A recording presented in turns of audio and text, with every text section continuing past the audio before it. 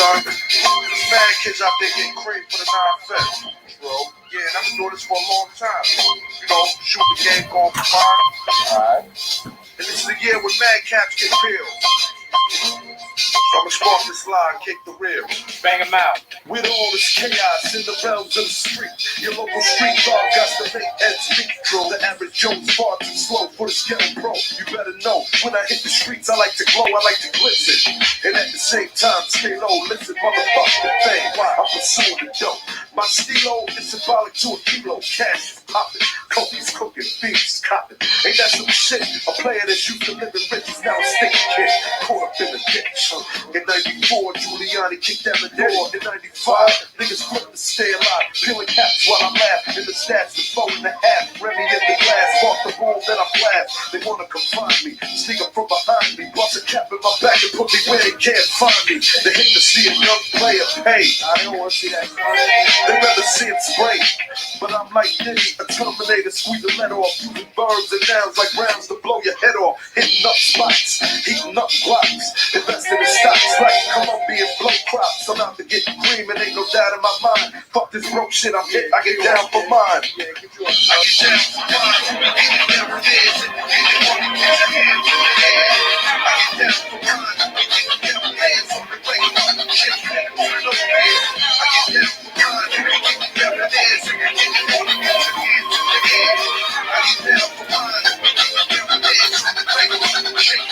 I hear you wanna be a player. I ain't someplace you back. Let's play a game of real nigga roulette. With this a DOA as I spray the melee. Contact and punctuation is compared to AK. You in a daze, overdose for pure funk. I'm fucking off like Tommy Gun. For karma's a boost smoke. Decapitated rappers in my trunk. I'm sick, pumping skunk, bouncing with my click, popping mega jump.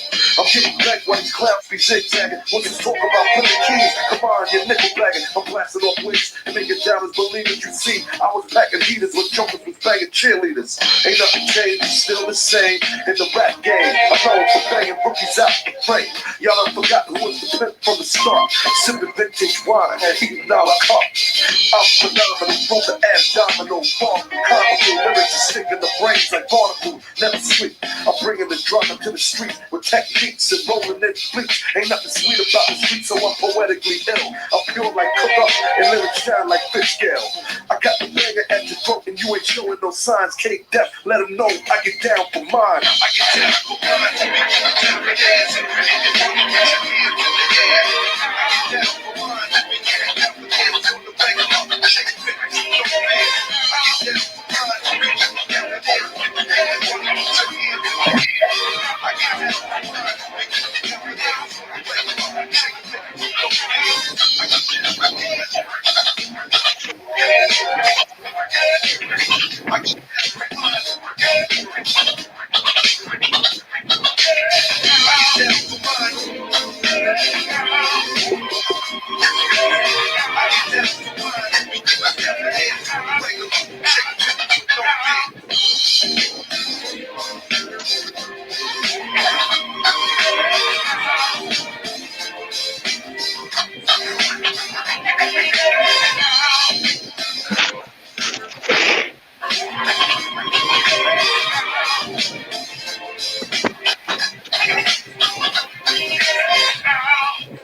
Get down. I get down for mine. What's up, everybody?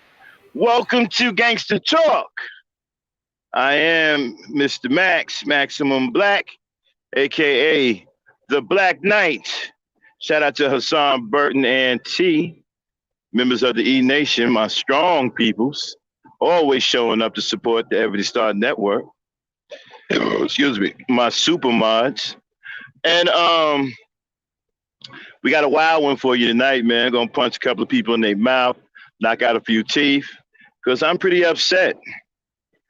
Okay, I'm sick of this shit. But before I go any further, sound check. Type of one if you can hear me in the chat. Dane, come in with the sound check. Let me know if I'm coming through loud and clear. Coming through loud and clear. All right. That's my lovely co-host, Damie. And check out Conversations with Lady Dame, y'all. Dame is a beautiful person. We love her at Conversations with Lady Dame. She can just be herself. tell her little stories, and we all sit around a little campfire and roast marshmallows, listen to Dame tell them stories, right? We love her here at the Ebony Star Network and the E Nation. She is the queen of the E Nation, my partner in crime, my partner, Lady Dame. All right. Oh, wait a minute. I got one more thing to say before I get started. See, this is why I love black women so much, and can't a nigga tell me a goddamn thing. Okay? Well, and I boast that proudly than a motherfucker. I don't give a damn about who called me a simp. You can call me whatever the fuck you want to call me on social media, because you won't say this shit to my face. So we're not even gonna go there, right? Because I don't do the YouTube gangster stuff. But anyway, YT Gangsters 2021. Anyway, y'all know my business is driving a truck all over this country. And as I talked to y'all a while back, I had an accident where I slipped off my bottom step as I was coming down, and my knee banged on the top step, and I fucked up my right knee, okay? So I've been recovering from that injury for quite some time. It's getting a little better, but you know, the cold weather, you know, agitates it, okay? So it was a pretty significant injury when it happened. So, you know, I was hobbling in, and I'm still walking with a limp, right? So I'm over here picking up in Pennsylvania. Shout out to Janice, the black woman who helped me, okay? We keep saying that black women are mean and evil and all this other shit. I can't tell, because for some reason I just keep running into good black women who are the antithesis of what these guys are describing, right? And so, antithesis. You didn't think I could say that, right? Oh, I forgot. Y'all keep insulting my intelligence. I'm dumb, stupid, and I'm a simpleton. All right, so I'm not supposed to say words like antithesis. Try to say that with a couple of teeth missing. Not that I have teeth missing, I'm just saying. Anyway, so like I was saying, shout out to Janice, who worked at Trader Joe's where I picked up at. As I was coming out, y'all know we got swing doors on these 53-foot trailers. And so she noticed I was having a hard time, I was limping, pretty bad because my knee stiffened up on me. And she came out, she met me. She said, "You all right?" I said, "I'll be all right." She said, "You need somebody to close your doors?" And there was a brother in the office with her. I said, "Yeah, get that brother right there to, come out, help me close my doors." She turned around, looked at that Negro and looked at me like that nigga ain't shit. Right? And she said, "I'll do it." I said, No. I'm trying to stop her, right? She's stopping me. I'm like, "No, sister, I can't have you go back there. I'll do it." She said, No, sir, you heard. I'll take care of it. She said, "You just get in your truck and you be safe." She went and got her gloves, right? I tried to stop her again. She stopped me. She said, "No, I got it." And this nigga's sitting in the office watching all of this. And she goes back there and she closed them doors for me. Put my seal on and everything, came back and wished me well. And that nigga didn't do shit. See, this is why I love black women so much. This woman noticed that I was hurt and came to help me and wouldn't take no for an answer.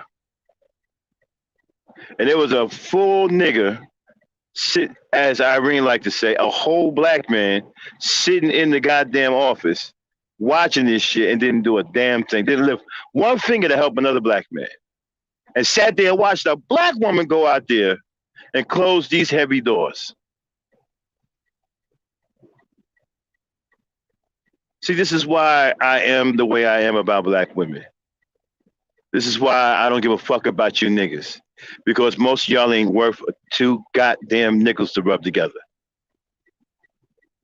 And you wonder why black women can't stand you right now. None of you niggas don't have any chivalry. You don't care about how black women feel. You don't care about helping making things easy for her. You have no you don't give a fuck. You don't love her. That's why they can't stand you. I can't stand you. I never loved. I can't stand you either. You understand what I'm saying? This is why I love black women so much. I'm going to get back to that show that I started, that segment, right? Of why I love black women so much. And we're going to have some brothers up here telling stories, true stories about why they love black women. And we're going to hope that we make the manosphere sick so their fucking tongues fall out their mouths. We're going to spread so much black love for our black women. I hope they fucking Earl. Because I know they hate it. I just wanted to share that with you. And shout out to her name was Janice. I can't say her last name. But shout out to Janice at Trader Joe's over here. Trader Joe's Distribution Center over here in PA. Anyway, hey, Dame. Yes. What'd you think about that? A whole Negro sitting right there in the office and wouldn't lift a finger. Yeah. When he first told me about it, I was like, I hope he better be hurt too. But the way she expressed it, he ain't about doing anything. Shoot. Yeah, he could at least try to front. No, I got it, Nope. He let it just went on there. And he probably been doing it for a long time. That's why when she saw who he was, it was like, nope. Yeah, yo. And she looked at me with a look on her face like, okay, this nigga ain't shit. Okay, and I was like, wow. You know what I'm saying? She worked with this nigga. So she know. Mm-hmm. You know what I'm saying? All right. So let me get on with the show. Y'all seen the title. The title is I Bet You Won't Put Your Hands on a Becky. Now let me tell you what I'm talking about. We seem to have an increase in attacks on our black women. And nothing seems to be, no one seems to be doing anything about it. Just recently, we just had a sister nearly lost her life with some race soldier, ex-football player named Chad Wheeler. Nearly beat her to death. Choked her to the point where he thought she was already dead. And when she came to, he was shocked that she was alive. All because she wouldn't bow to his, all because she wouldn't bow to him. Now, I'm not here to say you swirlers get what you deserve. I'm not here to say none of that. You see, because that's not what a real leader does. You see, we are black men. These are our black women. I don't give a fuck who they married to. I don't give a damn if they married to a stuffed animal. We are black men. These are our black women. We are their natural counterpart. We are their natural mate. So that means that we are their natural protectors. And that means all black women, no matter who they meet, no matter who they are married to. See, let me tell you something. We supposed to have such a reputation as black men that people would be terrified to put their hand. Hey, Dave, mute yourself.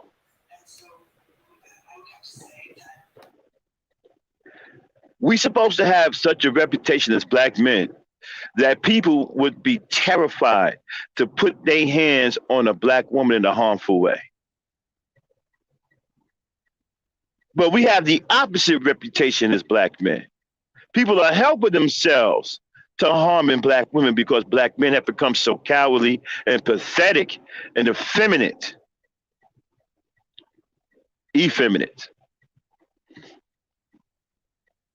I don't hear nothing about, well, she was a swirler. I don't give a shit about none of that. She's a black woman. That's all I care about. And as a black man, that's all you should care about. All you should be caring about is protecting your own. Black women, black children. Somebody put their hands on our black women. They're supposed to get their asses lit the fuck up. I don't give a fuck who it is. I don't give a damn who she's married to. He didn't deserve her. He had a blessing put in his life, a beautiful black woman. Came and blessed his punk ass life. And that's the way he treat her. She came to love this man and to make this man's life better. Even though we call these motherfuckers savages, she tried to look at him as a human being. And this is how he repay her? By nearly beating her to death? And y'all think that shit is funny?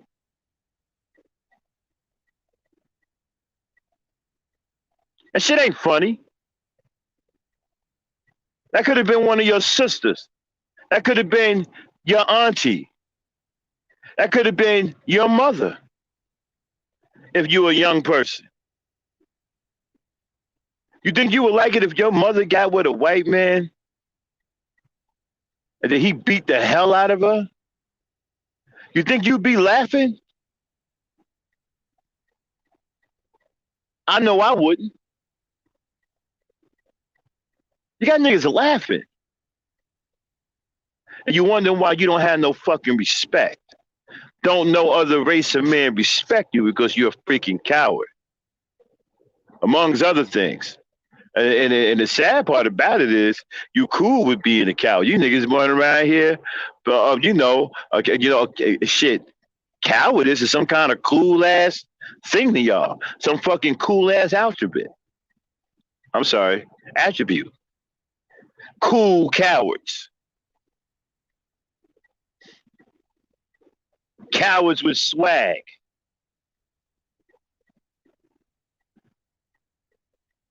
This woman tried to make this man's life better. Tried to treat him like a human being and not look at him as the animal and savage that most of the rest of us see him as. She had enough love in her heart to try to treat this man like a human being and try to bring him some real love. And this is the way he repay her. By nearly killing her.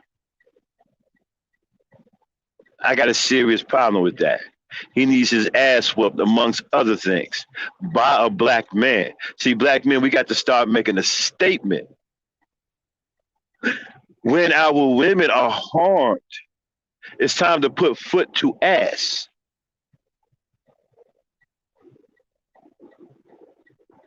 But let me stop before people say I'm inciting violence.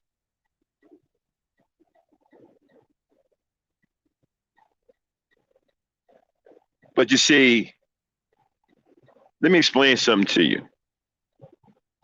I bet you Negroes can't do that to a Becky. Oh, whoa, you think I'm playing? Go and put your hands on a Becky and see what happens. See, the white man don't play that. See, what he thinks of himself is irrelevant to what you think of him. And many of you are scared of him. You're afraid of him. But go and put your hands on the Becky and you see what happened. Remember the movie Tombstone? And Wyatt Earp went in that saloon, started slapping dude around. Oh, big heavy dude. What was that, Billy Bob Thornton? He was slapping around. Who put some weight on him? And he was about to go for his pistol. He said, well, go ahead, skin it. Said, Gary, he said, skin that smoke wagon and see what happens. Yeah, go on, put your hands on the Becky. Go on. Go on and skin that smoke wagon and see what happens. I bet you won't do it. Because you're afraid of that white man. You know what that white man gonna do to your punk ass. See, black men used to have that reputation back in the 60s. You put your hands on our women and children, you will get stepped to. See, there was an answer back then. Now there's no answer. Same thing with Mei Ling. Go put your hands on Mei Ling and see what happens. See won't Goku and Vegeta hit your ass with a Kamehameha wave and the Ganic gun. Go ahead. Go put your hands on one of these Latina women. And watch Speedy Gonzalez come out of nowhere and run your ass over. Oh, and I forgot to mention, all of these men who are coming to the aid of their women, they'll be wearing capes.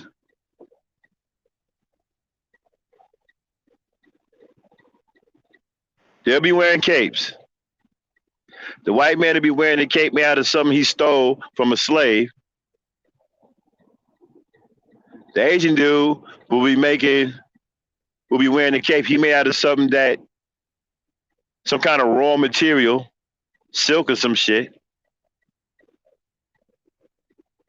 And Jose and them will be wearing capes that they made out of fucking taco shells. But they coming with their capes on. And they fucking you up.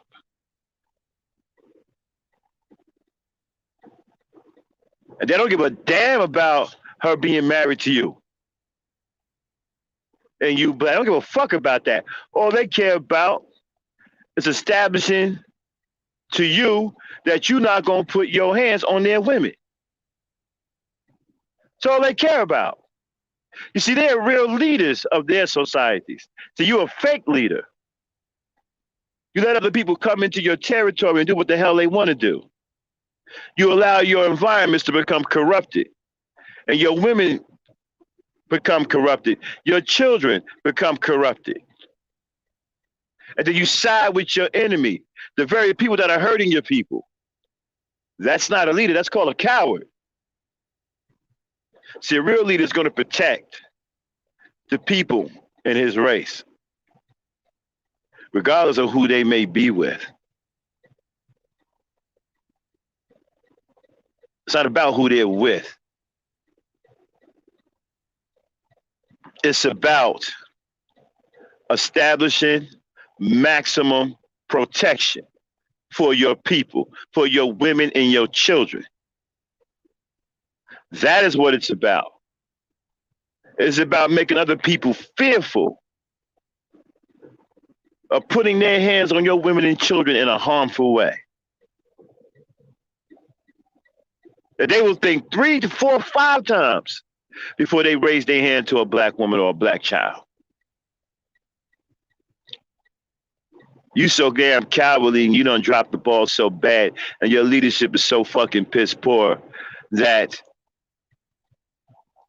their thoughts in their mind is that you ain't gonna do shit. Black woman can't even say, I'm going to get my man, I'm going to get, she can't do that no more. She used to be able to do that. I'm going to get my uncle, I'm going to get my brother. And motherfuckers would be, oh shit. She going to get Jimmy. Man, y'all know Jimmy be knocking niggas out. Well, Jimmy ain't around no more. Now she got motherfuckers like Edwin Anderson, who's a freaking lesbian. Anyway, all right, so let me get back on to what I was saying. All right. So you won't do no Becky like that. And then you know what kills me is all this smoke y'all got for black women. Where's the smoke for your Beckys? You won't even, some of these times, right? Becky won't even call her white man. Y'all so goddamn cowardly, Becky will whoop your ass herself.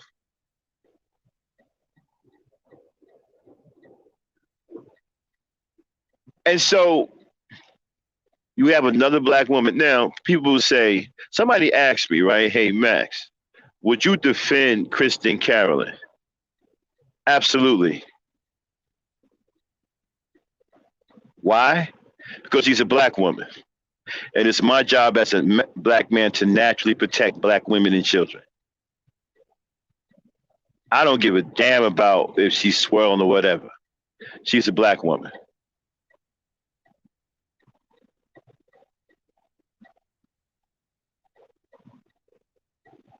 You talk about I wouldn't protect no black woman. Well, you ain't no black man.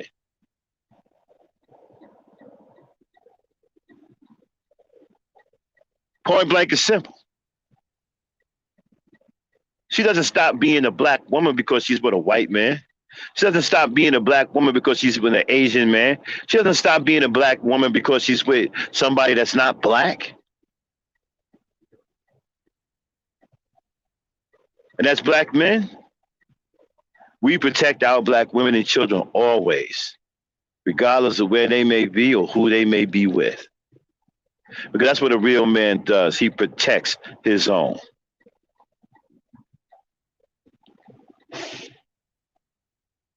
Or you little scared ass niggas always hollering and screaming and but the girl did this and the woman did that and she needs to take account. You need to take accountability, nigga. When are you gonna take accountability? When are you gonna be responsible? When are you gonna do what the fuck you supposed to do? Keep trying to tell you Negroes, man, you got this shit all wrong. You can't fix the black woman without fixing yourself. You want to fix her, you got to fix you. You the one that's broken. He following your lead. See, ain't nothing wrong with her. Reason why you think something wrong with her is because you don't understand that there's something wrong with you. See, following the leader. This is the kind of shit you're putting out there. Broken, fucked up, corrupted shit. Well, guess what? That trickles down to the people that you're supposed to be leading. And they become broken and corrupted. So if you upset at the black woman because she's behaving a certain way, well, that's just a reflection of you. She's reflecting you. You are the one that's fucked up. And you refuse to understand that. She is just a reflection of you. She's showing you what you are.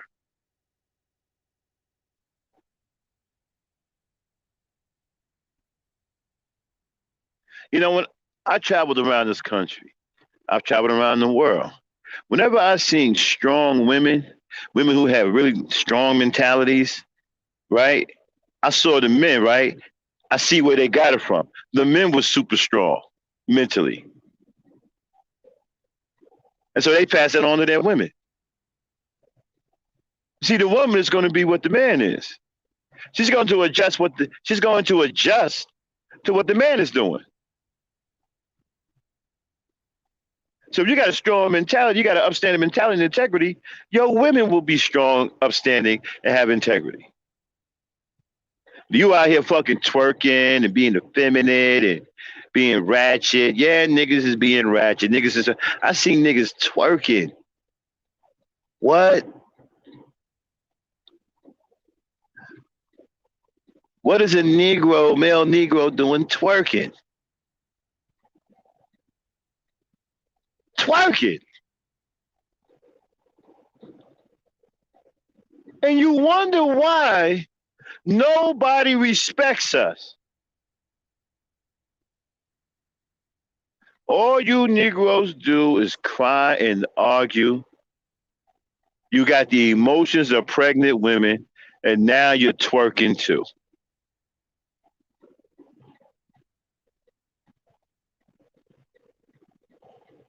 I mean, honestly, I sit here listening to some of these panels and shit, right? A lot of you Negroes sound like you're about to cry every time you say something. Seriously, like you're about to bust out in a ball of tears and shit. I heard one dude say, because of a black woman's attitude, you might go get you a white woman. Oh, really? Well, go on and get one. And when she bury your ass, don't come to us trying to raise money for your burial. Don't come. Hope your family don't come to us asking for no damn GoFundMe's. Let me tell you something, my man. It don't work the other way. See, when a black man goes and swirls with a white woman, it's devastating. You don't get no reprieve. You become a traitor. Because you see, the black woman should be the only woman for you. You're supposed to be setting the example. You're the leader. You see, the leader has to deal with some hard shit. You don't get to do shit. You don't get to make those kinds of mistakes. See, the woman can get away with a lot of shit because she's not the leader. See, she can always fall back on you and your leadership, and she will be right. So now you don't get to do that. You don't get to go fuck around with white women. You're supposed to be setting the example. You're supposed to have integrity. You're supposed to be honorable, respectful, upstanding, productive, Negro, and loyal to the black woman, to your black children. Loyal. And you're supposed to be a stellar father. The example, you're supposed to be the shining example. You're supposed to be the man that the women talk about, that they want their boys to grow up and be like. It's one of the most honorable things.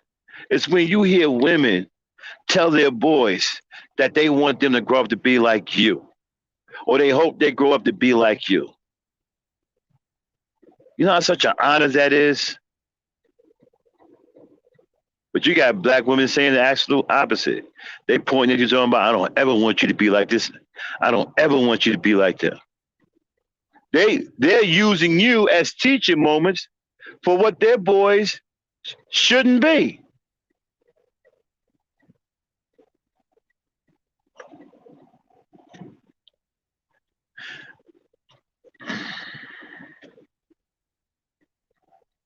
And so, putting your hands on the Becky, you'll put your hands on a black woman at the drop of a hat because you hate her and you don't love her. I keep trying to tell you, Negroes, I don't care how smart you are, how high value you are, how many cars you got. It comes down to one damn thing. It comes down to love. The black women don't feel loved. You don't love them. And they hate you for it. And they should. That's why I don't have no problem with what a lot of women say. Absolutely love Cynthia G. Got no problem with Black Women's Fear. Got no problem with Krista Calloway. Because y'all don't show women no love. This is what you're going to get when you don't love your women. They aren't going to love you back. They're going to start hating you because you don't love them.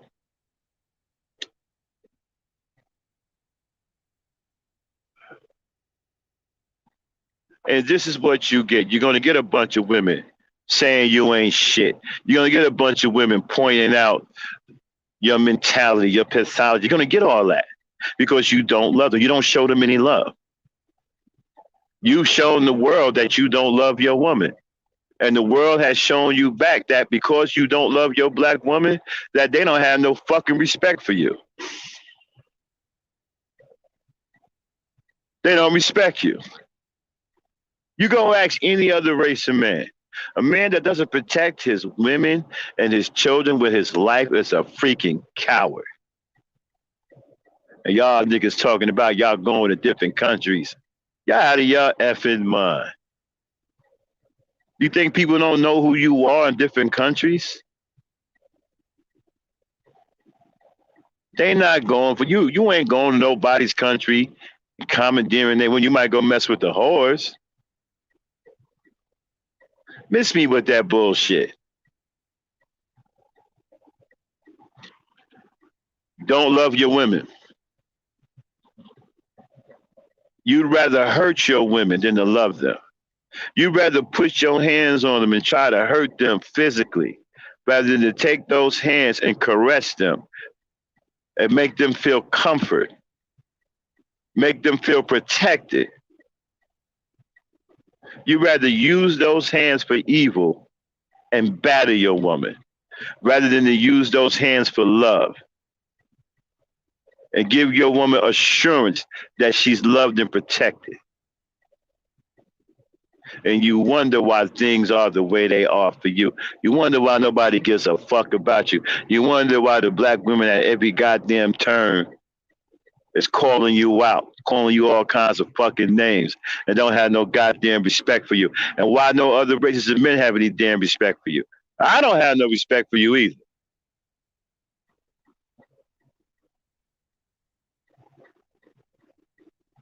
Wondering why. You got these big hands, big strong arms to love these women with, to make these women feel comfort. And instead of doing that, you'd rather use this strength to hurt your women.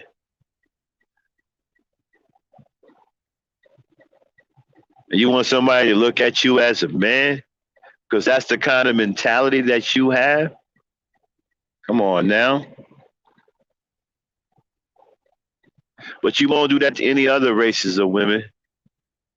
Like I said, I bet you won't put your hands on no Becky. I double dare you. Go right on. Go on and skin that smoke wagon and see what happens. I double dare you. Remember you used to say that back in the day when you was kids? I dare you. I double dare you. I triple dare you. I quadruple dare you. I never got past quadruple. I don't know what the hell is 5. You know what I'm saying? Like, I dare you 5 times. I dare you 6 times. You know what I'm saying? But go on. Again, skin that smoke wagon and see what happens. I guarantee you that white man will be on your ass in minutes, if not seconds, depending on how far away he is when she makes that call. And let me tell you something, they on code. Because a lot of times the white man she calling to avenge her or protect her is usually not the one that gets you. Because see, they all on code. Her goddamn next door neighbor can come out and bust a cap in your ass. And he ain't the one, and he not even the one she called. That's how much they are on code. You notice they don't care about who Becky's with. As long as who she with ain't harming her. They don't give a damn about she's with a black man or she's with a Puerto Rican man. They don't give a fuck about that as long as y'all not putting your hands on her. You put your hands on her, he gonna see to you.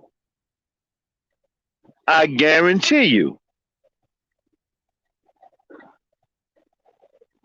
And that's what we need to have when it comes to our black women. Somebody put their hands on our black women, they supposed to have an answer. But there are no answers, right? There are no answers. You niggas ain't answering no bells, no calls. As a matter of fact, you running in the opposite direction. Matter of fact, you want her to go get her sister to help her. You want her to go get another woman to help her.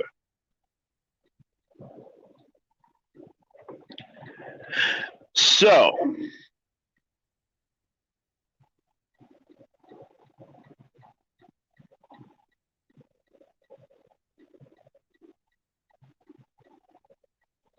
as I was saying, the young lady, the sister, beautiful sister too, man.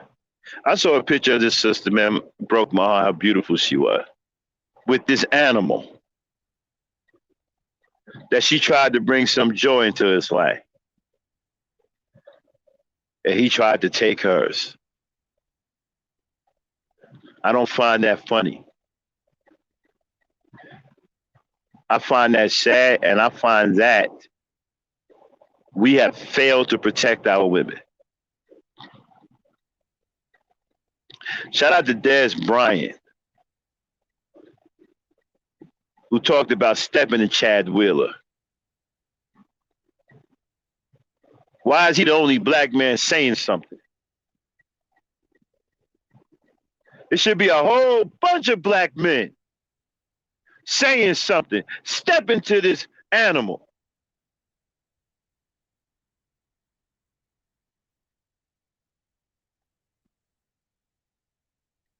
Well, she was this. I don't care if she was a swirler. I don't give a shit about none of that.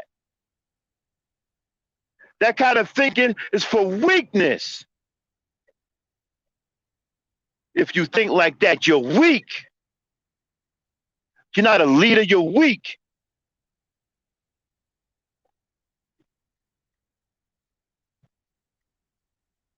I give a damn what the hell she was with. All I care about is she's black. And this animal had the nerve to beat the hell out of her, damn near kill her. I don't hear no excuses. Well, excuse me, the white man. Those are excuses. That's for weak niggas. That's why you niggas can't fucking lead nothing, because you're mentally and emotionally weak. And you're petty. Petty men are weak. Strong men protect, regardless. Because strong men understand what the real deal is. This is bigger than swirling.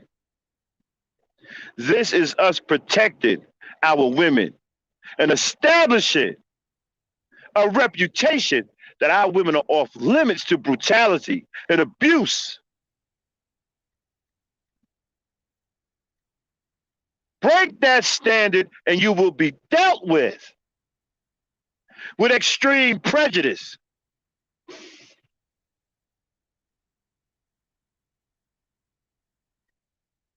That's the way a strong black man thinks. Not some weak, sniveling coward, complaining, whining coward. Man, she's with a white man. I don't give a damn if she's with a yellow man or rainbow. I don't give a damn.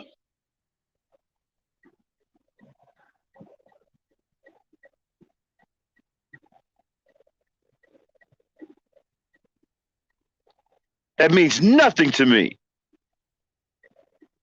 The only thing I care about is that she was a black woman and she was harmed, and we are supposed to protect our black women from everyone. Come at me with that weak shit.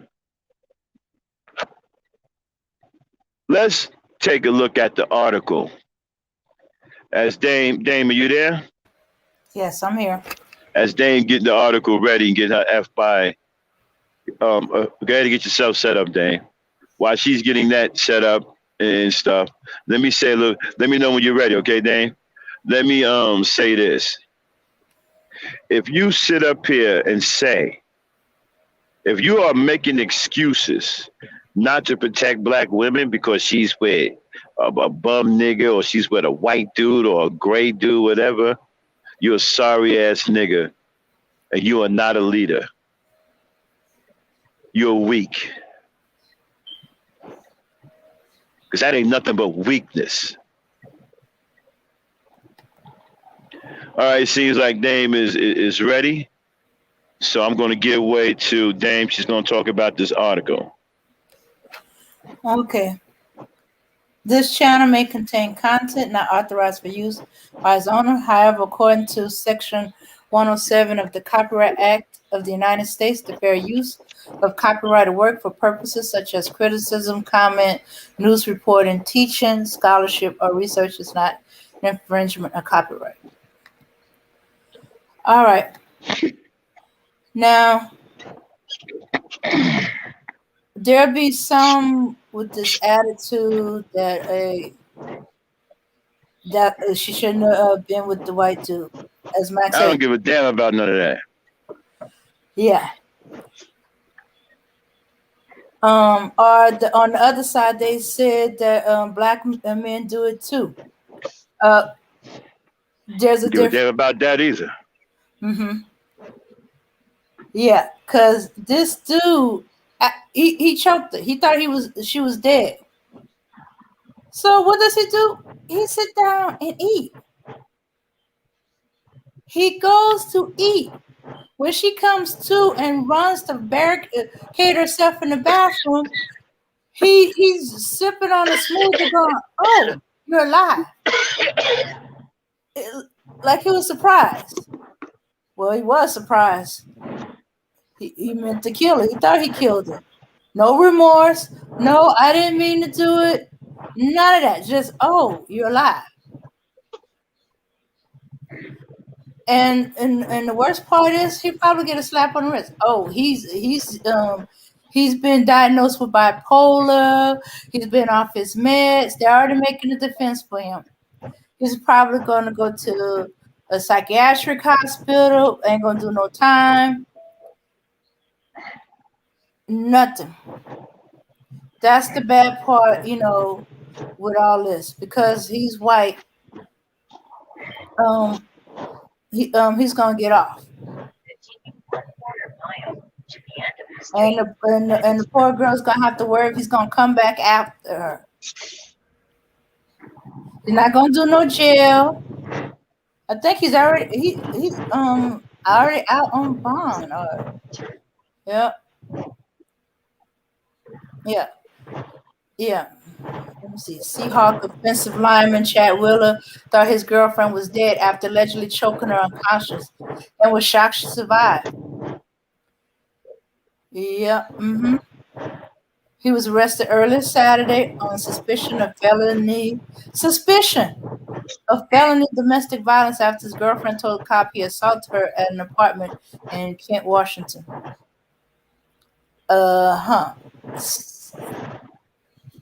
Suspicious. So, okay. I'll let in my way.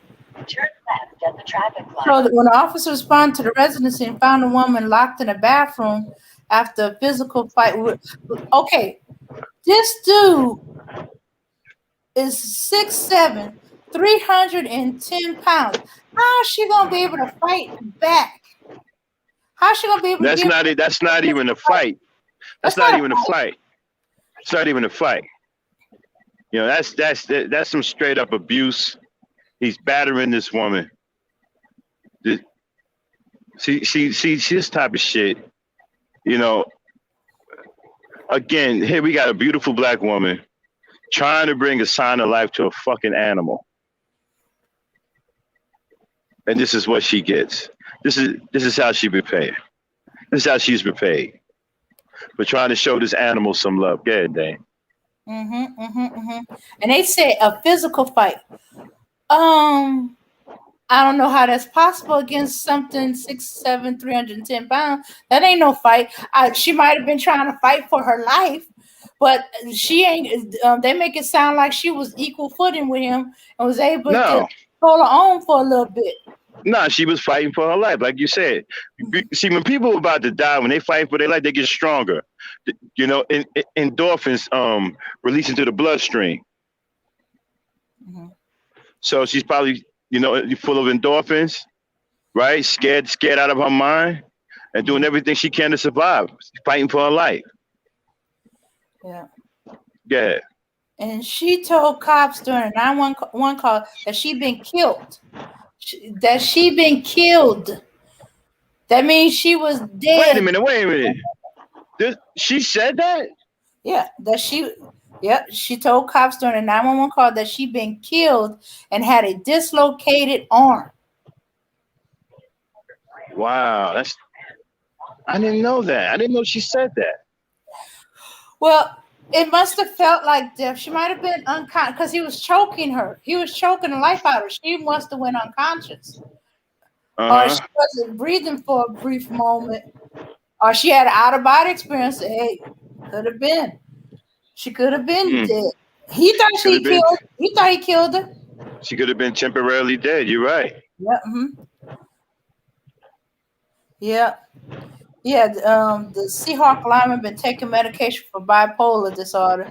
When they hear about that, every time one of these workers do something, there's always some mental issue. Well, you know what? If that's the case, then we need to lock them up. A Uh-huh. large portion of the white male population should be in a nut house. If they all got these so-called mental issues, then what are they doing walking around in society? They got mental issues that are that dangerous and need to be locked up.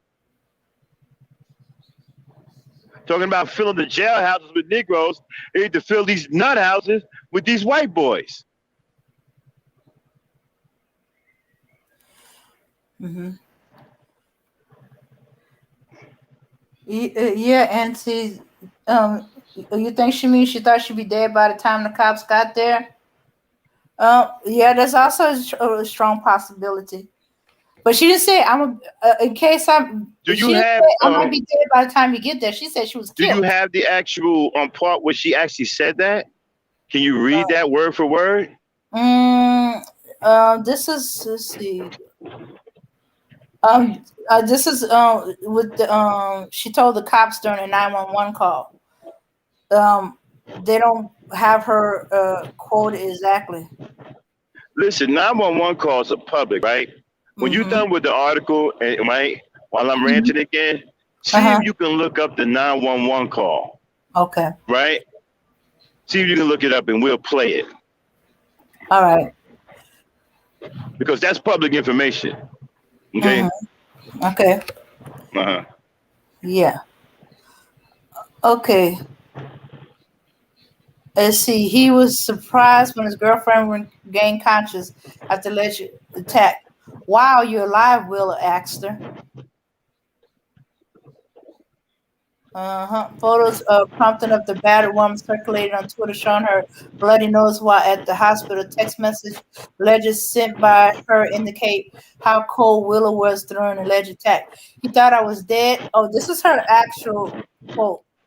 The message read, he thought I was dead on my bed and continued to eat dinner. Mm. When I ran into the bathroom, he said, wow, you still alive while sipping on a smoothie. But this attack happened at dinner time. Oh, she cooked dinner, feeding him, and he all of a sudden wants her to bow down. The assault took place after Will asked his girlfriend to bow to him. Mm-hmm. Yeah. Well, the consequences is the Seahawks has dropped him. He's a free agent now, and they trying to get him to get some psychiatric help. Yeah, it's called jail. That's the psychiatric help. It's called arrest, handcuffs, and go to jail. That is psychiatric treatment. To jail. And then we need to hit them with a long-term treatment plan, like life in prison, a long-term treatment plan. Hey, we're going to give you a long-term treatment plan, right? We're going to treat you for life in the penitentiary. That's his long-term treatment plan, life in prison.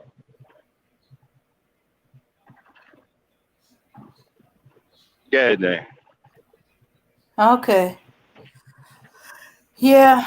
He in another article he was claiming he was having a manic episode because when the officers arrived at the entry, they had when they arrived, they had to force entry after hearing her scream inside. An officer attempted to use a taser to subdue him with little effect. So yeah, I guess he tried to do it again. Wait a With minute. Whoa. Hold on. 6'7", 300 pounds. And they're using, where are the guns? Oh, you know how they feel about killing the pink people? Where are the guns? 6'7", 300 pounds. Where are the guns? Tamir Rice got the gun. Trayvon Martin got the gun. And they were nowhere near this man. So where's the guns? No guns? Those police officers should be fired. They came and did their duty with no guns. They didn't pull out one gun. Oh. And this man was 6'7", 300 some pounds, and he was crazed out of his mind, so to speak. No guns? Okay. Yeah, Dane. It said an officer's attempt to use tasers to do Wheeler with little effect. Wait a minute. They didn't go into detail how they got him off of her if they tased him and it didn't do anything. They didn't say whether they had to put him in a chokehold, did they have to grab him, hit him over the head with a gun, or pull a gun and said, put your hands up, or let her go, we're gonna shoot. None of that. They just said they tried to tase him. And then they jumped to Wheeler face charges of first-degree domestic violence assault, domestic violence unlawful imprisonment, and resistant arrest. No attempted murder? No nothing? I mean, where's the attempted murder charges? If you got your hands around somebody's throat, you're trying to murder them. You're talking about a woman who actually thought she died. He thought she was dead. And that doesn't warrant an attempted murder charge? I'm still trying to figure out where the guns are. Where the guns? Somebody need to go on CNN and ask where were the guns. I wonder if Sergeant Dorsey jumping on that one. Sergeant Dorsey, shout out to Sergeant Dorsey. Love her too. Love that black woman. Sergeant Dorsey, what happened to the guns?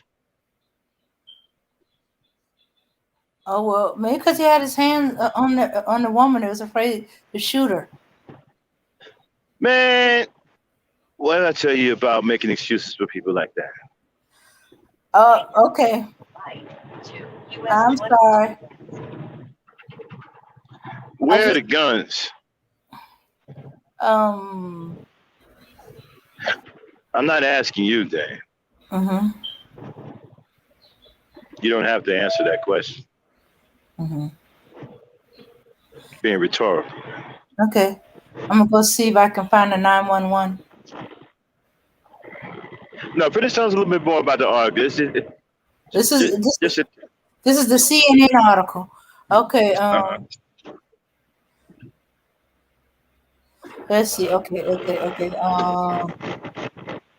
Okay, and here they go again. As the alleged involved domestic violence, Wheeler partner has not spoken publicly about the incident and is not naming, and CNN is not naming her at the time. Probably because she can't speak. After good choking, you can't really talk. A tweet. He's deeply sorry for the pain and suffering that I have caused to his partner. Most important. Didn't they say she had broken something in the back of her throat or something? I remember seeing something in the article saying that there was something broken in the back of her throat. Let's see. It could be a vertebrae, or unless it's a vocal cord. But no, it was something else. Okay. Started with a C, I think. Clavicle? No, that's the collarbone. Okay. You know what? Only one black man said something about this. All these professional football players didn't say nothing. Only one, Des Bryant. Dane, look up real quick Des Bryant's tweet to Chad Wheeler. It should come right up, and just read what he said. I want y'all to hear what one black man said to this, had the guts to say. Nobody else said anything. Ray Lewis, Ed Reed, nobody. Des Bryant was the only one that said something to this dude. And you got a bunch of NFL players, bunch of basketball players. LeBron James didn't say nothing. Michael Strahan didn't say nothing. I didn't hear nobody else say anything. Des Bryant was the only one that said something. And I want y'all to hear what he said. Because what he said is significant.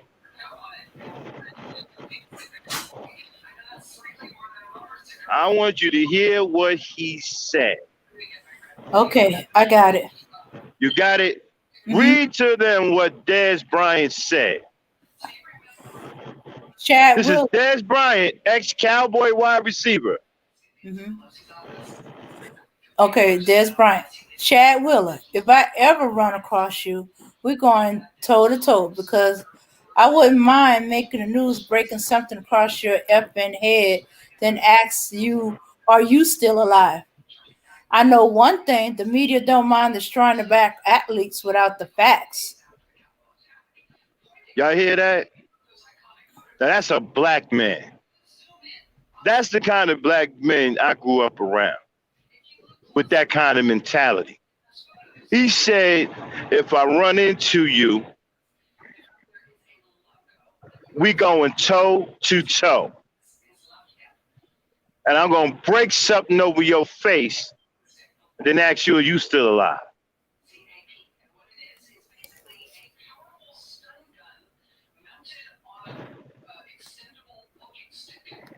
See, this is the situation. You see, that's old school right there. See, black men would say something similar to that, and they would follow it up. But you got to make sure you're packing, though, because these white boys are cowards, okay? They're killers. So make sure you don't get into no fight with no white boy thinking that white boy is honorable. They're not. They're cowardly killers. So make sure you bring an equalizer. Read it one more time, Dane. This is what one black man said out of all them athletes. One more time, Dane. All right. Chad Willer, if I ever run across you, we're going toe to toe because I wouldn't mind making the news breaking something across your effing head, then ask you, are you still alive? I know one thing, the media don't mind destroying the black athletes without the facts. Well, you probably won't get no job in the NFL. Now, dang, see if you can look up black athletes who are responding to the Chad Willen situation. And you know, and let us know what you find, okay? Search on Google any other black athletes responded to Chad Willing situation. Okay? You got it? I'm typing it in. Okay. Now while she's looking that up, let's get back to what we was talking about. You see, if the black woman had real protection, this wouldn't be going on. This wouldn't be going down. Okay? If the white man knew that black men would retaliate, he wouldn't do this. Nobody would. But because I ain't gonna say we, because I'm not a coward. Okay? I protect my black women. So wasn't so damn cowardly, these things wouldn't happen. And I don't like the fact that you got some brothers talking about, well, she's with a white man. So what? What does that mean? Still a black woman. I'm not with that coward shit. That's coward talk.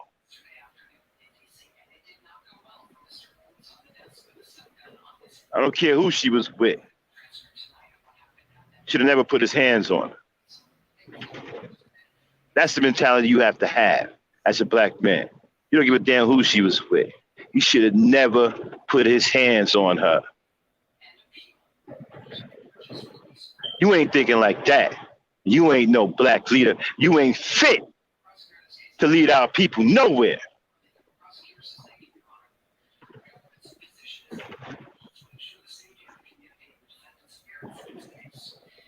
Shout out to the chat. I can't really see y'all. I'm driving right now. Okay. There's a Marcus Spears. Okay, let's see what Marcus Spears had to say. Let's see. Let's see. Here's About to make Chad Wheeler famous because he needs to be a face that everybody knows and sees how wrong, disrespectful, and how bad it is. Period. Like the graphic nature of what we saw, the graphic nature of what's being reported, of his response to what he saw after he thought he had killed a woman. Okay, that is why we need to put this on blast. The reason why I wanted to talk about this, and I'm gonna take y'all in the back room before we get to shows. I was pressing upon to talk about this because I was raised in a household where this transpired. I also have listened thousands of stories, not close to me, but around and reading and researching and trying to get a better grasp on what people are going through, what women are going through, what people that suffer from domestic violence are going through, so I can speak to this from more than just an emotional standpoint. The bottom line is this: anytime this situation arises, best believe that NFL Live is going to make the perpetrator famous. And we're going to make sure everybody knows what they look like and understand that these situations have to stop happening. One point I want to make: this is not indicative of football players. It's really, really great men in that league. It's not indicative of the majority of men in society when this is going on. But it's going on, and we're going to pay attention, call it, and we're going to call it like we see it. Y'all know I am, and I think we all should carry that responsibility when it comes to our doorstep in the sport that we come. All right. Shout out to Marcus Spears. yeah. I would prefer him to say something else, but you know, he's on a politically correct show. He did what he could. But shout out to Marcus Spears. Anybody else, Dan? Okay, I'm gonna continue looking. That was the first one up. All right. He said, let's see, he had some written comments. The Seattle Times learned Will is alleged to have thrown a woman onto the bed and strangled her. After the woman had been unconscious for some time, she regained consciousness to the surprise of Wheeler, who's purported to have said, "Wow, you're alive." The report also goes to say that the woman told 911 operators that she'd been killed. Disgusted by this report, that's when he started making this passionate thing. We're about to make Will a family. In other words, he's gonna be the face of domestic violence. They've been doing it to many where it's absolutely. They did it to Ray. They did it to Ray Rice. Mm-hmm. They did it to Ray Rice. I don't understand where the attempted murder charges are. What they talking about? Just a fucking assault. Where is the attempted murder? Dang, don't answer that. I'm being rhetorical. Okay. Could somebody in the chat explain that to me? Where the hell are the attempted murder charges? We got another dumbass we're going to put up here, right? A black dude who killed his mother and tried to pull off a white boy trick. We'll get to that later on in the broadcast. I'm gonna tell y'all something. But let me tell you something. The manosphere, SYSBM, and all of these hateful ass niggas, I blame you for this because you have created an environment that the rest of the world can see. You created an environment for black women that is an environment of no protection and hatred. And so the rest of the world believes you when you say you hate black women because they can see that you don't love and care for them. And neither do they.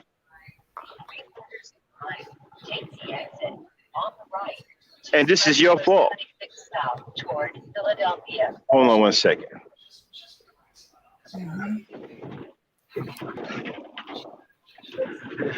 This is your fault, black man. You created this environment by not loving your women and broadcasting to the rest of the world how much you hate them and how much you won't protect them.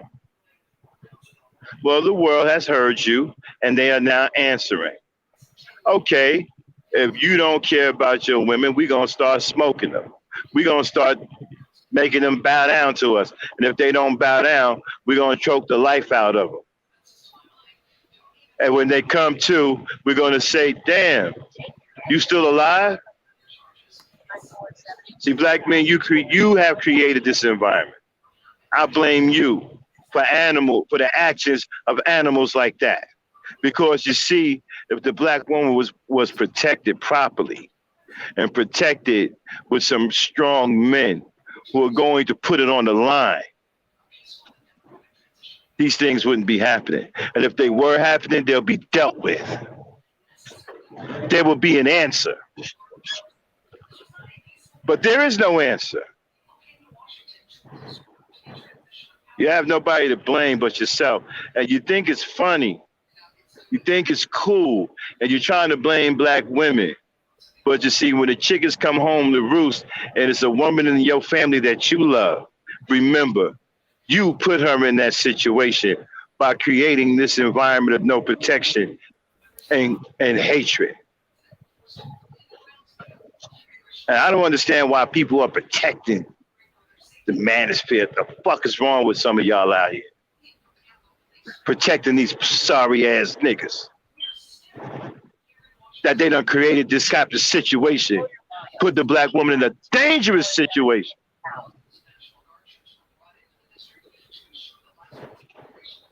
Black woman is in danger everywhere she goes because of you niggas.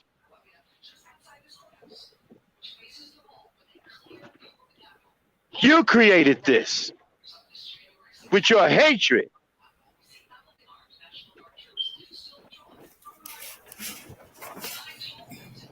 You find something else, Dane? No, it turns out those two were the only athletes so far. But here's something a little extra didn't see in others. He when he started strangling, at one point he pressed one of his hands against his girlfriend's mouth and nose, trying to stop her from breathing as he continued to Did you strangle her with his other hand. did you find any more NFL players or athletes? Did No, LeBron James say anything about this? mm-mm, no. Wow. No more athletes are saying anything about this? Oh, let me try. Let me see. Let me see if I could do it like this. Get a little more information. Well, at least we got so far Des Bryant and Marcus Spears. Shout out to them. I'm surprised Keyshawn Johnson didn't say anything.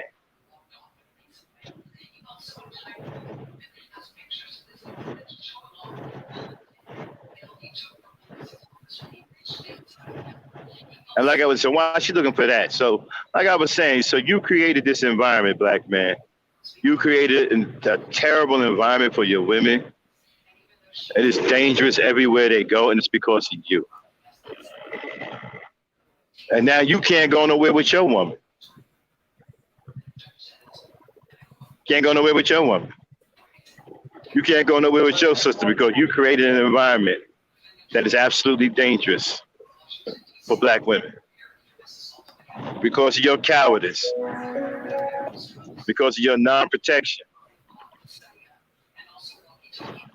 Even when you out there with her, people are going to be gunning for her because they don't have no respect for you and they don't fear you.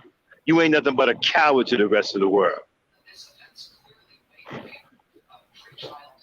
And this is what you get for perpetuating this hatred for the woman that brought your punk ass into this world. Now all of our women are in danger. No matter who they may be with or where they may be. Every last one of them are in danger. Because of you sorry ass niggas. Okay, I found some more. Go ahead. Let it rip. One by one. All right.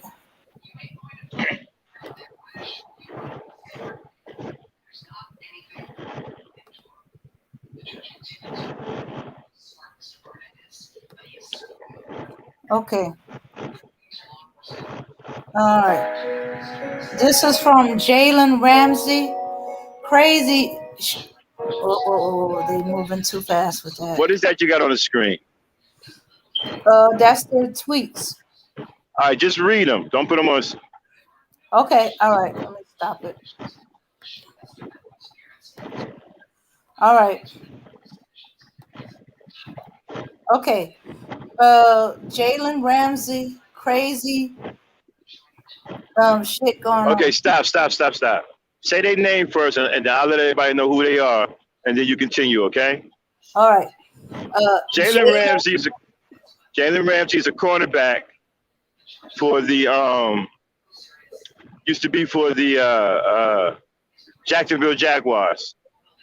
I think he may have been traded. I'm not sure if he's still there, but he was a shutdown corner for the Jacksonville Jaguars. Go ahead, Dan. All right. He said, crazy shit going on. People really just dumb. I'm praying good vibes the rest of the day.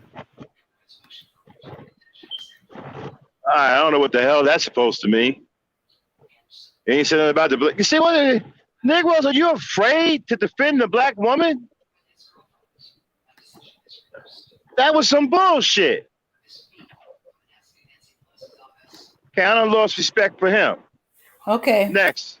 Cameron Jordan. All right, Cameron Jordan is a running back. I believe he's with the Saints. He's the Saints or the Falcons. Go ahead. He says, just seeing and reading on this is appalling on so many levels. It's a what? He said, this is appalling on so many levels. What kind of sissy ass shit? These niggas ain't got no heart. Oh, I just got finished reading this. This is appalling on so many levels. What?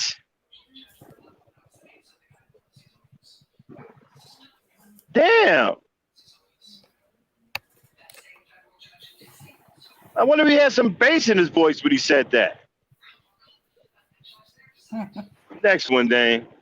First of all, how many you got? I don't know. This is like a whole little setup. I don't know how many I got. All right. Keep going. Next.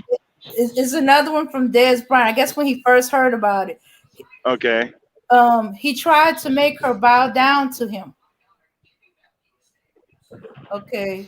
I guess and then he goes on, you got to be fucking kidding me. Do you know how many black athletes come from traumatized environments as kids and don't act like this? NFL knows we from that and they use it against us. It's a negotiation tool. Yeah, they can save that bipolar excuse. Get him, Dez Bryant. Now that's what the fuck I'm talking about. Finally, a real black man saying something. He said, "Oh, this is where he goes, Chad Wheeler. If I ever run across you, we're gonna go because I wouldn't mind making the news breaking something across your fucking head, then ask you, are you still alive? I know media don't mind destroying the black athletes without the facts." Go ahead, Dez Bryant. You're gonna tell me that there's only one real black man in the entire NFL? Looks like it. Go to the next one, then. T.J. Ward. T.J. Ward, ex-NFL cornerback. Well, no, he might still be playing. He old, though. Go ahead. Okay. It says, boy, oh boy. He got like 3 angry face emojis. What? Mm-hmm. The fuck are these guys, kids? 3 angry face emojis.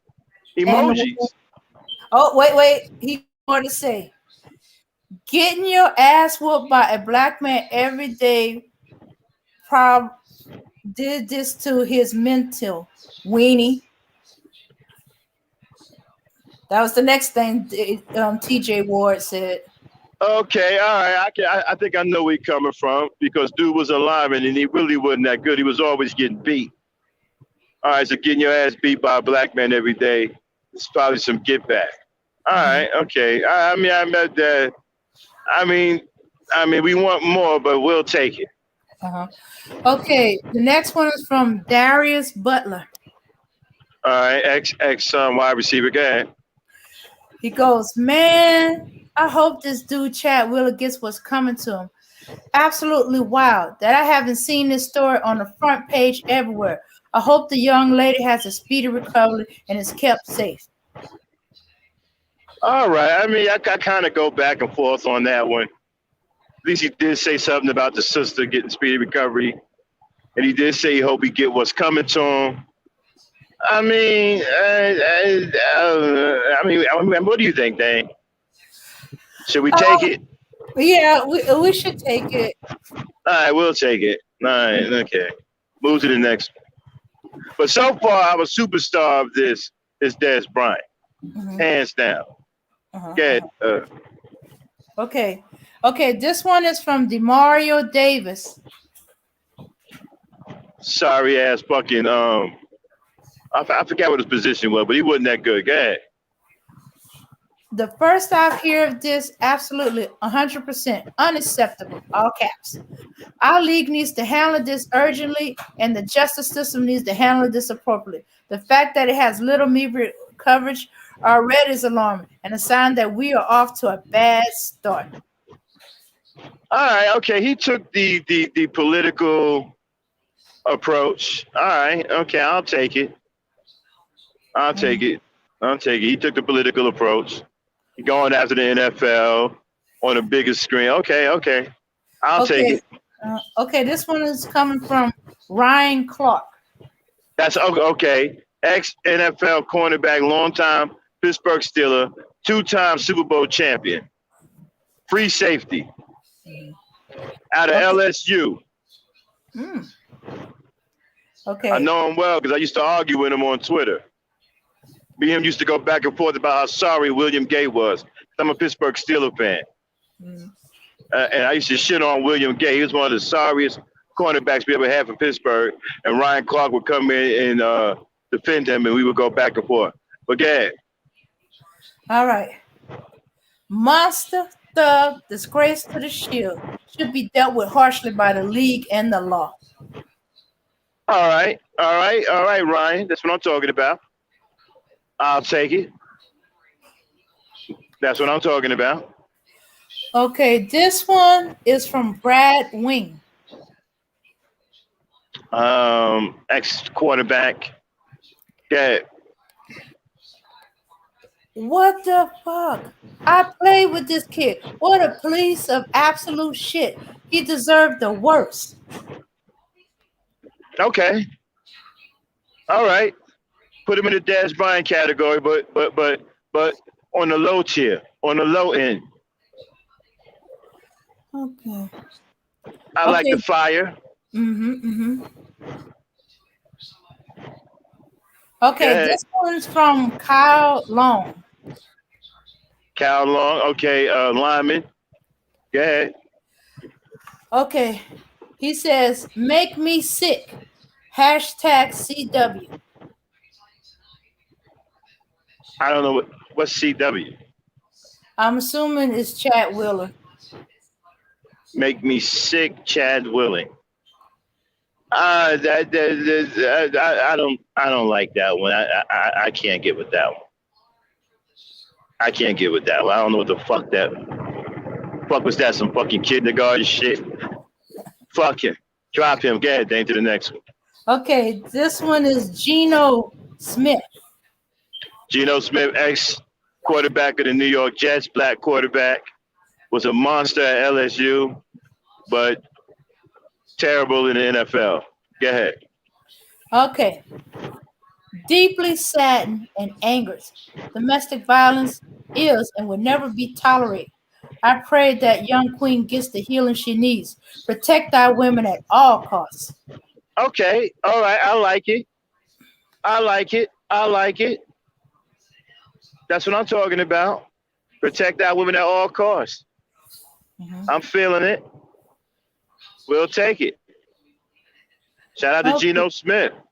Protect it. Matter of fact, put that hashtag in the chat, Dane. Somebody throw up the hashtag protect our women at all costs. Okay.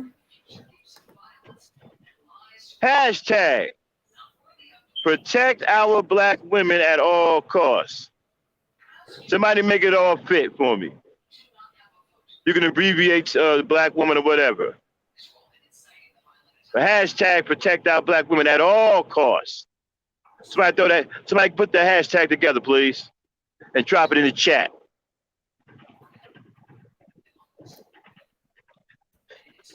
Go ahead, Dang. Let me know when somebody put it together in the chat, okay?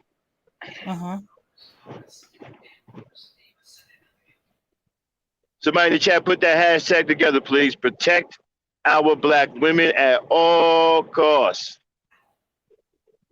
Make it fit. I don't give a damn how long it is, really. Go ahead, Dang. Next one. Okay.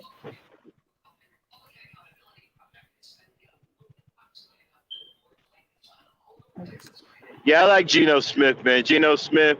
Shout out to Geno Smith. Protect our black women at all costs. That's what we're about here at the E Nation and Ebony Star Network. We don't give a damn about them swirling or none of that nonsense. All right. We're about protecting our black women at all costs. Okay. Raheem Mostert. Mostert.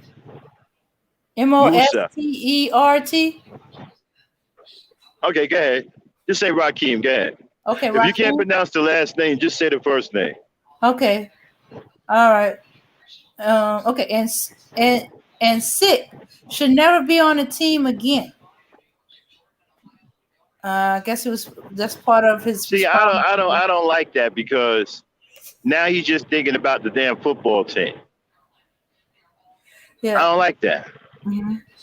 All he care about is playing football. Fuck football. This woman almost lost her life. This black woman almost lost her life.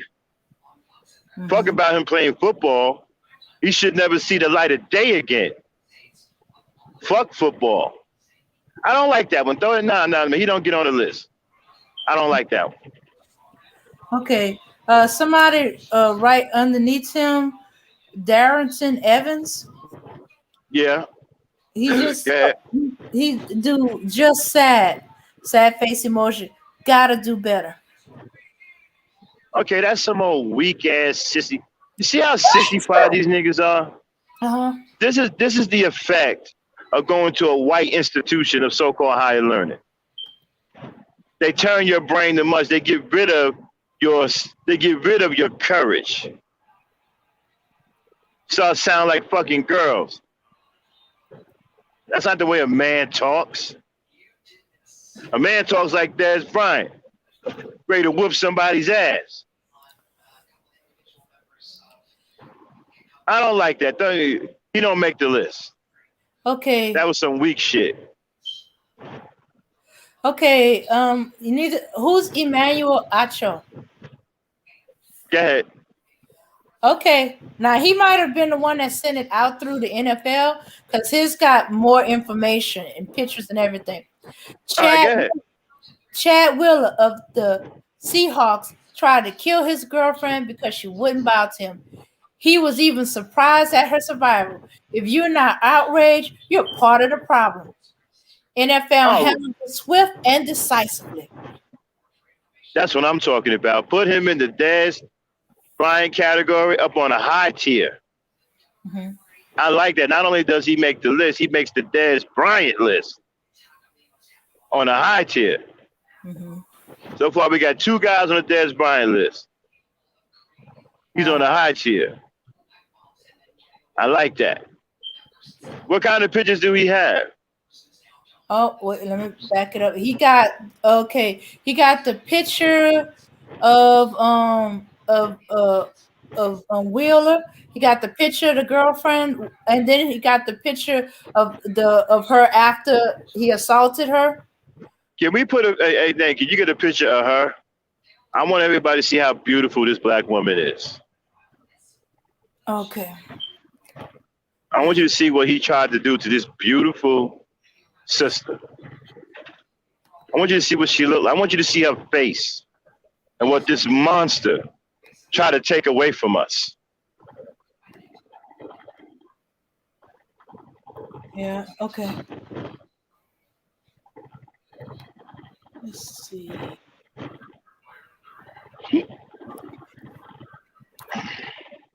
Oh, my daughter is on the panel. Is that Abby? Uh-huh. Daughter? Yeah, I'm here.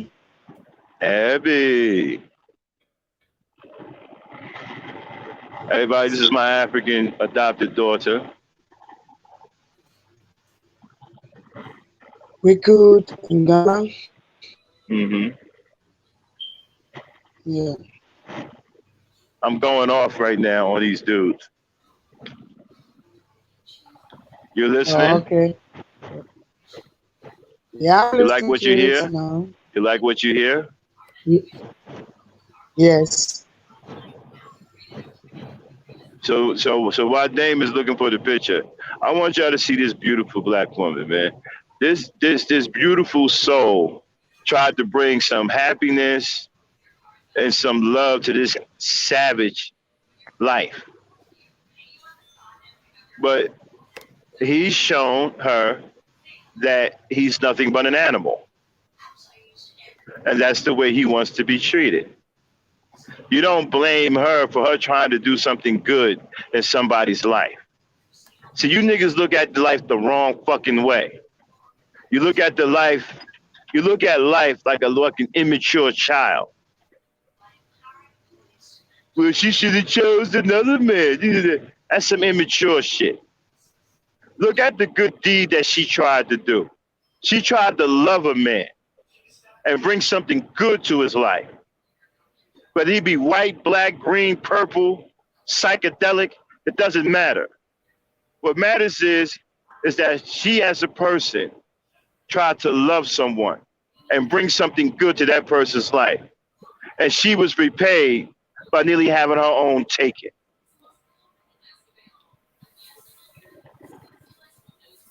That's how she was repaid. Yeah, Dane. You got it? Oh, yeah, I got it. I got it. There she is. See her? Mm-hmm. Look how beautiful this woman is. He tried to take this beautiful woman with a beautiful heart away from us. This beautiful black woman you see on the screen tried to bring joy to that animal's life. Tried to give him somebody that tried to love him. Tried to brighten up his life. Tried to give him something good in his life. And she was repaid by being brutalized nearly to death. Take a good look at this beautiful black woman. She could be any one of our sisters. Any one of our female cousins. And in my case, probably my daughter, because I'm older. I'm much older. This could be my daughter.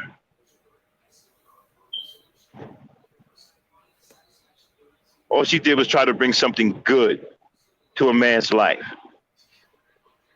And he tried to take hers.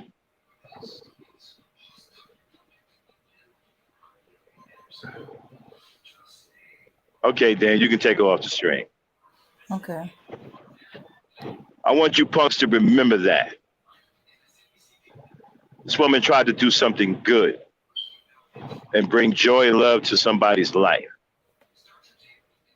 Now, I know some of you are incapable of being, mature, and you're going to look at this like a little kid who don't know shit about the world. And she should have did this, he should have did that, da. No.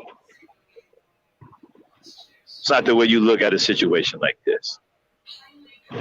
Beautiful woman tried to bring that beauty and her love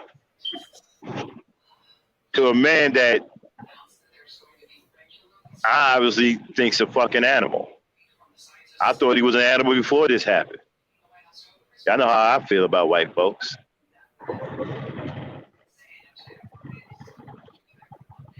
And for her good deeds,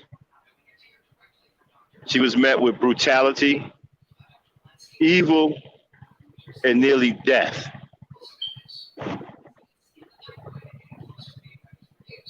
And I blame you Negroes for creating this kind of environment and allowing other races of men to think that they can do this very thing and get away with it. It's so fucking bad that not only do he think he can get away with it, but the motherfucker had the nerve to say to her, "Oh, you still alive?" You Negroes created that kind of environment. You created that kind of mentality in other men because you have displayed such hatred for your women that the rest of the world is punishing you for it. They're showing your women even more hatred than you've shown. That's a punishment. They're brutalizing your women right before your eyes as a punishment for you being so cold-blooded, so unprotective, so uncaring.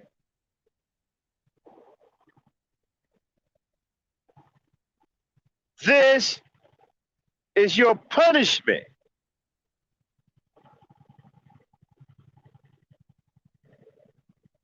Go ahead, Dane. All right. So I guess a little later there was more added onto it.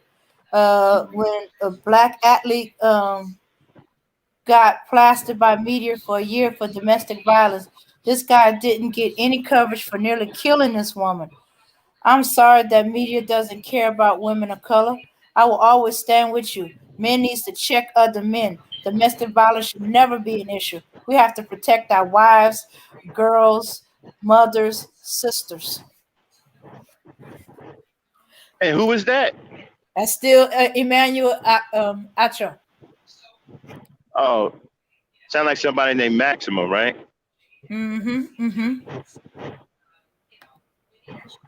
Must be my brother from another mother. That sounds like some shit I say, doesn't it? Oh, okay. What's this? I need to unmute this. Did anybody put that hashtag in the chat yet? We serious about that hashtag? Is in the chat yet, Dane? Hold on, I gotta get back in there. Let's see. Somebody throw that hashtag up for us. Hashtag. I got it bannering at the bottom of the screen. Maybe they thought they didn't have to. What happened? I got it running on a banner at the bottom of the screen. Oh, okay.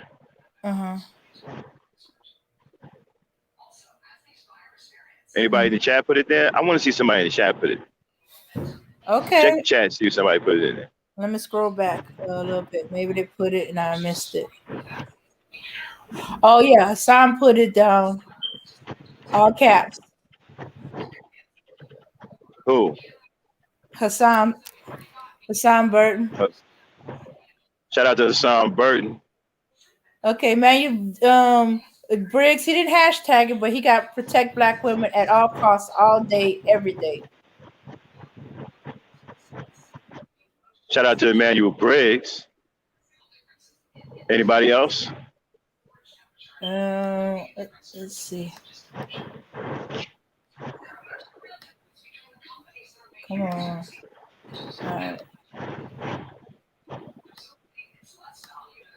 Refresh the chat. Okay. Let's go to our chat for a little minute. Pay some attention to them. Read me some comments. Tell me what the people are saying. Oh, okay. Let's see. And how are the women are reacting to what's going on, to what we're talking about? Okay. Let's see. Let me go back a little bit.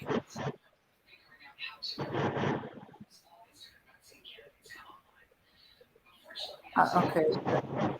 Okay, that's when I said about the out about us when she called the cops. They really lock up their own. They said, "You're going to stay with him." I don't feel bad for her. Who said that? Yvette, she said if she's going to stay with him, I don't feel bad for her. Well, I look at it. Well, I disagree because I used to feel like that about women because I had a sister who was battered, and for the longest time I couldn't understand it either. Why she would go back to him when he put his hands on her. We go over there, we ready to whoop his ass, and she jump in front of him to protect him and all that shit. And for the longest time I didn't understand that. I thought actually something was wrong with her. I thought my sister was crazy and whatnot. And then I seen this in other women too, but then I found something out about this. Some women really love the men that they're with, and that they worship the ground he walks on and would do anything for him. They have such a strong love for him that they just can't bring themselves to leave him. But here's the problem. See, I don't blame them for loving somebody. I blame the person for abusing that love and abusing that person. Not realizing that they got a gem, that they got a one-of-a-kind person that loves them as much as they love themselves. And instead of treating that with the utmost love in return, they don't know how to handle it, and they turn around and they abuse these people. The ugliness inside them consumes them. I don't blame the woman because the woman loves the man. She really loves that man. I know that's kind of hard for us to understand as people, right? Because we sit up here and we say, what the fuck? Ain't no way in hell I would do that. But some people love hard. It's more in women than it is in men. Some dudes love women, right, that treat them bad. And they won't. I've seen the other side. I've seen guys who love women, who love the hell out of women that treat them like shit. But they stay with the woman because they love that woman. They really love that woman. But I see it more on women's side than I do on men. And they really, really love that man. There's something about that man that they really, really love. And there's something about that man that they're willing to put it all on the line for, even risk their own safety. Something about that man touched that woman. Now, we may sit up here and say, oh, that's a bunch of BS, whatever. We can say that. But I'm telling you, that's absolutely real. Some people get touched by people. And they get touched in such a way that they become like madly in love with that person, even to their own detriment.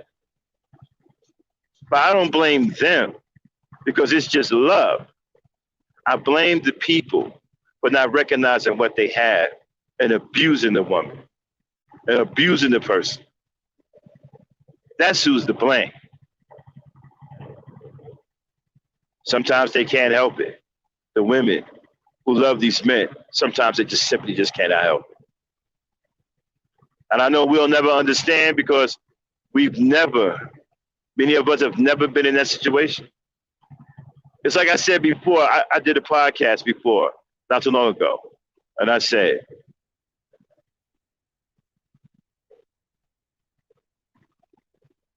have you ever loved someone so much that you would sacrifice everything for? Well, that's what that is. They're at that point with that person, and they love that person so much that they're willing to sacrifice everything for that person.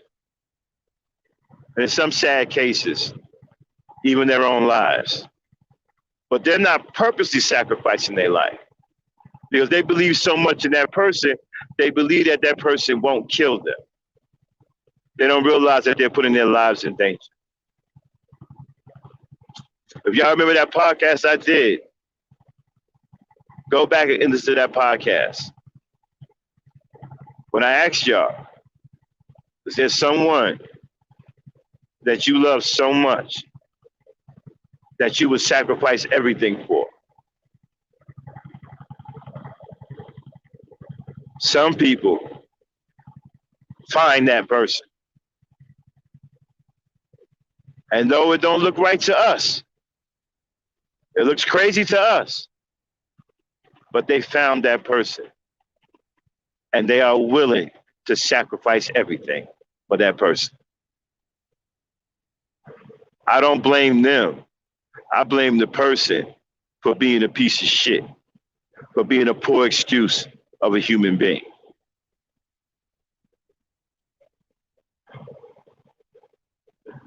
And in many cases, I wish they had chose someone else.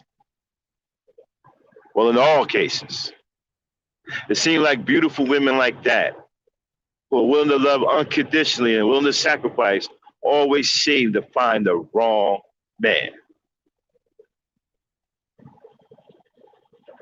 They never find a man who's going to receive that love and give it back and be the same to them. They never find that man. They always find these pieces of shit, these animals, these monsters, men who do not deserve anything from them, let alone love. I feel the sorries for women like that. I wish there was something that I can do, but I can't. It's a love thing. I don't have any power to stop it. All I can do is hope and pray that they find somebody else. That's all you can do. It's something many of us won't understand because we've never been pushed to that point and we've never fallen in love to that point. But like I said before, have you ever loved someone so much that you're willing to sacrifice everything for? Well, in their cases, yeah, they have and they do. Go ahead, Dane. Okay. Okay. Let's see. Oh, the rest of the. I think that was it for the. Let's mute that music. No. We're talking about the chat now. We're looking to see how the chat is responding. Okay. All right. Okay. I'm about to scroll back a little bit. Let's see. Okay. Timothy Spazer, Guns, Butter, Ruben, Blaze. Okay. I feel honored to protect. It's a natural like breathing from Hassan. He said, drive carefully. And Bella came in. And they're talking about how they handled this dude with Kids Club. And Bella said, well, yeah, because of who he is. And T goes, that's how they handle their criminals. They're talking about, I'm sorry, but okay, the black girl with the white man got what she was looking for. Who said that? Hassan said, Bella. Well, I disagree with that.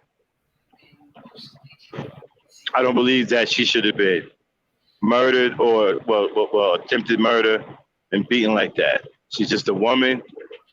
She's a black woman that tried to love a man. It happens to be white, it happens to be an animal. See, I'm always going to go and protect the black woman. I don't give a damn who she's with. I just can't stand anybody harming black women.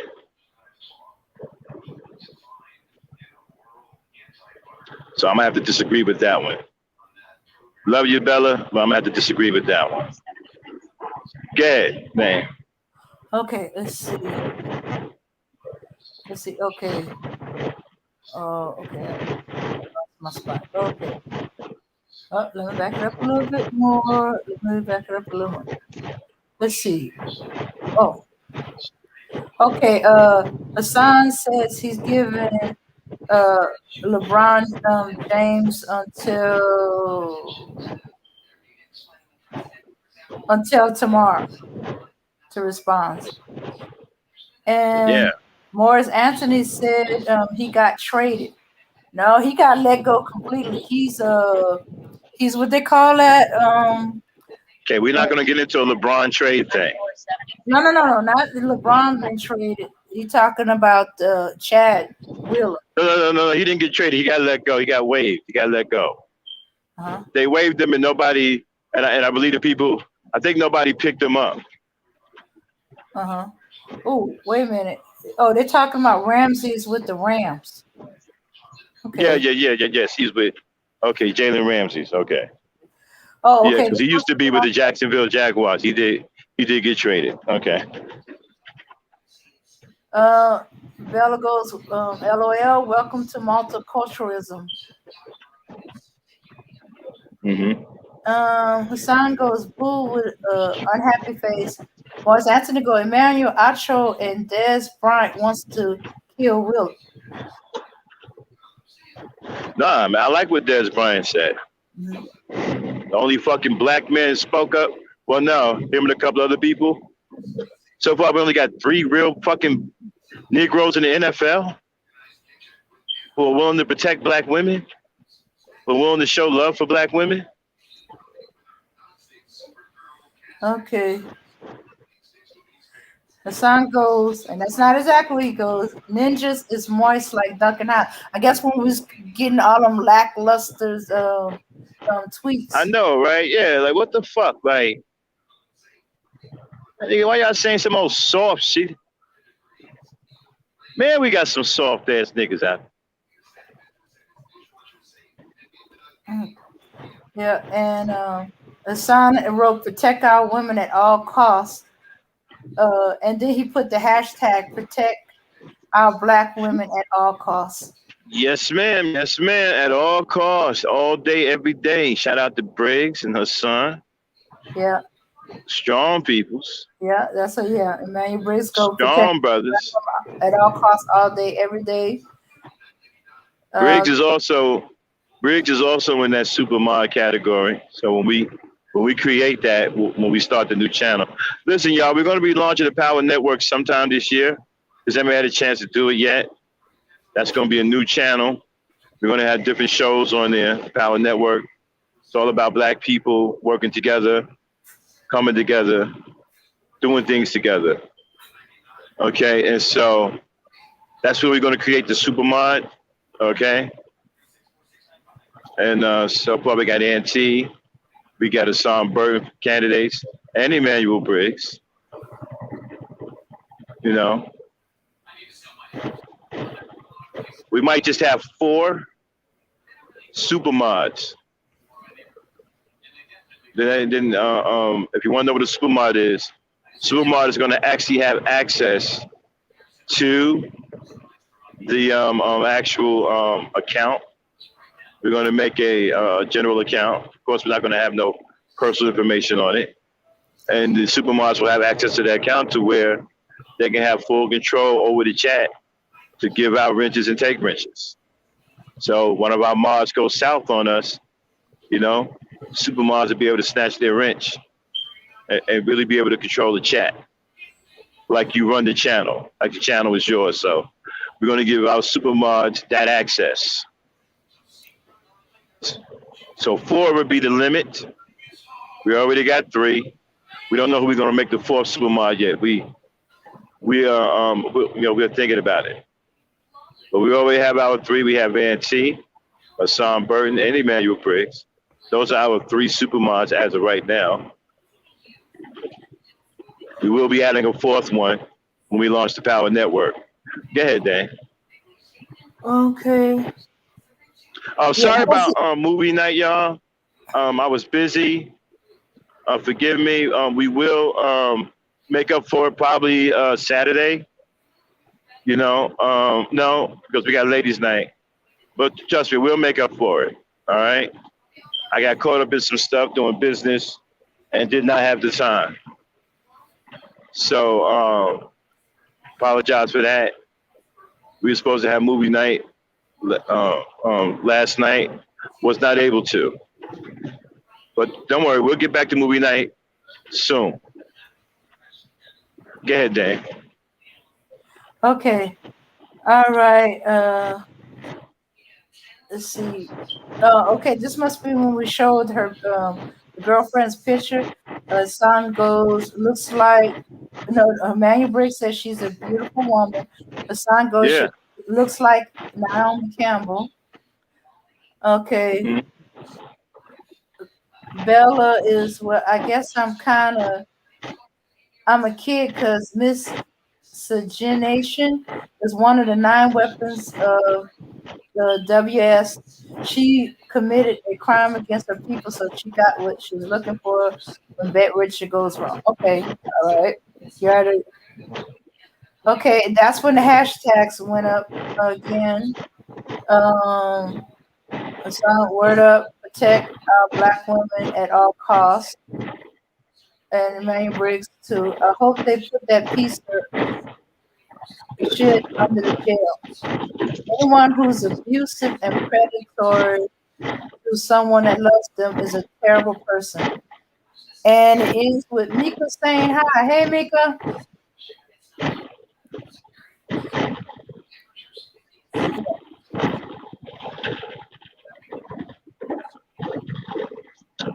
So, hey, I did find the 911 tape. Well, I Okay. found a news tape of 911. All right, play it.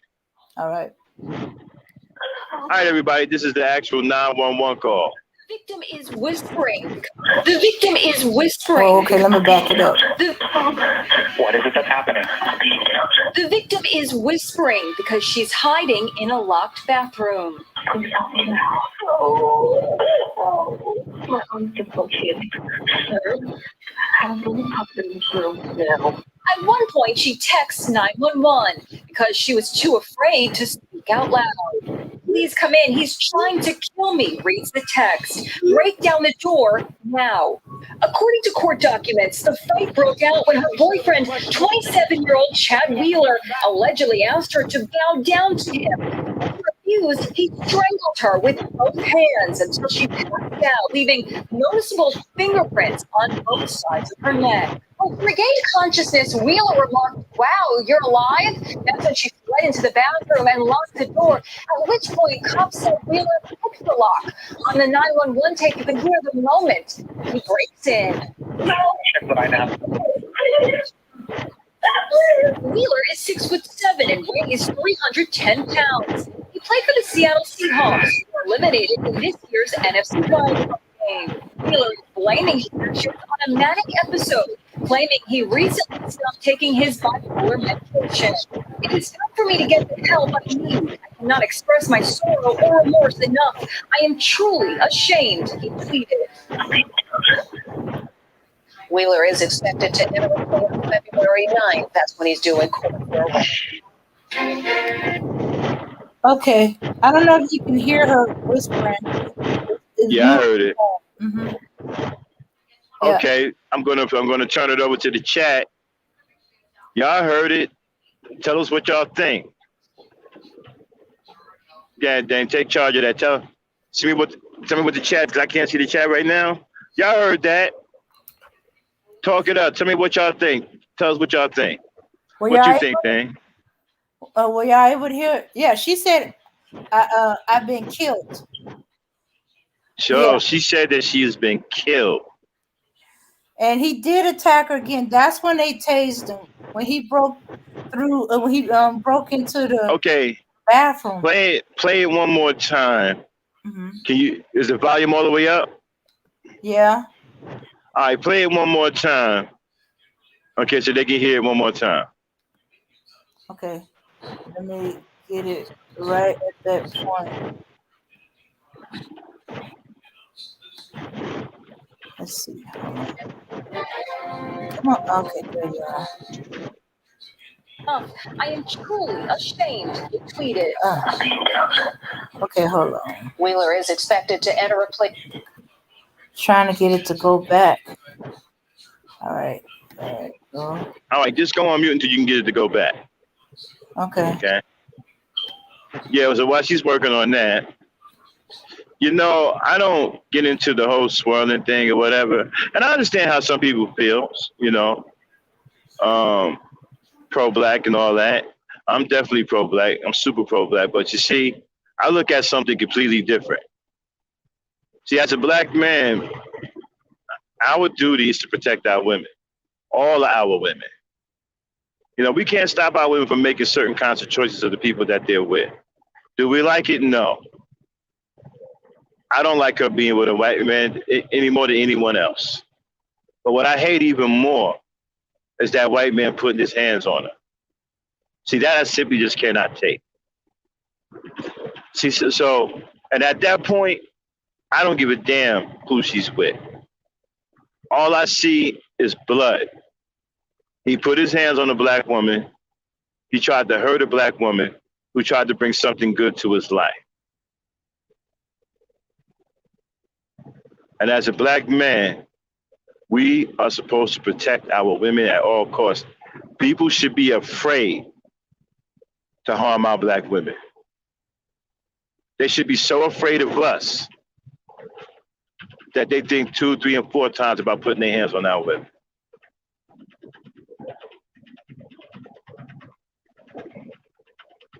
See, I look at it this way. I don't want no man, not even a black man, thinking that he can get away with harming a black woman or a black child. No man.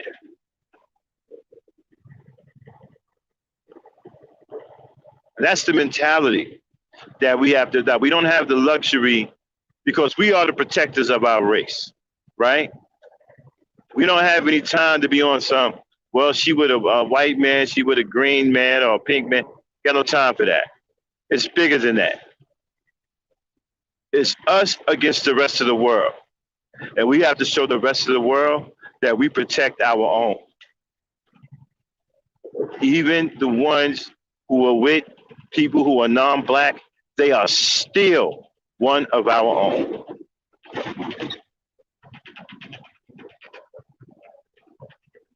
She is still a black woman. Now, Negroes, black men, you don't get that. You don't get that kind of reprieve. Because for one, you're supposed to be setting an example. You shouldn't be doing it anyway. See, I can make the case that a lot of these black women wouldn't be chasing white dudes if you wouldn't be chasing white women. Don't even get me started on the civil rights. Do I have to go there? See, you wouldn't chase these Beckys. Many of them wouldn't be chasing these Brads. If you gave a damn about them, they probably wouldn't be after these Brads. If you showed them that you loved them, they probably wouldn't be after these Brads. You get your ass up and get a goddamn job rather than playing fucking PlayStation all goddamn day, expecting somebody to fucking take care of you, you probably wouldn't be chasing these Brads. I know a motherfucker that lived with a girl for 10 years and had no damn job. She got tired of taking care of him and told him that if he don't get a job, he got to get the fuck out. Seriously. I ran to the nigga one day, right, when she gave that ultimatum. His name was Tim. So, yo, Tim, what's up, man? Man, I got to get a job. What? Man, I got to get a job. Leela said if I don't get a job, I can't stay there no more. Man, I got to get a job.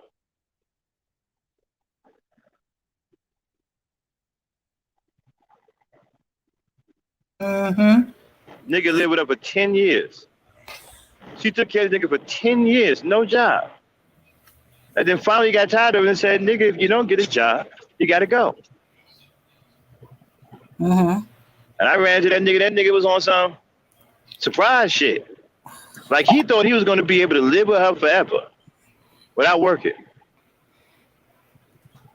Hey, Tim, what's up? Man, I got to get a job. The nigga was all exacerbated. Man, I got to get a job. Okay.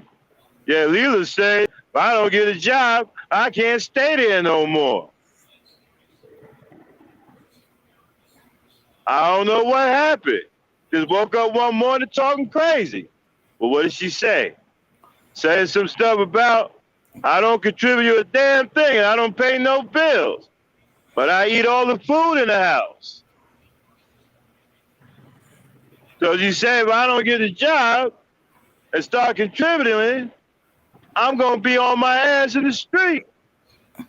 Hey, I think Leela got a point. Man, I gotta get a job. Well, I bet you. You better go get a job.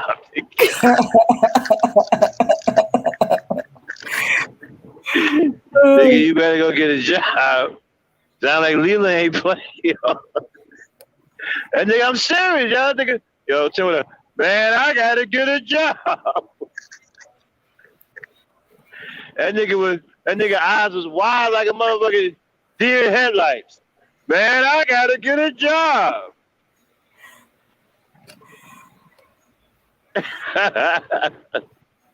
Nigga had flashlight for eyes and shit.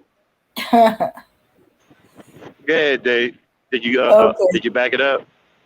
Yeah, Hearing the terror she says she went through. What is it that's happening? The victim is whispering because she's hiding in a locked bathroom. My arms are so cute. Sir, have them come in this room now. At one point, she texts 911 because she was too afraid to speak out loud. Please come in. He's trying to kill me, reads the text. Break down the door now. According to court documents, the fight broke out when her boyfriend, 27-year-old Chad Wheeler, allegedly asked her to bow down to him. When she refused, he strangled her with both hands until she passed out, leaving noticeable fingerprints on both sides of her neck. When she regained consciousness, Wheeler remarked, "Wow, you're alive?" That's when she fled into the bathroom and locked the door, at which point cops say Wheeler picked the lock. On the 911 tape, you can hear the moment he breaks in. Questions that I'm asking you. Wheeler is 6'7" and weighs 310 pounds. He played for the Seattle Seahawks, who were eliminated in this year's NFC wildcard game. Wheeler is blaming his actions on a manic episode, claiming he recently stopped taking his bipolar medication. It is time for me to get the help I need. I cannot express my sorrow or remorse enough. I am truly ashamed, he tweeted.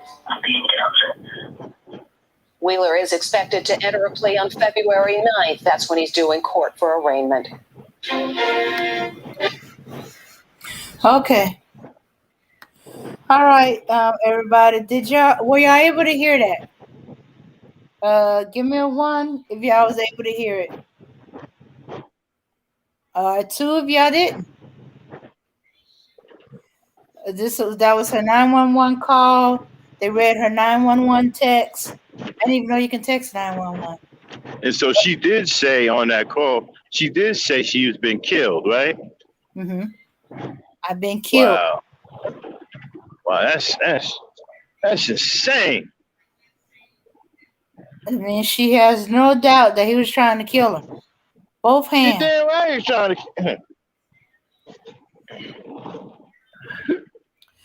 Thanks, Hassan. Hassan was able to hear it. Mm-hmm. Yeah. And if you're thinking why she didn't run out of the house, probably because she was trying to sneak past him. And when he spotted her, she ran to the bathroom. Because it probably had a sturdier door and lock. Some people put the sturdiest door in their bathroom because for bad weather conditions, usually the bathroom is the safest place in the house because it's in the center location. And often it doesn't have a window in there. So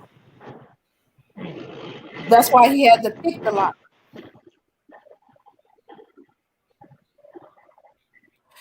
Yeah. And if he was manic, how come he was able to have the calmness of mind to pick a lock? Wouldn't he panic? Wouldn't he been just slamming into the door, trying to shoulder his way through? Man, that white boy trying to stay out of jail. You know damn well in the damn fucking fuck. Yeah. I don't want to hear that shit. the help I need. You were getting the help you need. You stop with the help you need, but you stop taking your medication. Mm-hmm. So now the help you need is called prison. Oh yeah. Mm-hmm. Oh yeah. Oh yeah. Somebody. Oh wait a minute. Where is it? Where is it? Oh okay. I was still in Des Bryant Twitter. Oh, there was a lot of people responding. Not some of them were in the football. Some of them were fans. Let me see. They were talking about that. Let's see. Let me see if I can find it. And somebody had a perfect response for that. For that. Mm-hmm. That he was bipolar and he was.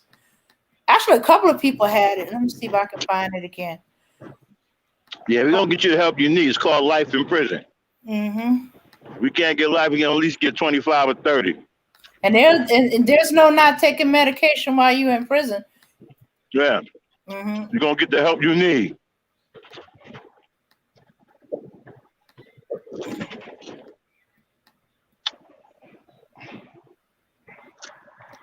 Oh, that reminds me. There was a possible fourth football player, but I'm not certain because he was responding to Des about if you find him, to call him, like they're gonna go get him together,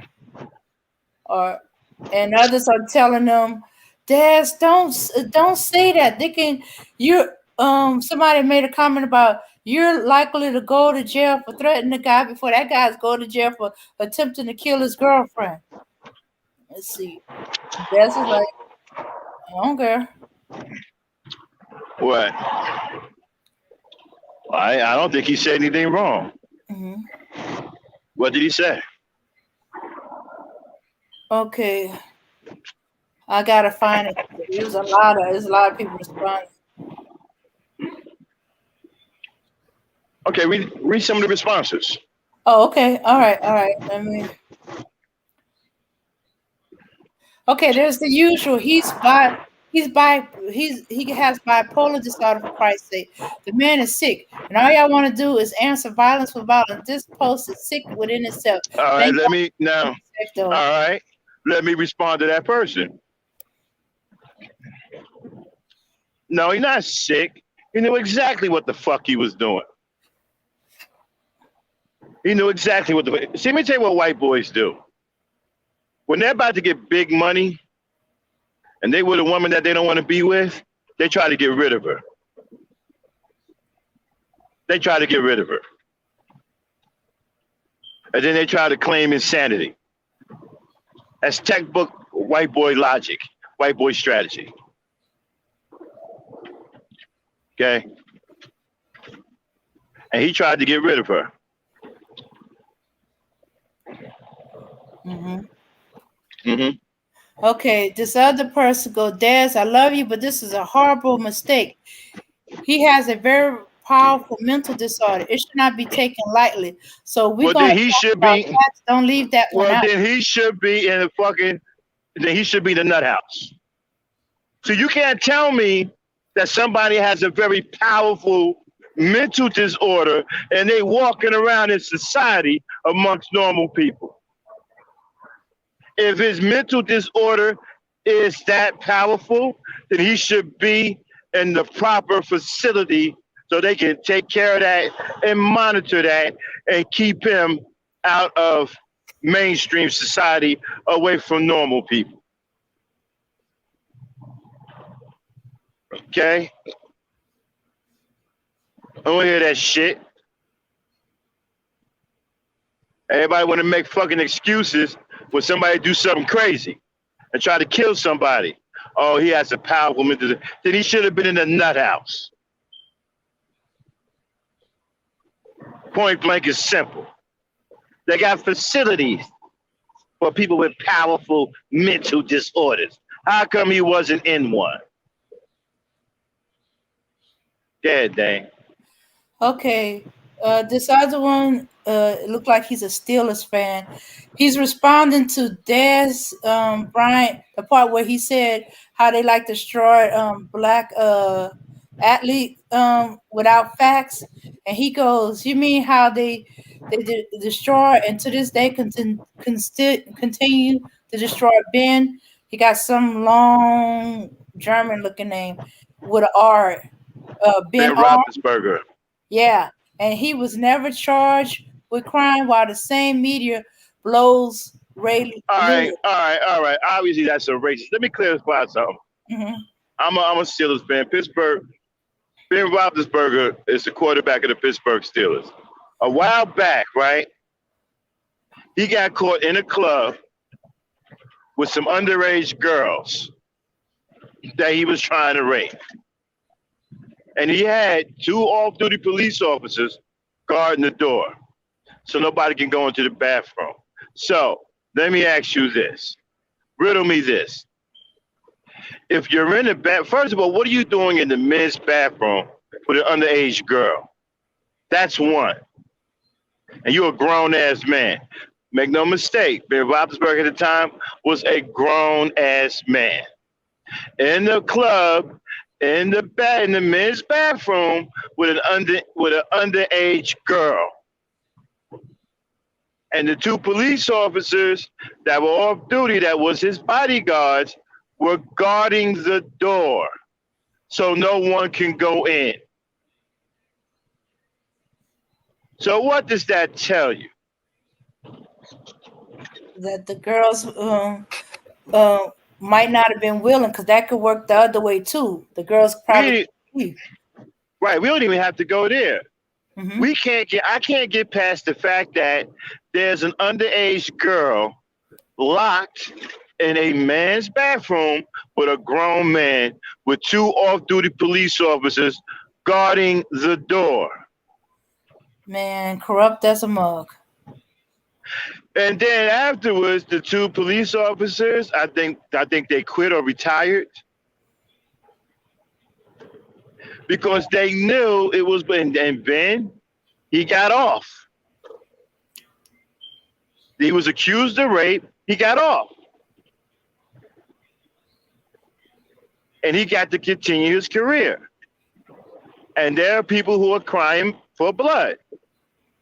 He got off. He should have been locked up.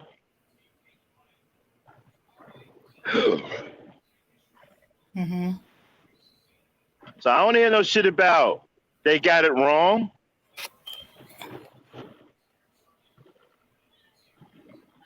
It's white privilege kicked in.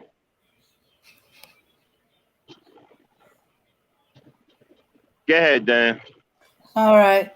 Now, this was Emmanuel Acho replying to Des Bryant. He goes, for those asking who Chad Wheeler is, Des' words are merited. And that's where he showed that where he talked about Chad Wheeler, and he showed the picture of Chad Wheeler, the girlfriend, before and then after he beat up on, and the little statement of what was most terrifying was how cold he was. He thought I was dead on my bed. Oh, that's what she said. And continued, when I ran into the bathroom, he said, wow, you're still alive, while sipping on a smoothie. That was what she had said. Wow. Mm-hmm. Okay, this other person That's replying. insane. Mm-hmm. This other person replying to Des Bryant is this about protecting black women or going tit for tat with white men? Oh, I don't get what she's talking about. Then somebody else says, if you find him, drop the location. There, that's the guy that said, if you find him, drop the location. Mm-hmm. Social media, yeah. gangster talk. Social media, gangster talk. Mm-hmm.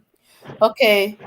And then this other person, she says, the way white privilege is, I wouldn't be surprised if you get locked up for threatening this man before he serves time for beating up his girlfriend. Mm-hmm. That's a good point. Uh-huh. Okay, now this is the person that goes, Des, don't, man, delete this. You know how they are. This can be considered a threat. And then this other person go, caution. white people in the comments talking about black people in the past because they don't hold their own accountable. They don't care he beat a black woman or a woman, period. They more worried about what wrong action a black man did in 2001 or something. Okay, now this other person pulled up some snippet of an article where police Des Bryant grabbed mother, slap her across face, pull hair. I guess he's trying to throw Des ass That in. ain't got shit to do. That's apples and oranges. That ain't got shit to do with it. They always try to fucking bring some counter to try to take the fucking blame off of them being savages. It ain't gonna work. Don't fall for no shit like that. Yeah. All right. Okay, Des Bryant ain't the one who did what this motherfucker did. Des Bryant ain't the one who's facing charges. Mm-hmm. Yeah. Okay, this woman goes, "Thank you, Des. Was wondering when someone in the NFL would stand the F up, and you're absolutely right. A black athlete would have been cut from the team before them cops left that house." Before they left the day, you're right. I agree. Before they left the day, it's been cut while they in the damn house.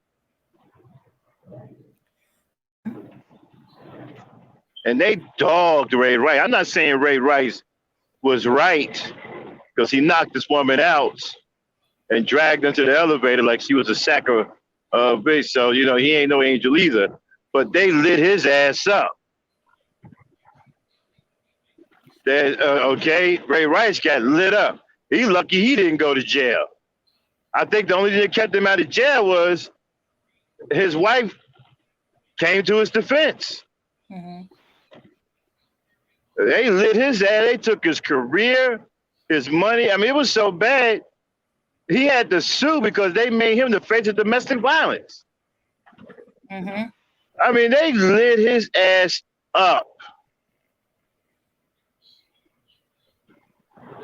Then they need to do the same thing to this motherfucker. And I don't want to compare what they did because both was fucked up.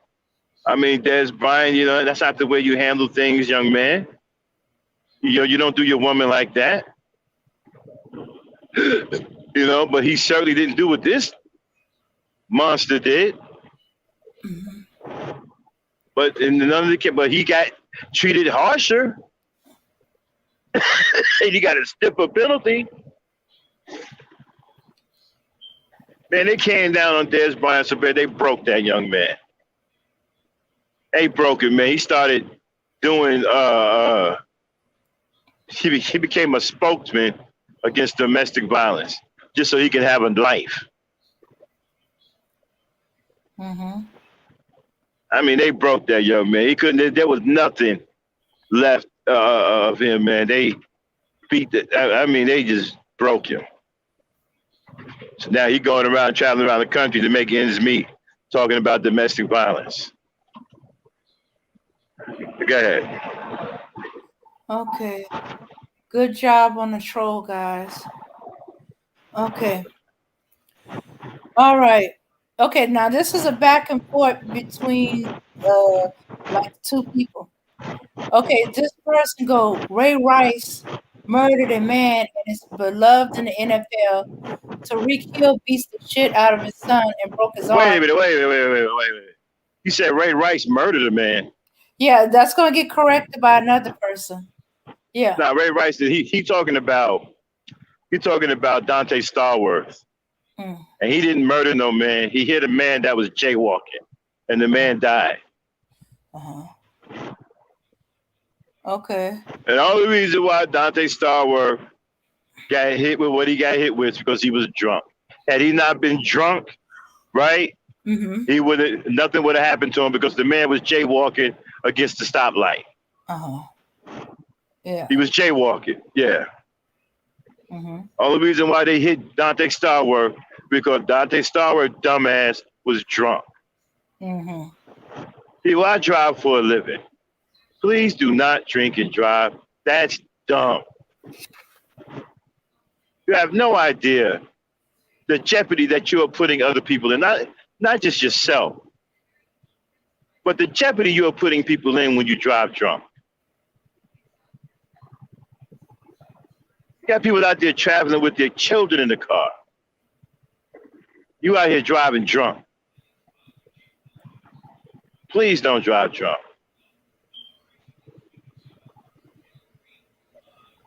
But that's the only reason why Dante Starworth got charged, because he was drunk. Had he not been drunk, he wouldn't have been charged with nothing, because it was an accident. The man was jaywalking against the light. Go ahead. Okay. All right. Okay, so yeah, he's and Tariq Hill beat the shit out of his son and broke his arm and is playing in the Super Bowl next week.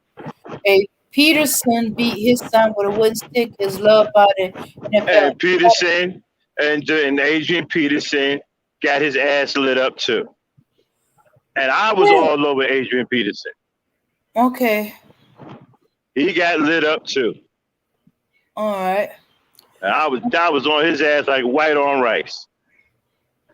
Everybody was on him. Mm-hmm. He got lit up too. Mm-hmm. All right. Okay, so this other person said, man, Ray Rice didn't kill anybody. You got your Rays mixed up. And Yeah, you talking about Ray Lewis. Yeah. And somebody else was laughing at the person. He said, LOL, my bad. Ray Lewis killed somebody. Ray Rice just knocked his girlfriend out and dragged her unconscious. Ray Lewis was acquitted. Mm-hmm. Somebody in Ray Lewis' entourage killed somebody. Uh-huh. That's one of the reasons why Ray Lewis stopped walking around with a bunch of people.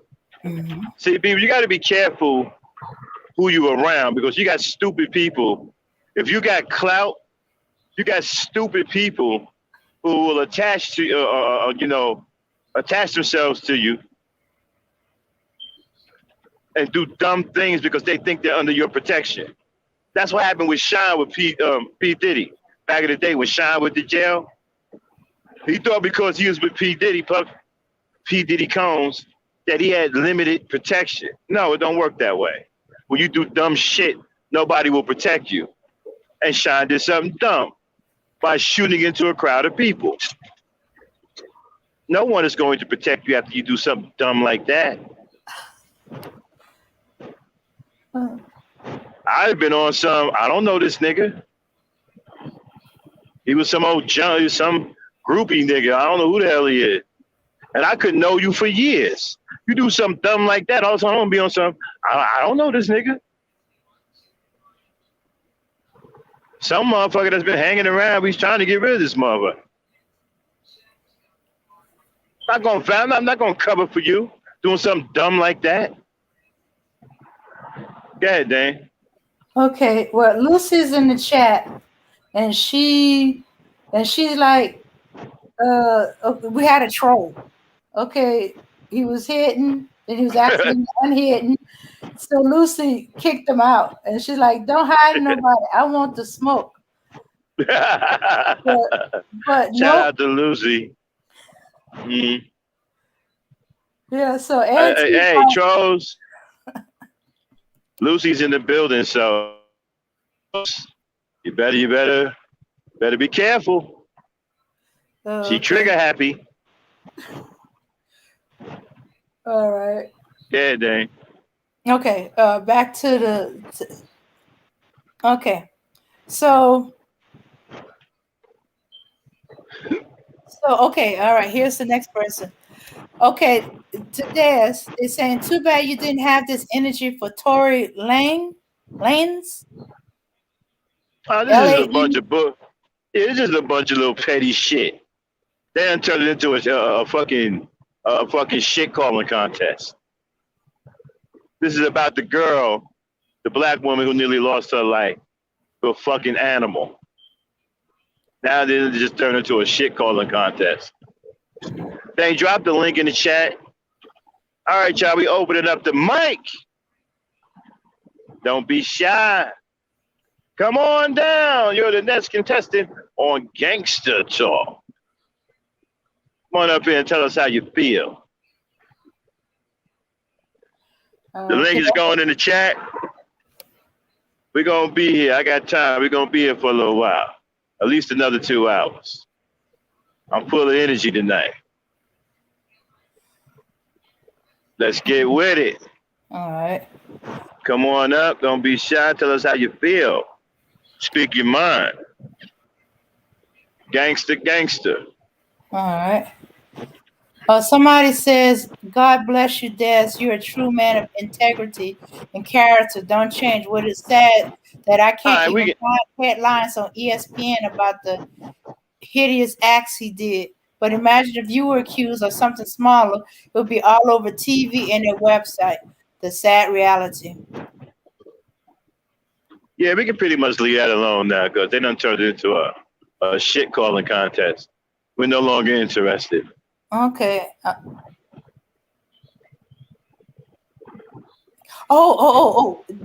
reason why I was looking for it. Okay.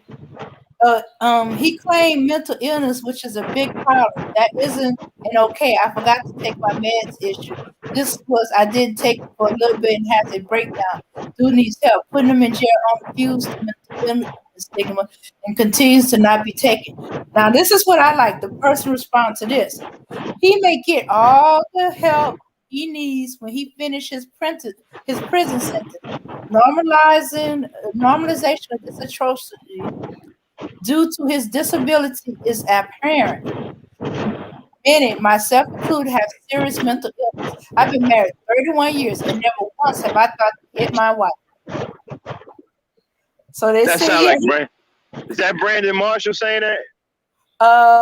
No, it's called somebody called TUA gonna get that yellow jacket. He's a Finn fan. Oh, he's a Dolphins fan. Oh, Dolphins fan. Yeah, I don't want to hear nothing about no mental illness. Like I said, if the man got that bad of a mental illness, what the hell is he doing in the NFL? That's one. Two, what the hell is he doing out amongst normal people in society? He should be locked away in the proper facility where they can monitor and treat him for this so-called powerful mental illness. Every time somebody white commit a freaking atrocity, oh, they mentally ill. Well, hell, half of it, well, shit, 90% of the male white population should be locked up then. Since y'all are mentally ill, the hell you doing out here with the rest of us? yeah. Instead of building jails, you need to build more mental institutions.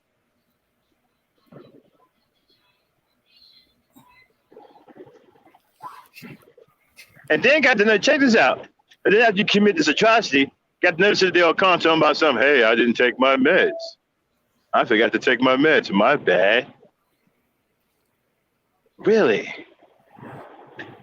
Mm-hmm. Seriously? So if not taking your meds mean you're gonna kill somebody, then you need to be psychiatrically locked up. So I'm just said exactly what I'm talking about. Why are you out here amongst regular people? Since you're bipolar. And so you're saying, hey, listen, I didn't do it. The bipolar made me do it. Oh, so that's his devil, the bipolar. Yeah. He's walking around. There's gonna be a whole. They take his meds. There's gonna be a whole looking crazy. He walking around creeping like he ready to kill somebody. Hey man, what's wrong with you? I forgot to take my meds. Oh, okay.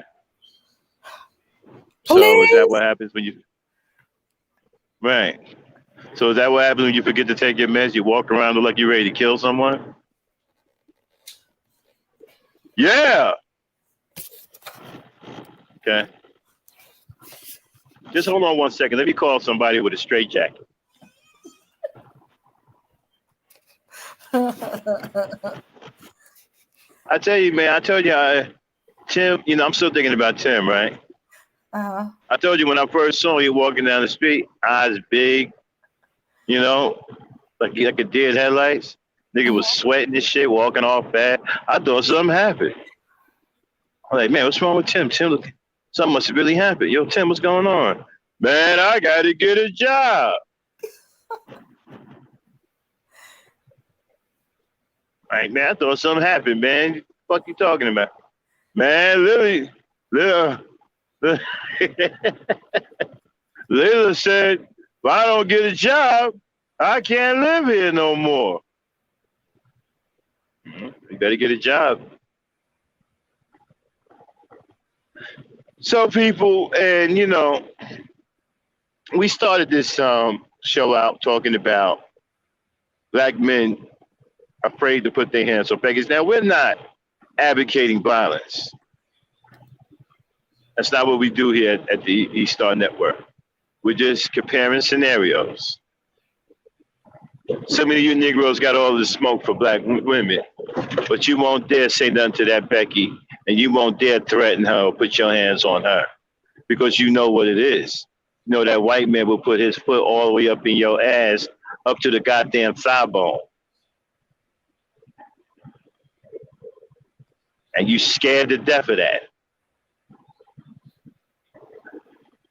And you see, the sad part about that is that's the kind of fear he should have. That's the kind of fear all races and men should have when they're putting their hands on black women, that they're going to get a foot up their ass all the way up to the thigh bone. A black woman don't have that. She don't have that kind of protection. At least in the 60s and 70s, she had some protection. They don't have any today. But you sorry ass Negroes ain't good for shit. What do you say, Dane? I say, oh my goodness, they're looking for any and every excuse. What they saying in the chat? I can't see the chat. What they saying? Lucy asked me to drop the link. She's up here now. Manuel Briggs says, "Shine with Yeah, what's y'all get. I got. after his prison experience, he came out and converted to Judaism, complete with the curls and the funny hat." Shine. Yeah. You and Lucy. Yeah, you and Lucy take it for a minute. I got to get off for a second. I'll be back on in about half an hour. Okay, Dane? Keep going, Max. You can't go nowhere, man. How I get up here and you dipping off, bro? But Huh? how I get up here and you dipping off, man? I'm sorry, I can't hear. What happened? Who is that? You dipping off and you leaving. What's up with that? Lucy! Yeah, man. What's good, fam? What's up, peoples? What you doing? Hey, I've been checking out your videos too. You know, the Black Yard. Man, my little struggle channel, man. Yeah, man. I wish I could post more. I wish I could post more, but I can't right now. I can't. Lucy, man, it's been a long time. What's going on, peeps? Hey. Hey, y'all, y'all, believe it or not, this is supposed to be the original host of Gangsta Talk. This is who we built the show for. But she's been in Africa, and she's been busy. Let me tell you something. When I finally do take my post, niggas is gonna be sorry. Niggas gonna be sorry because I'm doing my research on the globe. You know what I'm saying? Of how things are. So, I just don't know what y'all talking about tonight. Y'all need to blow the lid off. Well, we started with me shitting on niggas because, you know, they want to put their hands on black women, but they're scared of these Beckys. They won't touch these Beckys because they're scared of black men. Then we went to the sister who was nearly murdered by this white savage. And then I was talking about protecting black women, period. Because we have to establish, right, a mentality with other men that you're not to put your hands on our women, period. I don't care who the fuck she's with. Yeah. All I care about is that she's a black woman. I seen what happened to that sister in New York, though.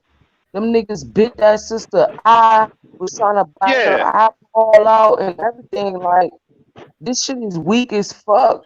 Yeah, So how that do too. we expect, man, look, I don't expect black men to protect me when black men are attacking me, even on the continent. Man, look, all these chicks want to run over here to Africa to get you what? Something similar to the same. Man, I'll blow the lid off of everything, man. Globally, we have an issue. Blow it. Blow it. Globally, globally, we have an issue. Um, Dealing with this white boy. I mean, I don't even know where to start because there's so much bullshit that's going on the continent. Y'all might have to change the title of this live stream because I'm ready to Hey, blow the lid off of for you, everything. we'll do that. Man, people want to talk shit about, oh, we need to protect our black women in America. You know, these crackers is doing this shit. And oh yeah, you can't say that word no more. These Mzungus is doing this and doing that. These Mzungus doing this, doing that on the continent. And then you got these women that's like, oh, what the black man doing this, the black man doing that. Yeah, the black man look real weak as fuck. The black man look weak as fuck globally. And I know this for a fact. I know this for a fact because I'm over here on the continent and niggas looking weak as fuck. You know what I'm saying? So the sisters that think they're gonna come over here and run to the continent and find them a king. Hey, man, we need to look deeper in our own trap. We need to look a little deeper in our own trap because now I only can speak for Ghana. I would say that I don't know about the dudes in the other countries, but for Ghana, man, And Brad looking real good right now. Not for me ever, but you know, other races dudes is looking real good because come over here to Ghana look for a king. Gonna be looking right back at the Asian, get a Lebanese dude. Hey, the sisters over some sisters West Africa is looking up with the Lebanese dude because he got a little color to his skin and he got that hold on one bread. second. Hold on one second, Lucy. You going in and out. And plus, I can't see you. Dang, why I can't see you on the screen? I don't know. Max, you might need to go in and out yourself. All right, she's going in and out. I'll be right back, y'all. Let me reboot. Can you hear me, Dan? Am I clear for you, Dan? Because you know I'm over here with this janky shit.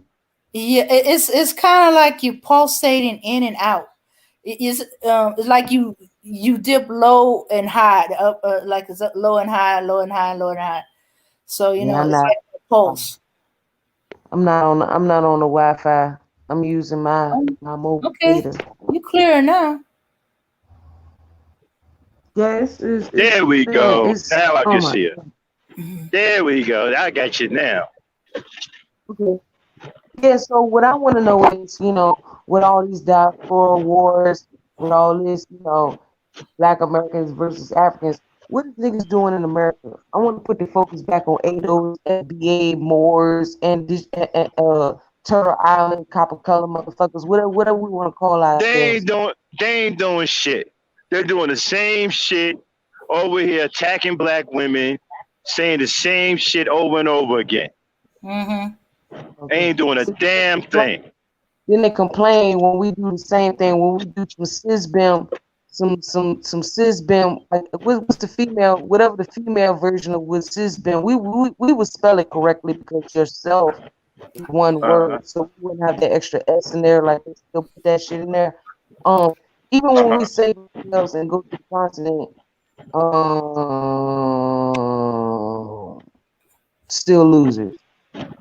Yep. Mm-hmm. Still losing. At the top of the very bottom.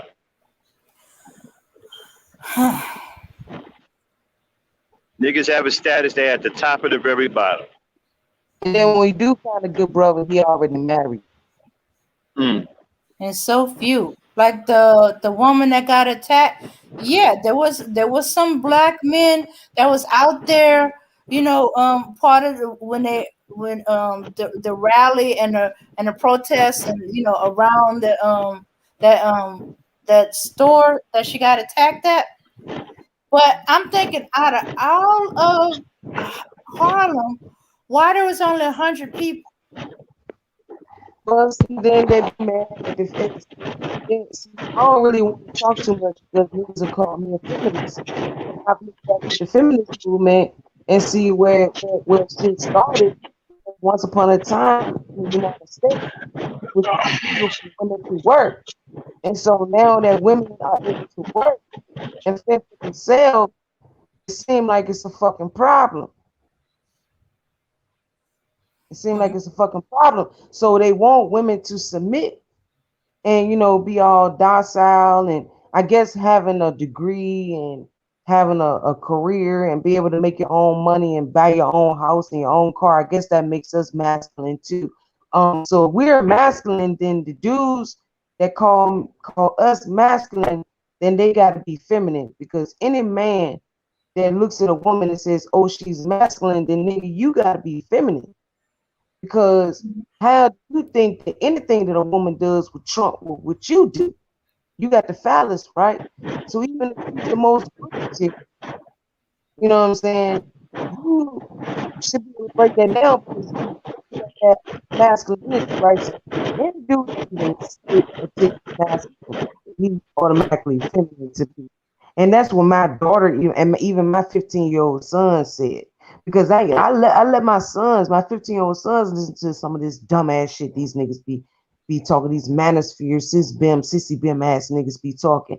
And even they say, well, if they calling you masculine or women that fend for themselves masculine, then they must be feminine. Because how can you be masculine and they saying you not equal to them? You will never be equal to us. And I said, I know that, son. I know that. And they're confused by even this dumbass, right? So these dumb niggas on the internet, if you got 15-year-old boys confused by what you're saying because you have a single mother, I would say that again, a single mother raising them, they're looking at you niggas as the feminine ones because they're like, how are you calling my mom masculine? My mom is teaching me discipline and self-sustainability and self-accountability and self-respect and self-love and all these things. So if you think my mom is masculine because she has a job and a career, what are you, nigga? I'm not even gonna go in on the continent. I'm just gonna stay in America right now. I mean, what? But see, that's why these dudes block me. All these manosphere dudes have blocked me. They blocked me a long time ago. They blocked me a long time ago. They want to talk to the females that's going to have this conversation with them, and I shut them down because you have nothing to say. And now I'm on a whole different continent, and I see more of the same or worse of the same. Dave, stop muting me. Can y'all hear me? Yeah, I can hear you, Max. Yeah, keep muting me. Nobody ain't. Damon, you muting me? Nobody muting you, bro. Keep getting muted. Okay. Oh no, it's me, Max. I muted you. Your background noise is making it hard to hear. Okay. Oh, okay. All right. Mm-hmm. So it's still loud.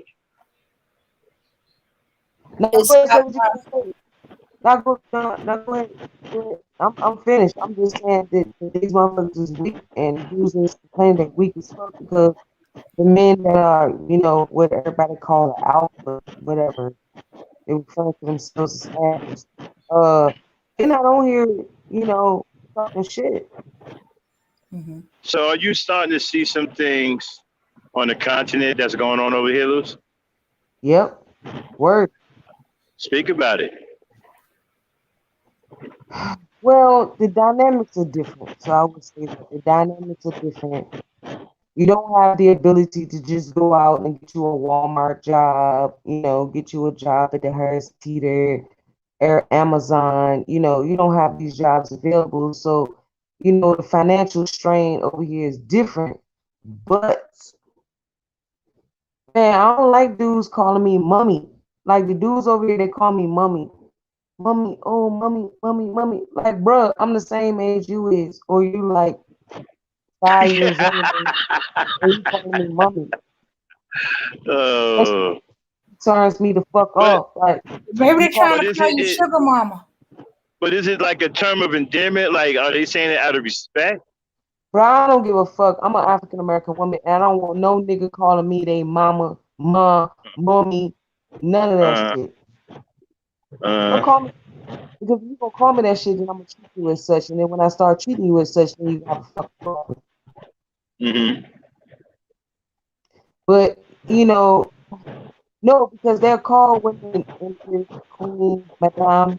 I've heard them call like policemen, madame. And then okay, call me madame. Oh, just call me by my fucking name. Just call me Mm-hmm. Akachi. Call me Lucy. You know what I'm saying? Like call me by my name. Don't call me mommy. Oh mommy. Oh mommy. We don't have anything to eat. Oh mommy. We don't have to. Oh mommy. What do we do now? We don't know what to do. What do we do now? What the fuck you mean? You don't know what to do now? Uh, And these, I'm talking about employees. That's one of those dudes that do the punani. I'm talking about employees. Wait a minute, you saying your employees call you mommy? Yeah, they call you mommy. I'm talking even when you walk down the street and they want to sell you something. They be like, oh mommy, Empress, oh Empress, oh mommy, come, please come, have a look inside, have a look inside. Uh, I just want to show you something. Oh, please, I beg. Me pacho, me pacho, me pacho, me pacho. That means please, please. That's what please means in tree. Me pacho. Oh, please, just have a look inside. I beg. You look weak as fuck. So I'm supposed to come over here and find my king, and you begging me to buy something from you. And then people hear what I'm saying, like, oh, you gotta understand the dynamic and what's going on over here. Man, fuck that. They got their own nation and their own country. Do we as black Americans have our own nation and our own fucking country? Niggas want to say America belong to us. Where? Where? Where? Where? I remember you Where is told me that. so Remember you told me segregated? that. I remember you told me one of the brothers over there said, "Fuck your culture." Yep, sure did. And you know why he said that? Something as simple as this. Now, any herb smoker that listens to me right now, that's black American, you already know when you roll the shit up, you puff pass or puff pass. You know what I'm saying? If you step away from the cipher, you ain't got but so much time to bring that junk back if you've been excused, because them your homies, and you can be excused. So, I had to go and relieve myself, and I had the L with me. So, oh boy, want to have a conversation with me. I'm like, all right, you want to talk to me about something? You want to plead your case? Okay, fine. Let me return the L back to the cipher. He's like, oh, let me talk to you. I said, nah, bro, my culture, you know what I'm saying? Because I had some African Americans that was in the cipher. I say, nah, bro, my culture, I gotta return the L because we hold the junk. That's disrespect. You know what I'm saying? It's like you running off with this shit, like you can't do that shit. Oh, fuck your culture. I'm trying to talk to you. Hold on, nigga. Hold on. Hey. You said what? Man, been a fight ever since. Oh, it fuck my culture. Mm. Even though it was over weed, you brought it out your mouth to say fuck my culture. That's a problem. And it's been a problem ever since. Mm. Now you don't get to say things like that to me. I don't give a fuck where I'm at. You don't get to say those things to me. You don't get to say those things to us. You don't get to say those things to us. I don't know about anybody else's culture, but you don't get to say those things to us because that hits a soft spot for the fact we don't have our own nation, we don't have our own land, but we do have a fucking culture. And what you're not going to say is fuck that. Hmm? Exactly. Because we do have a culture. Because the entire fucking world copies everything that the black Americans do. Absolutely. So let me ask you, right? Mhm. How do you feel now? Have your thoughts, well, have your feelings about the African experience? Has it changed a little bit? It's been altered a little bit, or you still pretty much feel the way you did before? The rosy tinted glasses, the kumbaya shit is definitely fucking gone. There's absolutely no fucking kumbaya shit. Don't come over here on some kumbaya shit because you come over here trying to hold some hands. You're gonna be holding some hands, all right? You're gonna be holding some hands. Uh, but it ain't gonna be the hands that you think you holding on to. That's a topic for a whole nother discussion. Um, Now, are they the enemy? No, absolutely not. I mean, we are kin to descendants of their, we got the same ancestors. You know what I'm saying? Um, but I would say this, just like how you would treat niggas in the US, you need to treat niggas the same over here. Niggas need to get that bread, niggas need to make that money. So don't think you're gonna come over here and get these type of fucking courtesies and shit just because you're black. Because they don't know the history. They don't know our history. They don't know anything outside of what they've been taught. We have to remember they've been colonized too. And I don't know who's been colonized worse. I would like to say they were colonized worse because I think Dutch had more of a fight than us. You know what I'm saying? As far as colonization and shit like that. When they left in the West, I think we're all British, Americans, Black Americans. They don't know nothing about Black America. You know what I'm saying? They don't know nothing about American nationality. It's only in the West that they decide to decide race. You go to other countries when you leave the United States, they're not looking at certain nationality. So the fact that our nationality is American, there's no such thing as Black American, a Negro American, Moorish American. There's no such fucking thing. So American, so they look at us all as the same, which is a fucking dollar sign.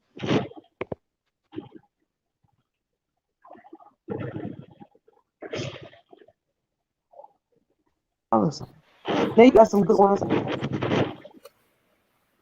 Everywhere you go in the world, you got good people, you got bad people. You know what I'm saying? What I'm saying is don't come over here thinking that you're gonna be able to hold hands with motherfuckers and everybody gonna help you and be loving and kind to you and all wanna, push the whole black agenda forward when they don't know what black is because they are their nationality and you are yours.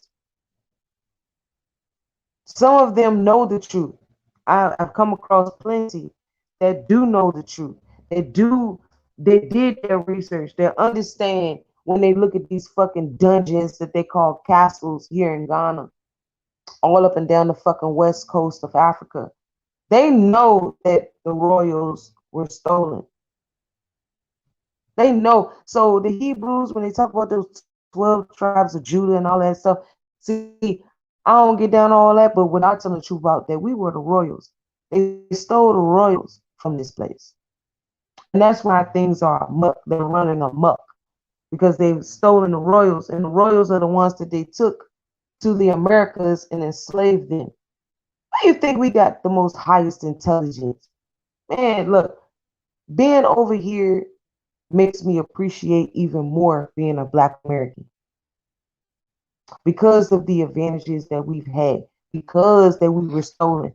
Hey, I never thought in my life I would be like, yo, I'm glad to be on this side and not the other side because we have so much to add. We have so much value if we just see it in ourselves. If we can take what the colonizer forced into us and can, all right, I can't even, that's a conversation for Discord. I'm just gonna leave it at that. Y'all catch my drift. If y'all smart enough, y'all catch my drift. Those that's in the chat, y'all can catch my drift.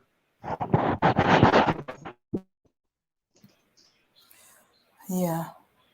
Well, I think what it is that most people need to have a realistic view of Africa and going back to Africa. That it's not this rose-colored glasses. Just as you have equal parts, the good and the bad. One person hug you, welcome you, and help you out, and another one would welcome, hug you to pick your pocket and use you. Just like in the US, you got niggas that'll rob you. Look, I got a homeboy, rest in power, that was just murdered this past weekend. You know what I'm saying? And he won't spend the game like that. You know what I'm saying? He just sold weed. You know what I'm saying? But he sold the finest of weed because he in the DMV area, so he got access to that DC shit. Niggas is jealous, hating, counting his pockets, and they popped him in the head and took everything.